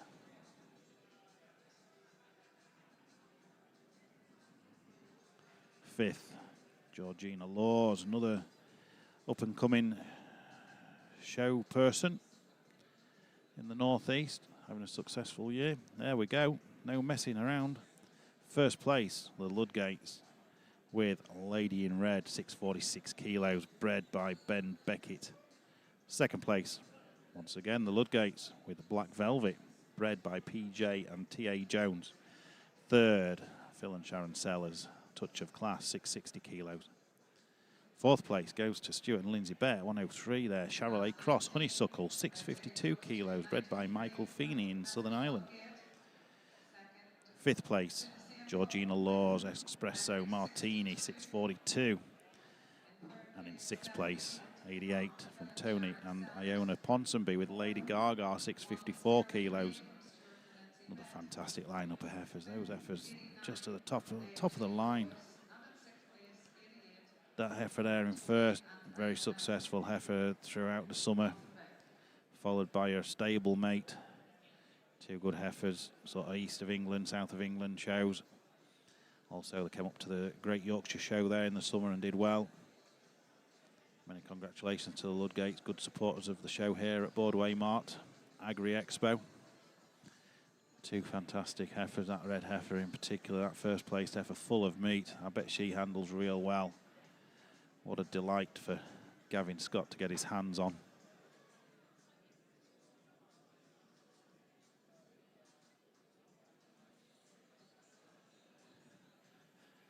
So we're moving through these classes pretty swiftly this afternoon.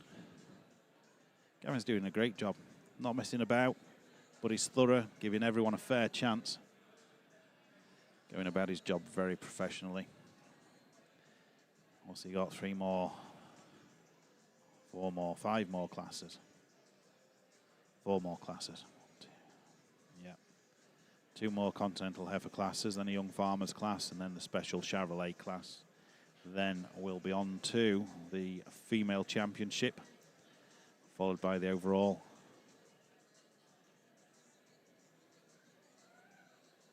What a lovely beast there. 2 lovely beasts from the Ludgates.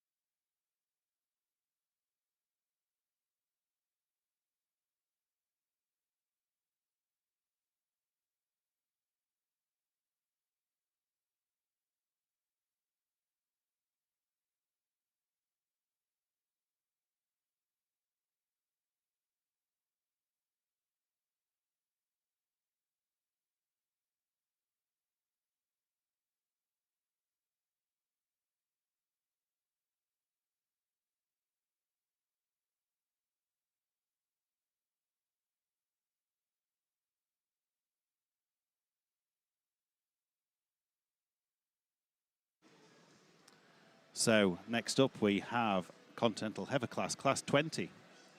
As I said before, we're moving through these classes. Gavin Scott today judging. It's a great pleasure to welcome Gavin here today. He's doing a great job, as I'm sure you'll all agree that's watching back home. We've seen some fantastic heifers, and he's getting some fantastic heifers at the top of the lineup, all them first prize winners. What a fantastic show of cattle here today. And you know, these classes, like I said, just get stronger and stronger. Well, we've got 6 entries this next class. Entries from Hislop and Sedgwick, Priestley's, Tequin Jones, Andrew Ireland, Slack and Haffen, and Shona McKinnell. So moving on for Gavin, this class 20. So you heard me there earlier before with Corinne and Natalie from H&H Insurance Brokers. I am now been joined by Managing Director of H&H, Mr. Robin Anderson. Welcome, Robin. Hi, Matt. Thanks very much. Nice to see you. Yeah, things are going well here, thank you. It's good to be part of it. This is obviously my first year at this, so I'm a bit of an Expo virgin, so but really enjoying it. It's really makes all the work worthwhile. It does. It's a tremendous show. I say this every year. It goes from strength to strength, I believe, and you know, the quality of stock and the amount of exhibitors and spectators alike, and you know, it's fantastic to see. There's a lot of work that goes into this behind the scenes, obviously. Yeah, I think it really merits a special mention to the staff here at H&H, really from director level right to yard level. I mean, the guys, you'd hardly think there was 1,140 cattle in the market on Wednesday, and we've turned it round, and we've got the largest Agri exposition in the UK here today, and then we turn it all back again over the weekend, and look for about between 5,000 and 6,000 head of stock on Monday morning. Great. So it's a massive task. Everybody works together to do it, and just a great shout out to the guys and the team all through for what they've done. Yeah, it's the staff do a great job from, like you say, from top level right through to the yardsmen, and you know, everyone's pulling in the same direction to turn it around from one store sale to then the fat market on the Monday, I guess. And yeah, that's it, Mark. We're all okay. The sales are the bread and butter, but to have this event here means so much to H&H. We really do appreciate. You know, we've got stock from all over the UK. We've got judges from the 4 nations, and what more could we ask for? Obviously, slightly different this year. We've expanded into our new building, which seems to have been a great success. Everybody's talking about how good that has been. Good light, airy building, and it means that a lot of stock aren't having to go through the crowds that they're direct at the show rings. So, you know, we're investing for the future, and we see this very much as part of our future. yeah, it's good to see, like you said, the new shed there, and just touching on what you said there yourself. You've been here as managing director just about a year now, have you, Robin? Yeah. Joined the company in December last year as head of operations, and then stepped up into the managing director role in April. So 10, 11 months with the company, and really enjoying it. Massive challenges, but really enjoying the challenge. Good. Can you give us a little bit of background about yourself for those out there that maybe don't know you so well? Yeah, been involved in auctions all my life, really. Started off working for Wallet Smarts back in Castle Douglas back in 1980, and I was with them actually 39 years. Started as office junior there and worked my way up through, became managing director, and in 2019 an opportunity arose to go and work for Aberdeen Northern Marts up in Thainson, which was a great step, and went up, did that, really enjoyed it. Was there during COVID. Never got the family moved up, and an opportunity then arose at Lawrence Simonton that Lanarkley approached me, and I went and I did a sort of, we call it an 18-month sabbatical there before I went back up to Aberdeen again as head of strategy. And then last year this opening arose here at Borderway as head of livestock operations. Came down to do that, and then went on to take up the MD role, and have to say I've enjoyed every minute of it. Good. It's nice to welcome you to H&H, and I've known you a long time, Robin. Obviously, I've seen you at Wallett's Marts there for a good few years there when I moved up to Castle Douglas, and you're a very good auctioneer at Wallett's Marts, and it's nice to see you here at H&H, and long may it last, and you'll be settled because you're nearer to home. You're from Dumfries, aren't you? So you're not too far away. Yeah, we live in Dumfries, so we're just 35 minutes instead of 3.5 hours. That makes a big difference. Takes a lot of pressure off, and it's good both work-wise and family-wise. It fits in quite well. Good. Good. A great atmosphere at H&H. A great team here. We're a very young team, and who are very keen to move things on. So, being part of that, it allows me also to put a bit back into auctioneering. Auctioneers have been very good to me through my career. I no longer auctioneer, but I encourage the young ones to do as much as I can. Do you ever fancy jumping back into the rostrum? Oh, there's occasions when I would love to be back in the rostrum, but it is a young man's game, and we've got a very, very capable young team here, and I would hate to step in front of any of these guys. There is some good lads there. There is very good lads. Yeah. Like you said, they're as keen as mustard, aren't they? And, Yeah, they are. Doing a great job, and they're building up a great rapport with the client. Yeah.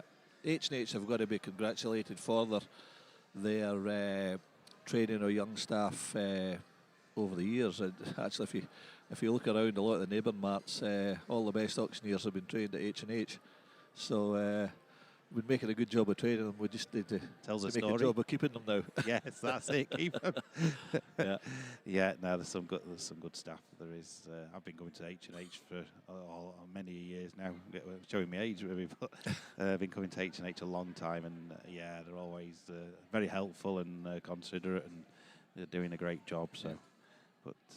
And they've done a great job today. I know this isn't, like you said, it's not the bread and butter. The bread and butter is the weekly sales. It is, but I think there's a fantastic social aspect, Mark, where marts can play and do play a massive role. We hear about mental health, well-being nowadays. We really need to take recognition of that. And marts are really good at being a social hub, allowing farmers to come in to talk about things. Events like this add to that. It's all about the rural community, and H&H see themselves as being that rural community. So, we want to put as much back in as we take out. That's it. The Mark Cafe.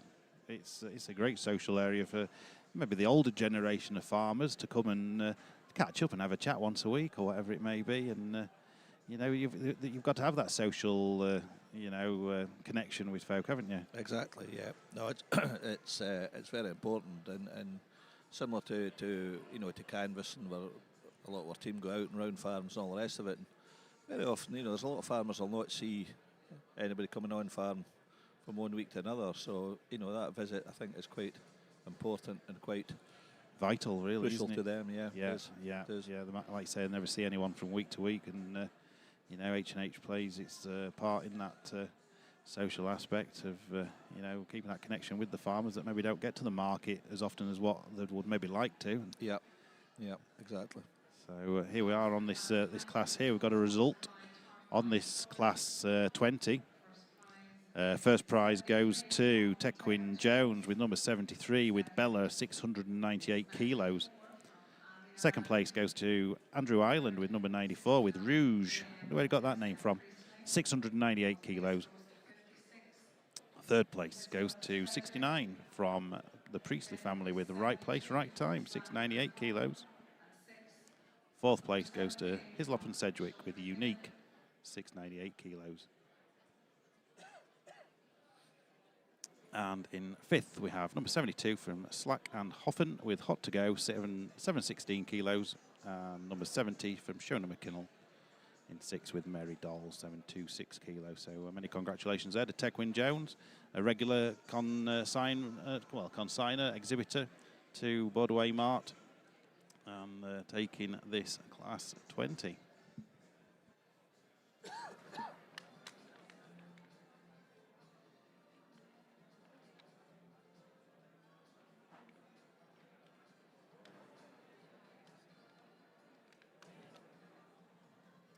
What a fantastic class that was. Once again, previous classes maybe dominated by black heifers there, but the reds dominating this class with Tequin Jones taking the first place there with Bella, 698 kilos, lovely weight heifer. And second, Andrew Island, 698 kilos once again. Third place, the Priestley, 698 kilos again. I think the scales must have been stuck when these were going through. Fourth place, 698 kilos. Unique from Hislop and Sedgwick. Fifth place, Slack and Haffen with Hot to Go, 716 kilos. What's your thoughts on that class, Robin? Some fantastic cattle there. Yeah, tremendous show heifers there again, really. Mark, you know, the standard here is just unbelievable. They just get better and better all the time. It's amazing, a lot of limousine side cattle, and I suppose Carlisle's probably renowned for being the limousine market, I guess. Carlisle is always recognised as limousine market, without doubt.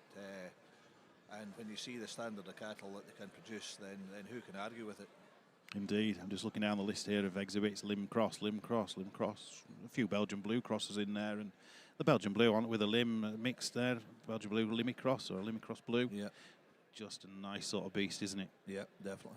It's good too. A lot of these quality heifers that are at the show here, you know, they won't all end up at fat stock shows. A lot of them will go on and they'll breed and breed future show winners as well. So you know, it's very much an ongoing process. It is, and the cattle and sheep as well. They've been a good trade this last sort of 18 months, 2 years, but in particular, maybe the last 12 months really rocketed on, haven't the price of breeding cattle as well? Yeah. You know, to buy an outfit now with a heifer with a nice calf at foot, you're looking at for something real nice, 4.5, 5 grand easily. Yeah, you're 5,000 plus for that, really. Yeah. Yeah. Really, since January, the cattle price has just lifted. And I don't think anybody could have forecast we would be at the levels we're at now. Suckle calf producers at last are getting a real good return. They haven't had it for years. It's been underpriced for years, but it's finally catching up now, I would suggest. It is, yeah. I would say, you know, if farmers can't make a pound this year, it's maybe a bad job if they're not making a pound this year with the price. Yeah. You know, but like you said, it's much needed. Well, how they deserve it. They put in some long hours and you know, invest heavily in the process. So, you know, they really have got to see returns. We keep having the concern about how we're going to get young people back into agriculture, but it's quite interesting looking around today. Mark, there's a lot of young people here. I watched the young handlers class up in the sheep. I think there was 16 or 18 young handlers out there. Really encouraging to see that. And you know, the one thing that will bring young people back in is if it is profitable to do the business. Yeah, they've got to. Everyone's got to earn a pound. They have, and you know, it's nice to see all these young stock people doing a fantastic job today. Just like you said, there was a hell of a lot of young handlers in that young handlers classes there earlier on today, and it's really exciting to see that so many youngsters keen on the job. But we've got to encourage them, and the government has got to encourage them as well. Absolutely, yeah. Some of the seminars, I have to say too, the seminars today have been absolutely brilliant, and you know, that was one of the things that was brought out at one of the seminars earlier on, was the fact that if there was some way of you know, they talked about farm subsidies, but if there was some subsidy could be directed on to apprenticeship style schemes for young farmers, then you know, it would be a real good investment for the future. Yeah, there's maybe too many young farmers that are keen at home, can't afford to stay at home, and they go and do another job instead of the farming, which is not a bad thing either. You know, many of them maybe end up being plasterers or brickies or sparkies or, you know, learning a trade, which is a good thing. Or even auctioneers. Or even auctioneers. or working at H&H insurance brokers. But it would be nice to keep them at home. But like you said, to keep them at home, they need a wage from the farm at home. Yeah. Which is not possible on a lot of farms. No. So, you know, it would be a great idea if there was some sort of subsidy scheme aimed, you know, specifically at giving the youngsters a wage almost. Yeah, definitely. Yeah, we've got to keep them there.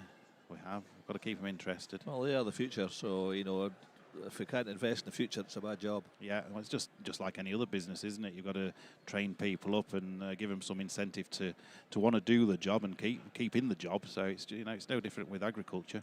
Yeah. So another good class of heifers here, Robin. Good class of heifers here, and I just talking about age, that the handlers in there, I would suggest 4 out of 5 will be definitely under 30, if not under 25. Yeah. Which again just highlights what we were saying earlier. Yeah. About the youth that's here today. There's a young man at this end, but he's probably a similar age to me, and we're not getting any younger. I think you're maybe got Specsavers on that one, Mark. I've got my glasses on, but they're a bit foggy. They are. Yeah. What end were you talking about there? Well, on the left-hand side there, Ian Anderson. Yeah. He was on the show circuit when I was on the show circuit, sort of 25 years ago, when we were young lads then, but we kind of think that we're still young lads, but we're not. Well, exactly. Yeah. Yeah. But it's nice to see the next generation behind us coming along. Oh, definitely, it's important. No, vital. It is vital. So, can you tell us a little bit about the new building that obviously you're keen to invest in the future, and what was the idea of that? Obviously, the old low building, as it were, was maybe getting a little bit worse for wear, was it? Yeah, the market here is 54 years old now. Hard to think it's actually. I can remember when it was built. It's hard to think it's 54 years. And over the years there has been a projected plan to cover all the open pens that were in the middle originally, but on the side there was always a range of low buildings, which they were dark, they were a problem in them at sheep sale time for pneumonia, things like that. The airflow wasn't right through them. So really firstly from a welfare perspective, we really thought that investment was essential. So last November, the H&H set out a plan to took the old buildings down and put up 2 new buildings which cover a similar but slightly larger footprint than what was there before. So 1.2 million investment in that, and brought home on budget and on time. Again, our director Laura Miller was very much involved with that and did a fabulous job getting it there on budget and on time. And it's now provided us with an absolutely brilliant space. It used to be that nobody wanted penned in that area. They all wanted in what they called the new sheds. Now, after this year, everybody wants to be in there and they don't want to be in the new sheds. The new sheds are now the old sheds. Yeah, exactly. Yeah. We've put a lot more light panels into the roof, and that's really made it more light, more airy. So the investment's ongoing. We're replacing with some asbestos roofs on office areas, and 2 of the rings there, as we speak, they're getting taken off and replaced with modern material. So, and will that be it then, or is there more to come next year or 2? No, there'll be more to be done as well. We're looking at in the buildings that we've just renovated. We're looking at probably putting a new calf ring in there. We've put a new parlour in as well that can milk 24 cattle, and so good investment in that, and it's already proven its worth.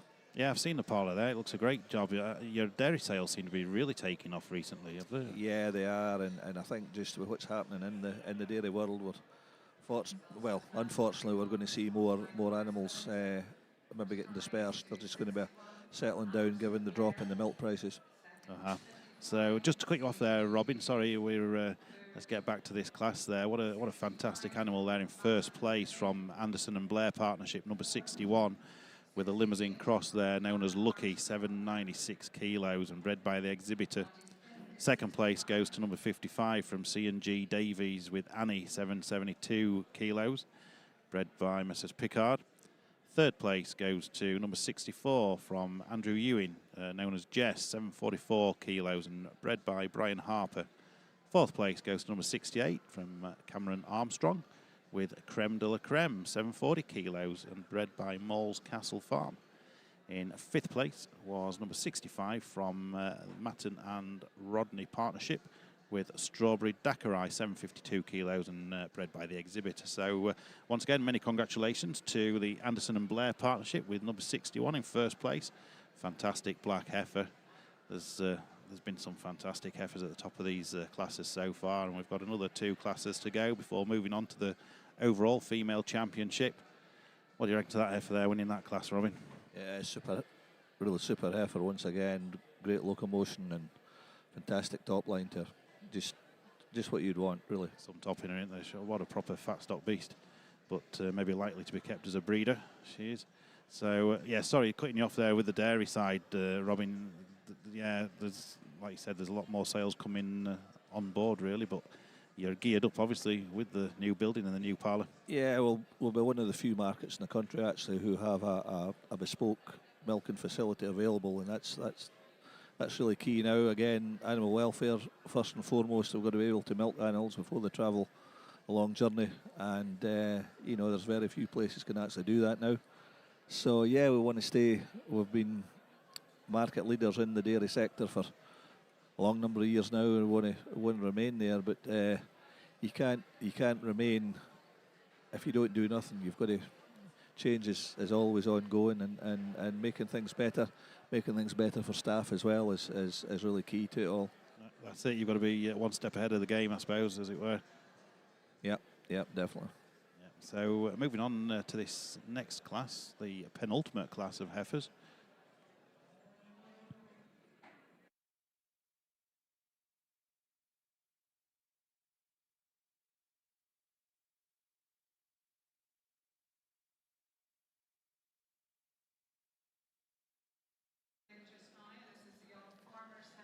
So yeah, moving on to the young farmers class here. Many thanks, Robin, for joining me and giving me a little bit of an insight into your job here as managing director at H&H and what you've done investment-wise this last year. It's great to have you on board, and many thanks for joining H&H. You're doing a great job so far, and it's been a pleasure having you here for an hour this afternoon. Yeah, not at all, Mark. Thanks very much for inviting me along to say a few words. It's important that we can speak to our customers and get the message out that we're here to serve and here to look after the interests of the rural community.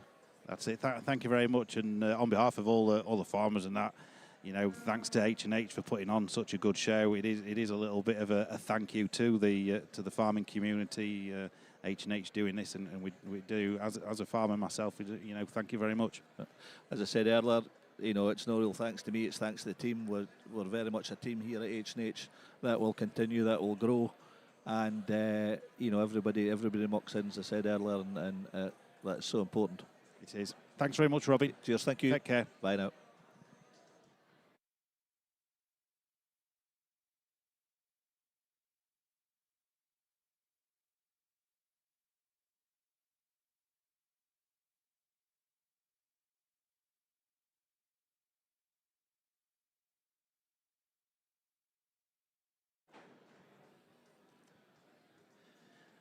Well, that was Robin Anderson, Managing Director here at H&H. It was nice of Robin to drop by and have a wee chat there with me about the running of the H&H operations here at Borderway Mart.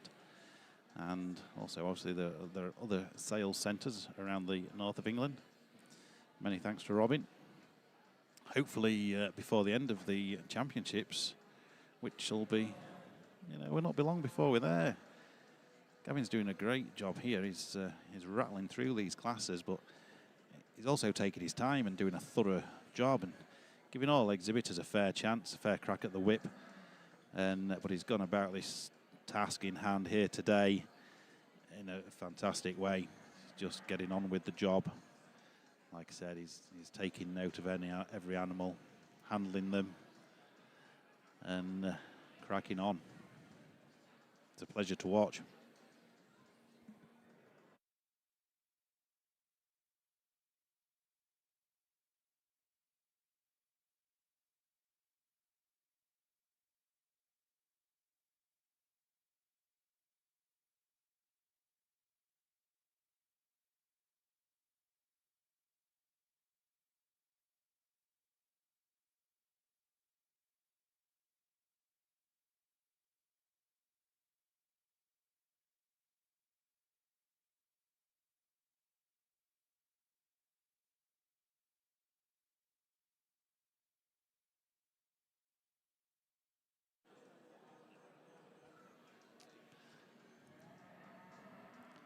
So here we are, young farmers heifer class 22.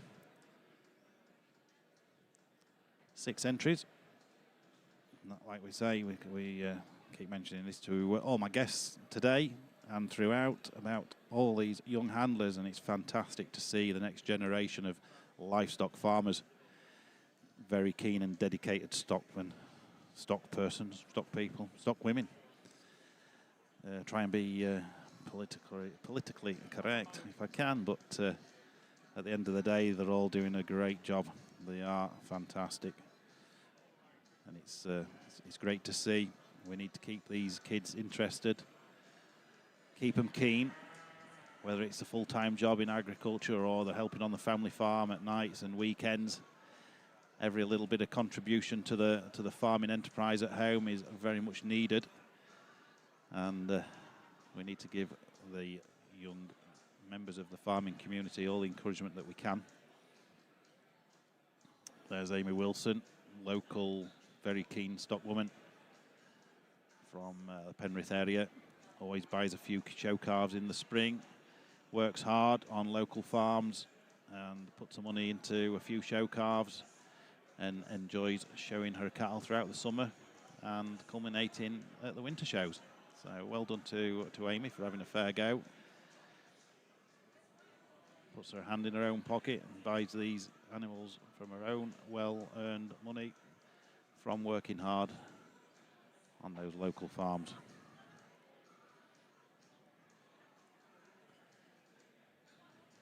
Some good cattle in this class, once again.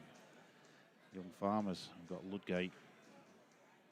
Mrs. Ludgate, not too sure which one, but one of the Ludgate lads there. Then we have Elizabeth Haffen, Amy Wilson that I've just mentioned, Craig McKinnell, Isla Bentley.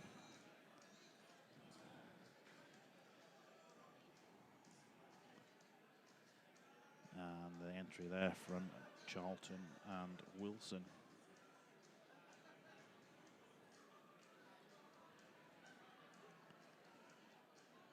So another strong class. Final class of the day after this is the special Charolais heifer class with 2 entries in that class. And then we'll be moving swiftly on to the female championship. We've rattled through these today.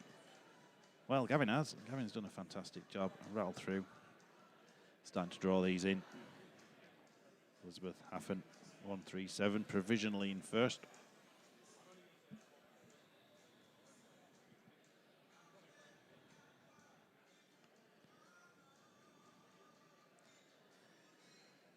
One of the Ludgate lads there in second, provisionally. 138 in third.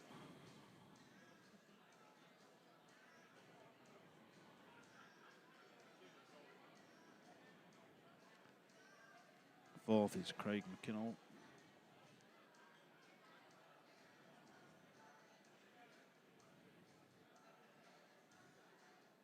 Fifth is Isla Bentley. And sixth currently is the entry from Amy Wilson and Taylor Charlton. Another very keen local lad, Taylor Charlton. There we have the official result, 137 from Slack and Haffen. Elizabeth Haffen leading that animal with Witawoo, 6 to 8 kilos, bred by MS Brown and Son. Second goes to Ludgate's there with Tequila Rose, 620 kilos, bred by RW Lloyd. Third goes to Amy Wilson, 138 there with Betty Boo, 628 kilos, bred by Balfour Bailey. Fourth, Craig McKinnell, number 134 with Jojo, 636 kilos, also bred by Balfour Bailey. Fifth goes to Isla Bentley, 136. Rio, 676 kilos, bred by E. Telford and Son. And last but not least, Amy Wilson and Taylor Charlton with A Kind of Magic, 734 kilos, bred by J.W. Wilkinson.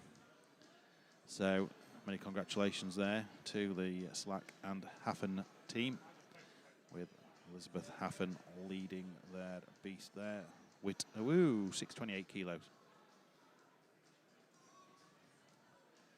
So we've seen some fantastic effort.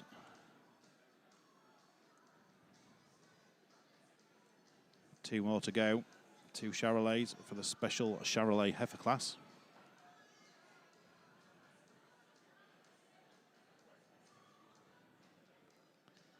We've seen Jim Goldie of Goldie's Limousines and Charolais fame being awarded the David Tomlinson Memorial Trophy for services to agriculture.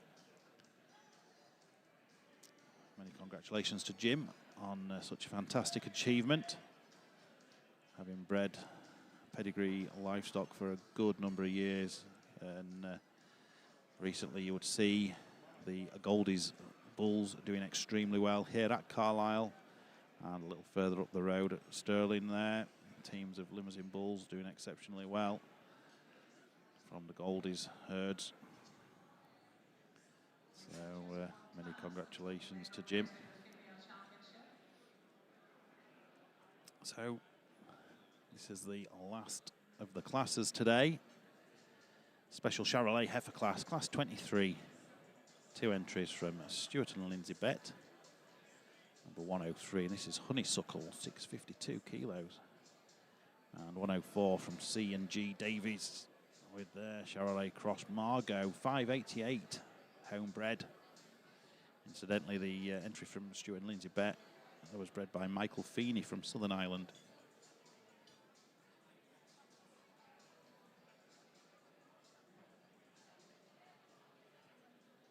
Special class 23 in the ring just now. Charolais Heifer, this class sponsored by the Breed Society.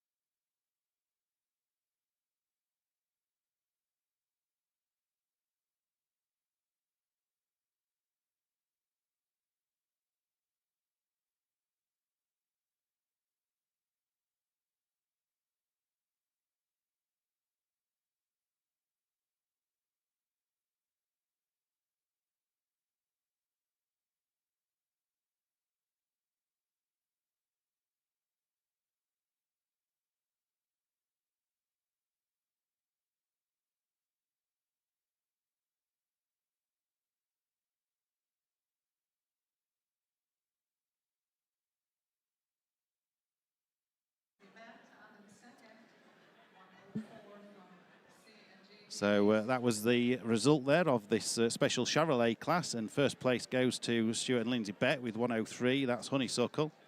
And in second was C&G Davis with Margot. So many congratulations there. We've seen a fantastic show of heifers this afternoon.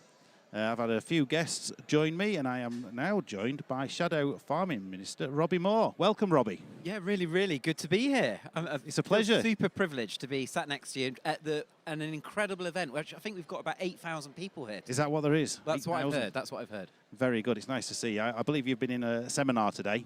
Yes, I have. So it's not the first time I've been to Agri Expo, because I used to work as a farm business consultant over in Northumberland, and I think the last time I was here would have been maybe about 8 years ago. But yes, I have been doing a seminar in my role now as a Member of Parliament, in my role as Shadow Farming Minister, with a great local panel. Very good. And what was the seminar entitled?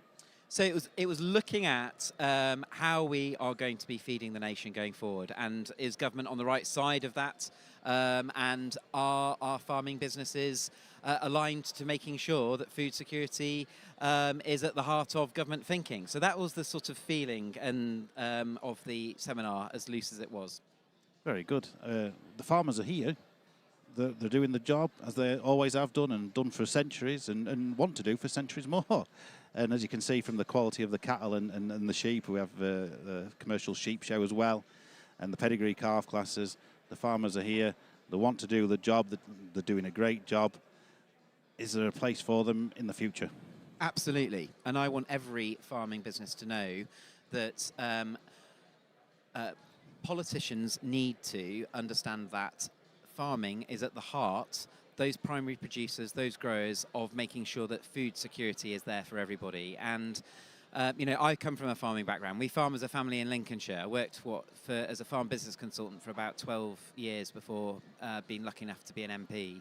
And what I would say is, under previous administrations, as I would say under this administration, under this Labour government, food security is not at the heart of government thinking at the moment, and it absolutely needs to be if we're providing that level of reassurance to many of our farming businesses that will be listening to this that's going out right now.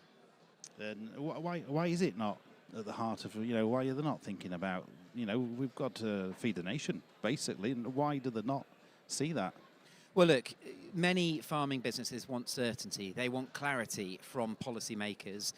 We've seen just within the last 16 months or so since the new Labour government came in, they changed the inheritance tax scenario. So, family farm tax is coming in. It'll impact the vast majority of farming businesses across England. The average size of a farming business is about 200 acres, and we all know that once you've valued that land, that house, growing crops in store, livestock, machinery on DEF, you are going to be well over that £1 million threshold, therefore subjecting every farming business, or the vast majority, to an IHT liability. That is creating a huge amount of uncertainty right now for those family farming businesses.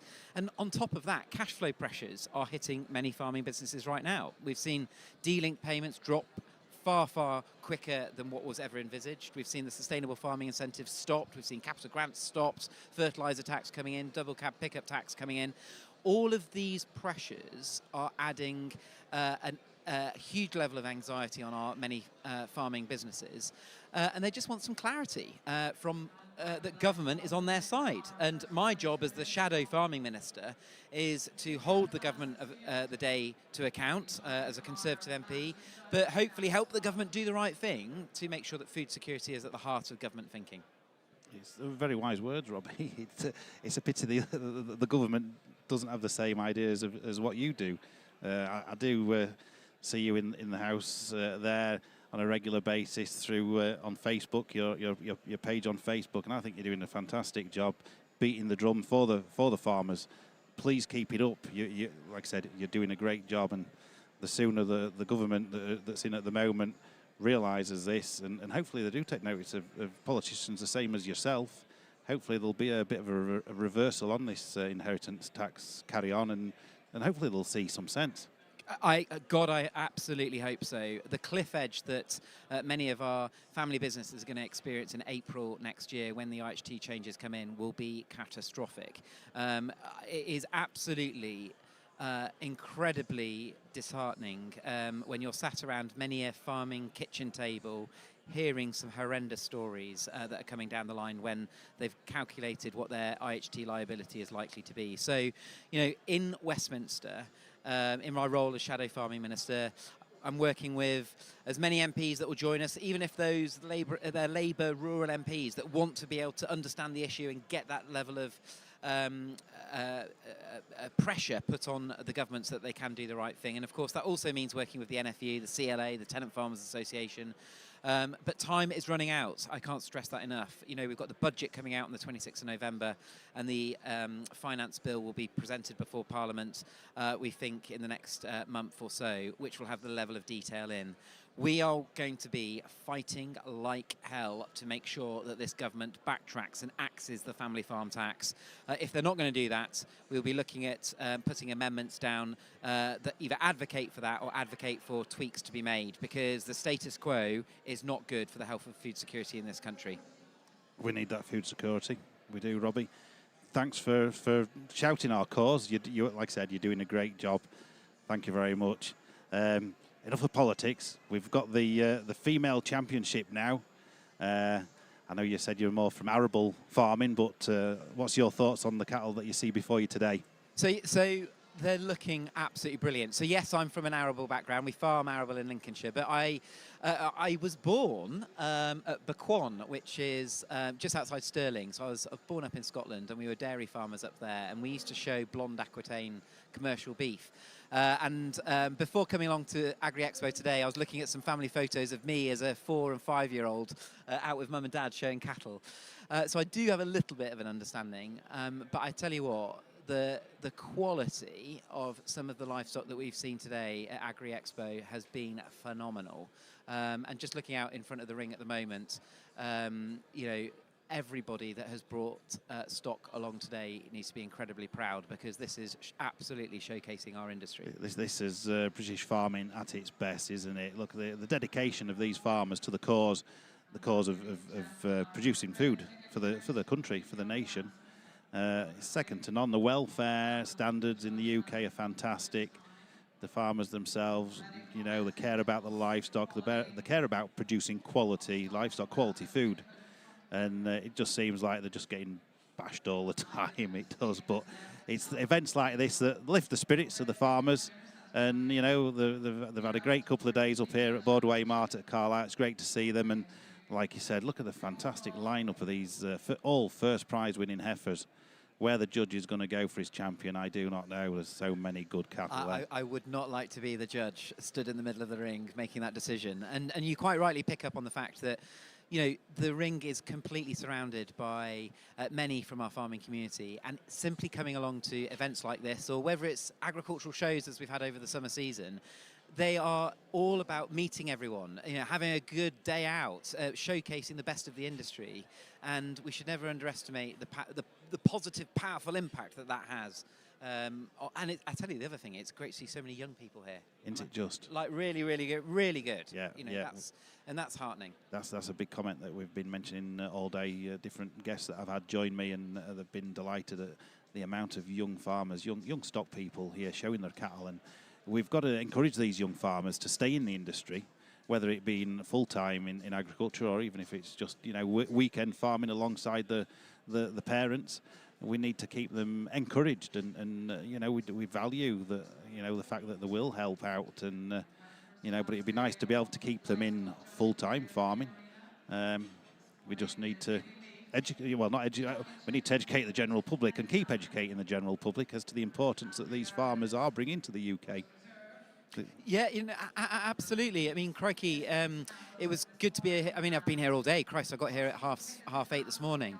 But I was watching the young handlers in the ring earlier on, and how good is it to see some of that next generation coming through, showcasing the livestock that they as a family have been, you know, getting to that standard to bring along to Expo today. And what I would say from a policy perspective, right? You know, we want to. I just would put the call out to all of those that are interested or want to scratch that itch to get involved in farming. They might be thinking about it, or the wider food and farming sector, to hopefully feel that there are some decent politicians that do understand the challenges and will continue to advocate on their behalf. And whether that's through changing things like the farm business tenancies, providing more security in terms of longer length FBTs, or whether it is just simply getting better clarity in terms of policy making coming out from Westminster. Because, you know, we're 63% self-sufficient as a country at the moment. We should be bold and ambitious in terms of increasing that, and we can only do that by having that next generation getting involved. Indeed. Very wise words. Thank you, Robbie. No, cheers. Look, I've never done this sort of commentary before. So there's multiple skill sets. Neither have I. But I tell you what, I really enjoyed. I have seriously enjoyed coming along and getting stuck in. Come back next year. I will do. That's very kind. You're That's very a kind. guest next year. Come and spend a little bit more time next year with us. But it has been a pleasure. Yeah. It has. Yeah. And thank you very much for all your hard work in being a voice for the farmers. You're doing a great job. Yeah, hugely appreciated. Thanks so much for having us. Thank you. Cheers, Robbie.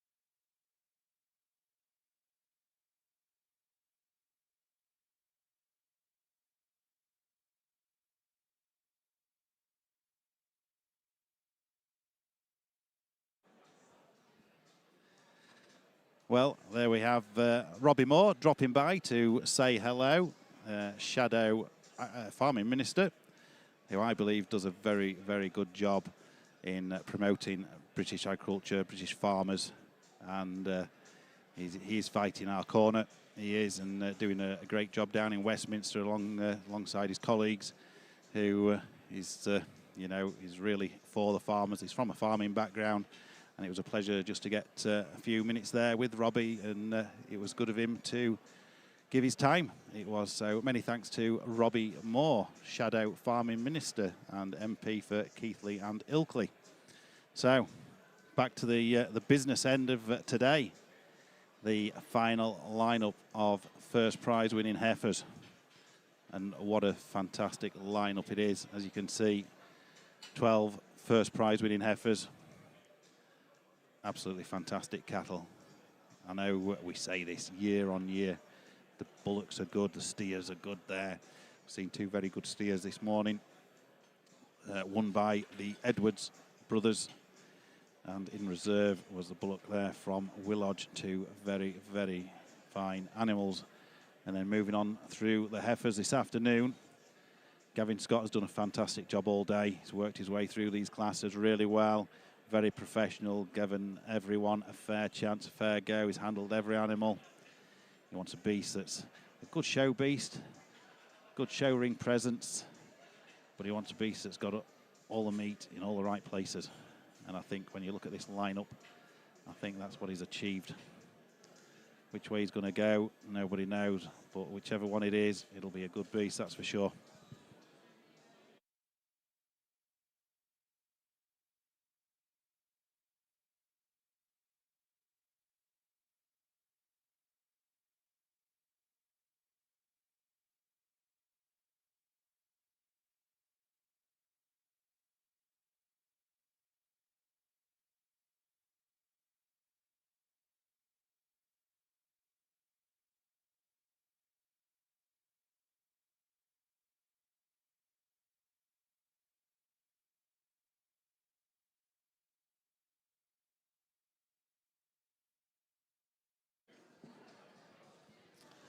Well, I have been joined now by my last guest of the day, I would say, Mr. Joe Bowman, king of Ring 4 on a Wednesday. I've mentioned Joe throughout the day. Have you? Yes, I've been building you up. Oh, I feel honoured. You are honoured. Highly honoured. You're highly honoured to be sat here next to me. Well, I've made it, some have said. Good lad. Have you had a busy day? It has been, yeah. It's plenty out in the sheep as well. We started off briskly at 8:30 this morning, and we've just got finished and very good sheep about. And no, it's been busy. Yeah, really good day. Can't complain at all. Sheep's a good trade at the minute. Yeah, no, it's fat lambs have taken a rise this week. Store lambs are unbelievable. I had a sale yesterday in Lazenby, and just for the quality of sheep that's forward now compared to what they were at the start of August. You know, they're the same money, if not more, in some circumstances, and it's it's fantastic to be involved in the industry at this current moment in time with the climate of everything, isn't it? Good to see in it. It's needed. It's needed, much needed. It's about time the price has caught up with the job. But sheep's a good trade. Cattle's a good trade. You, like I said, you are king of Ring 4, the weanling bull section, young stores. I think, well, at the minute, I think you could put a blind man up and they could sell them, though, couldn't they? The way the job is. No, it's the place to be on a Wednesday. Down in Borderway, we get a fantastic run of weaned bulls and stirks, and there's. It used to be not that long since there was, you were limited to how many people could handle them, but now there's people travel from all ends of the country every week for the quality of cattle on forward, and there's 4 or 5 different outlets for everything now. It's unbelievable. Every week it's just goes from strength to strength. You think the deer one week, and then you come back the following, and then they're up another gear. It's a fantastic place to be. It's unreal, but these people that are buying them, they're making a pound. Obviously, they've got to. Well, they must be. Or they keep coming back, don't they? Yeah, they are a fantastic trade, and the quality of cattle's really good through the markets in general. In Borderway Mart, and but that weanling sale ring, the quality and the choice is fantastic. Where's it going to end? Is it found its level now, do you think? I honestly don't know. It's the end product that needs to. If the end product suddenly takes a big rise, then they could go up another gear, couldn't they? I suppose, yeah. But I mean, I never thought I'd kind of see the way particularly weaned bulls have gone. I mean, I know when like 4 or 5 years ago, when you were kind of watching on, a good bull was sort of making 1,200-1,300 quid then, and now I know maybe that we're getting a bit bigger of them bigger bulls sort of aspect. They're coming to sort of 1,800 to 2.5 grand regular. It's nice money in it. Well, I mean, you've seen yourself, haven't you? Was it 3 weeks ago? You hit the jackpot, didn't you? Good trade there from the family farm up at Stranraer there, the uncle's farm, Mid-Irvie. Did a hell of a trade with the weanling bull calves there, 5.5, 6 month old, between 2 grand and 220. Straight off the cow, real nice trade. It's like I said, Ring 4's a place to be for them sort of things. But when you think about it, though, them young bulls are probably the most efficient type of animal there is, I suppose. Them good, thriving, well-bred sort of bull calves, they're just constantly doing, aren't they? They're thriving all the time. They'll be the best converters of feed to kilos, won't they? Really, when you think about it, I think that's one of the big drivers that's seen an increase in bulls coming through. Because even now, really, we're getting towards sort of 80 or 100 bulls a week. Well, compare that to how it has been. Normally, this time of year, you're between 40 and 60 every week. Well, it's a big increase in output.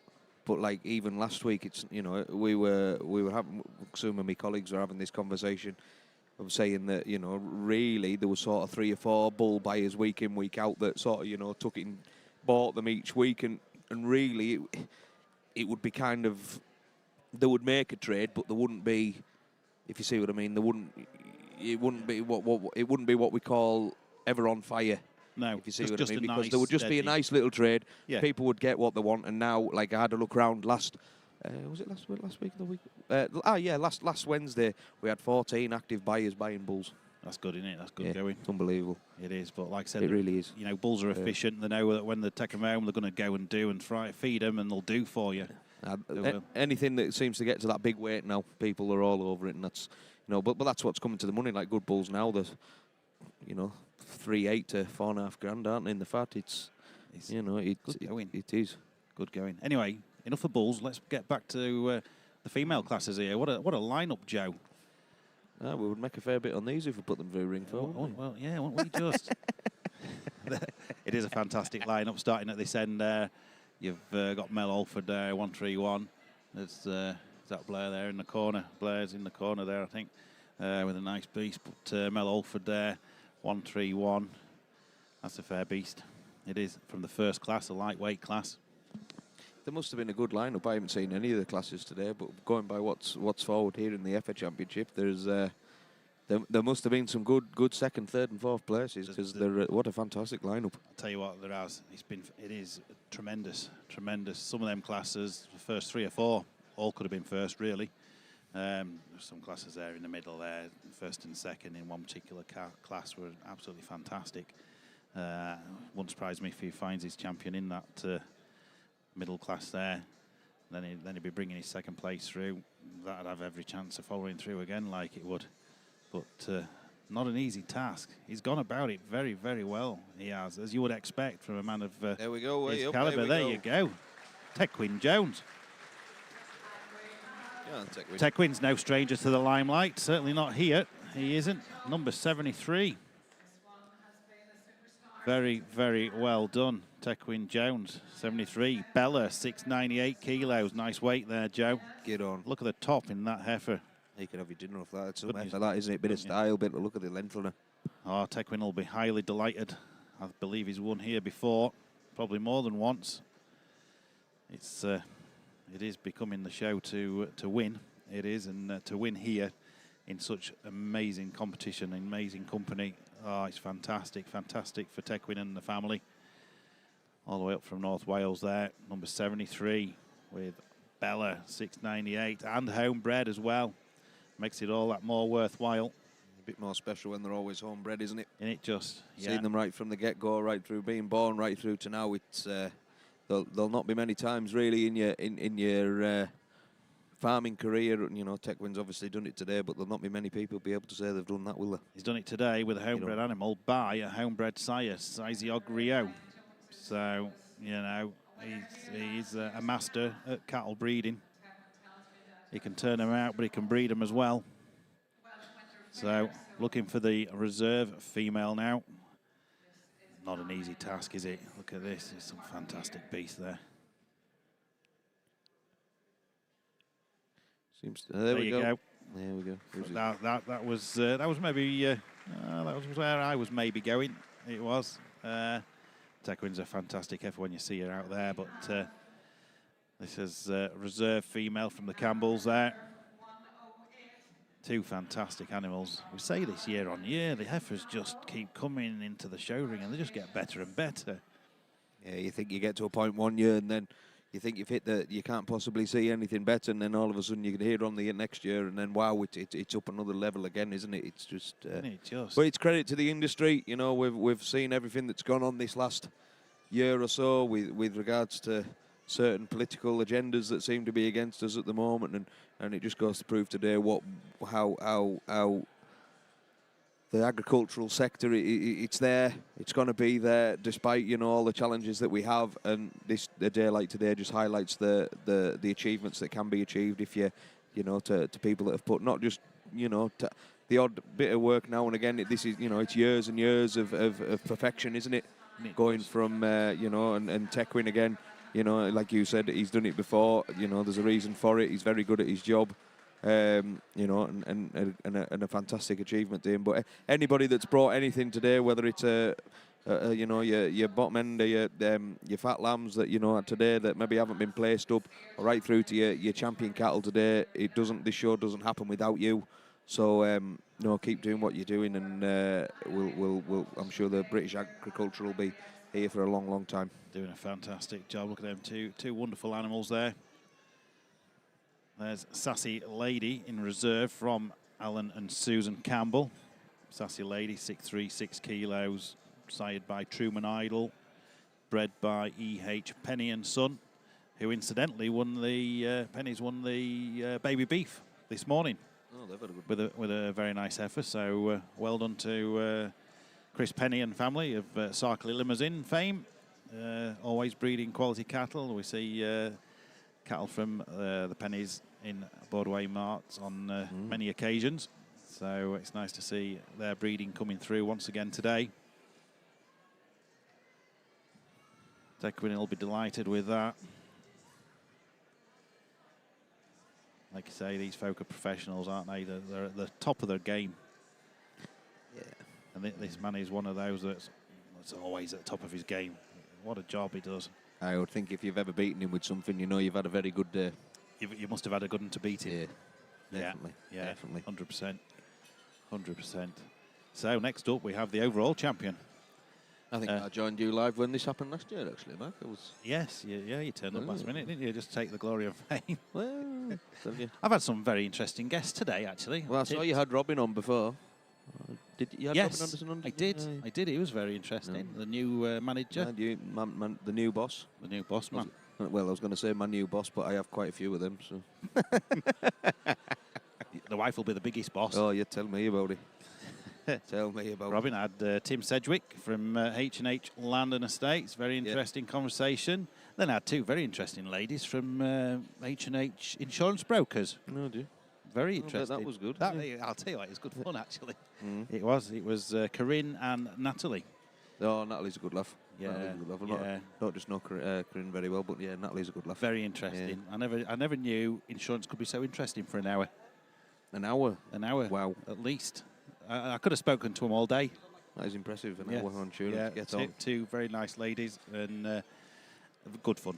Good fun. And then Robbie Moore, politician, Keighley and Ilkley, shadow farming minister. Right, yeah. I'll tell you what, it's very good for the farmers.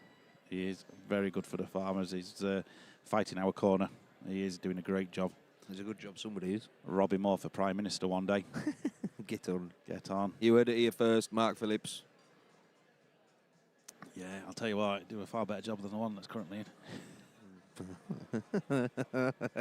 I might get locked up now. They'll be knocking at my door tonight. Anyway, enough of politics. There's plenty of politics around the ring here in the cattle world. There is. I'm just waiting to see what the overall championship is going to be given to today. Gavin Scott, many thanks to Gavin. He's done a great job. I know I keep saying this, but he really has. I'm sure every exhibitor out there will be delighted and happy the way he's gone about judging the animals today. He's giving everyone a fair go, and I think he's coming to a pretty good conclusion at the end of the day. It's going to be between two Welsh animals. Oh. Tequin Jones Heifer and the Edwards brothers steer. Right. So. Oh, my word. Can you imagine a Scotsman giving championship to a Welshman? In England. In England. You couldn't make it up, could you? You couldn't make it up. No, it'll be interesting. It will. It'll be interesting. Good lad. Yes. Now, there's some good cattle. Very good cattle. There is. What have you been doing the rest of the day then? I've been out on the sheep. Been stewarding the sheep. We started at 8:30 this morning. Started with the hill breed fat lambs from the rough fells to the blackies, Herdwick crosses. So we got them done roughly 11 o'clock. Who won the overall fat lambs? It was Halls down at Ingle. Regular local. Masters at the job. Masters at the job. They'll be regular winners here. Unbelievable. Whatever. I can't just remember what class it was on, but a pair of Beltex cross lambs. I know they were. I think they were over 40 kilos, but don't quote me on that. Nice. And then we got on with that, and then we went straight on to the mules. Once that was done, one of the highlight classes of the day, moved on to the North of England mules. Local man Stephen Ridley won with them. I think it's his first time he's ever won with them, so congratulations to him. And then James Robinson won with the pairs, and then we've moved swiftly on up to here. Bit of bite to eat, and then I've come to, of course, say hello to you, Mark. Very good. Thank you very much for joining me, Joe. It's a pleasure, always. There you go on screen. Two fine animals there. The champion steer from the Edwards brothers, and that's Spiced Rump. 578 kilos, bred by the Germans there down in Wales, and shown by the Edwards brothers. Spiced Rump, 578 against Tequin Jones, number 73. Bella, 698 kilos. 698, what's that? 120 kilos between them. You wouldn't think it looking at the mind, would you? No. I'll tell you what, that heifer will handle well, because I got a word with Gavin there at lunchtime, and I was asking him about his steer classes and championship. And he said that the champion steer handled very, very well. So that heifer is going to handle very, very well also. Two very nice limousine cattle. The steer, I believe, is a purebred steer. Not too sure about the heifer. She'd a bit of crossbreeding, I think, a little bit of something else in her back breeding. She'll be 3/4 limmy at least.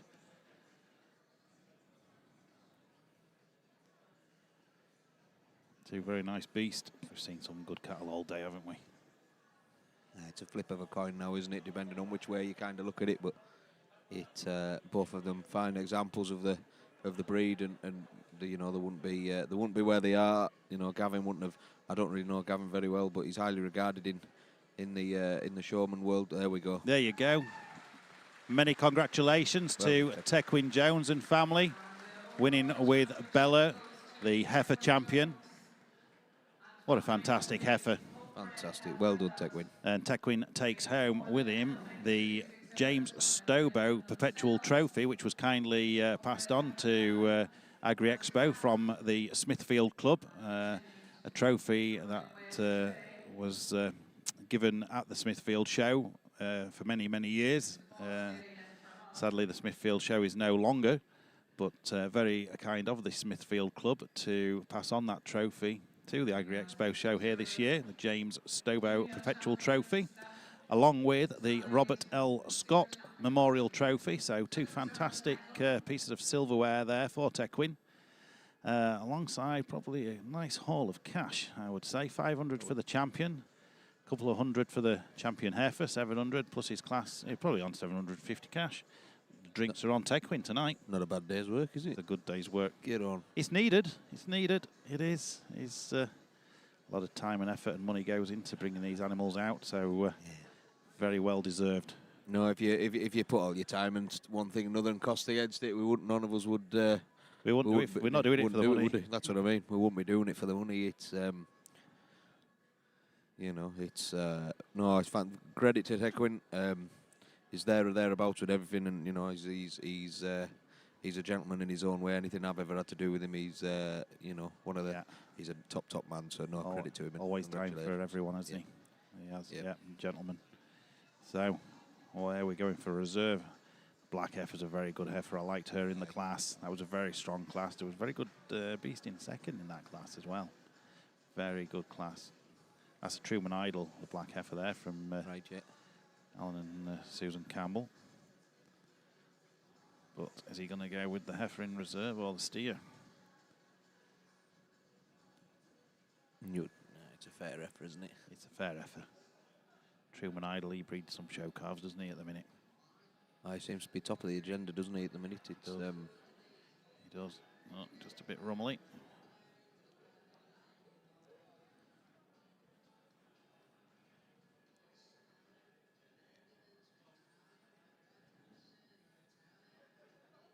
Gavin likes a beast that handles well. And this is what it's coming down to. Both 2 fantastic show beasts. But it's all about the handling at this stage. Have handled well to get through to this level, but it's one against the other now. Oh, there you go. Bullock, well done. The Bullock, he said it handled well at lunchtime when I spoke to him. Handled very, very well, he said. So no surprise there. Obviously just handles that bit better than the black heifer. Beautiful looking heifer there, no doubt will go on and do great things in the future. But today it's about the red limousines. Tequin Jones and family with Bella.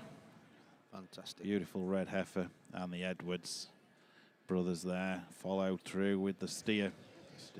Gavin, it's been an absolute pleasure having you here as judge. Tell us about your day and your champion and reserve. Well, I've thoroughly enjoyed my day. I'd just like to thank the whole committee for asking us to judge, because it's been an honour and a pleasure. And the stock today, the top end of the stock has been absolutely outstanding. The lineup of heifers at the end of the day, it's just personal opinion. And I'd just like to thank all the breeders and the stockmen for bringing out the kind of cattle for everybody to see. Thank you. Ladies and gentlemen, could you put your hands together for our judge, Gavin Scott? He is an absolute gentleman, one of the most modest men that you would ever meet, and an absolute pleasure to have as judge. We've had him across in Ireland also too. And after a very busy day here, we've been judging since 8:30 this morning. That concludes the business here at the arena at Agri Expo. Of course, there's still plenty to see throughout the Borderway complex. Well, there we have it. Our overall champion for today from Tequin Jones with Bella. In reserve was the Edwards brothers with their steer. Fantastic show. Many thanks to our judges today. Gavin Scott for judging the main commercial section. Bedouin Hughes for judging the baby heifer class, well, the baby calves, I should say. That was won by E.H. Penny and Son. And Andy Island was reserve in the baby calf classes. Many congratulations to all our exhibitors. Put on a fantastic show all day long. Animals turned out to perfection. Many thanks to all the H&H staff for stewarding and just everything that they've done today. And it's not just today, obviously. There's a lot of work that goes into this. All the technical staff behind the scenes done a fantastic job. Thank you very much. Joe, thanks for joining me. No problem. No, thank you very much, Mark. Pleasure to come on. And I think, great, well done to everybody. Just say what again Mark's just said. Big well done to everybody that's been here today. You are the highlight in British agriculture. Keep doing what you're doing, and today's like today. Just celebrate what we're doing, and all the best to everybody. And we'll see you again in 2026. Indeed, what a fantastic picture on screen there. What a lovely picture. There we are, managing director of H&H.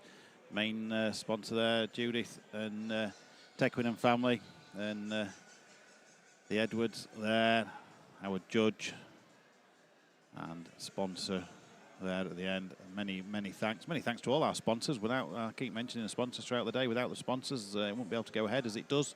So many thanks to the sponsors, everyone behind the scenes. You've done a great job. Thank you to all the people watching out there on the live stream. Many thanks for joining me today and listening to my dulcet tones all day long. And it was, I've had an enjoyable day. I just hope everyone out there has had an enjoyable day also. So tune in next year. Hopefully I'll be asked back again next year. I'm pretty sure you will, Mark. And if I am, I might ask you back, Joe. Be always a pleasure. Always a pleasure. We've had some fantastic guests today. And Robbie Moore, the politician there. I know farmers don't like politics, but he's fighting our corner for agriculture, Robbie Moore. Many thanks to him, and hopefully he keeps being our voice down in Westminster. Good chap he is. Anyway, I think that probably about wraps the job up for today. It's been a great day. It's been a long day, but it's been a pleasurable day. I've enjoyed it. I hope you have too back home. Many thanks. Join us again next year. Well done. I'm off for a pint. Me too. Well done, Mark. Come join us. Cheers, Joe. Come on. Thank you very much. Bye-bye. Bye-bye now.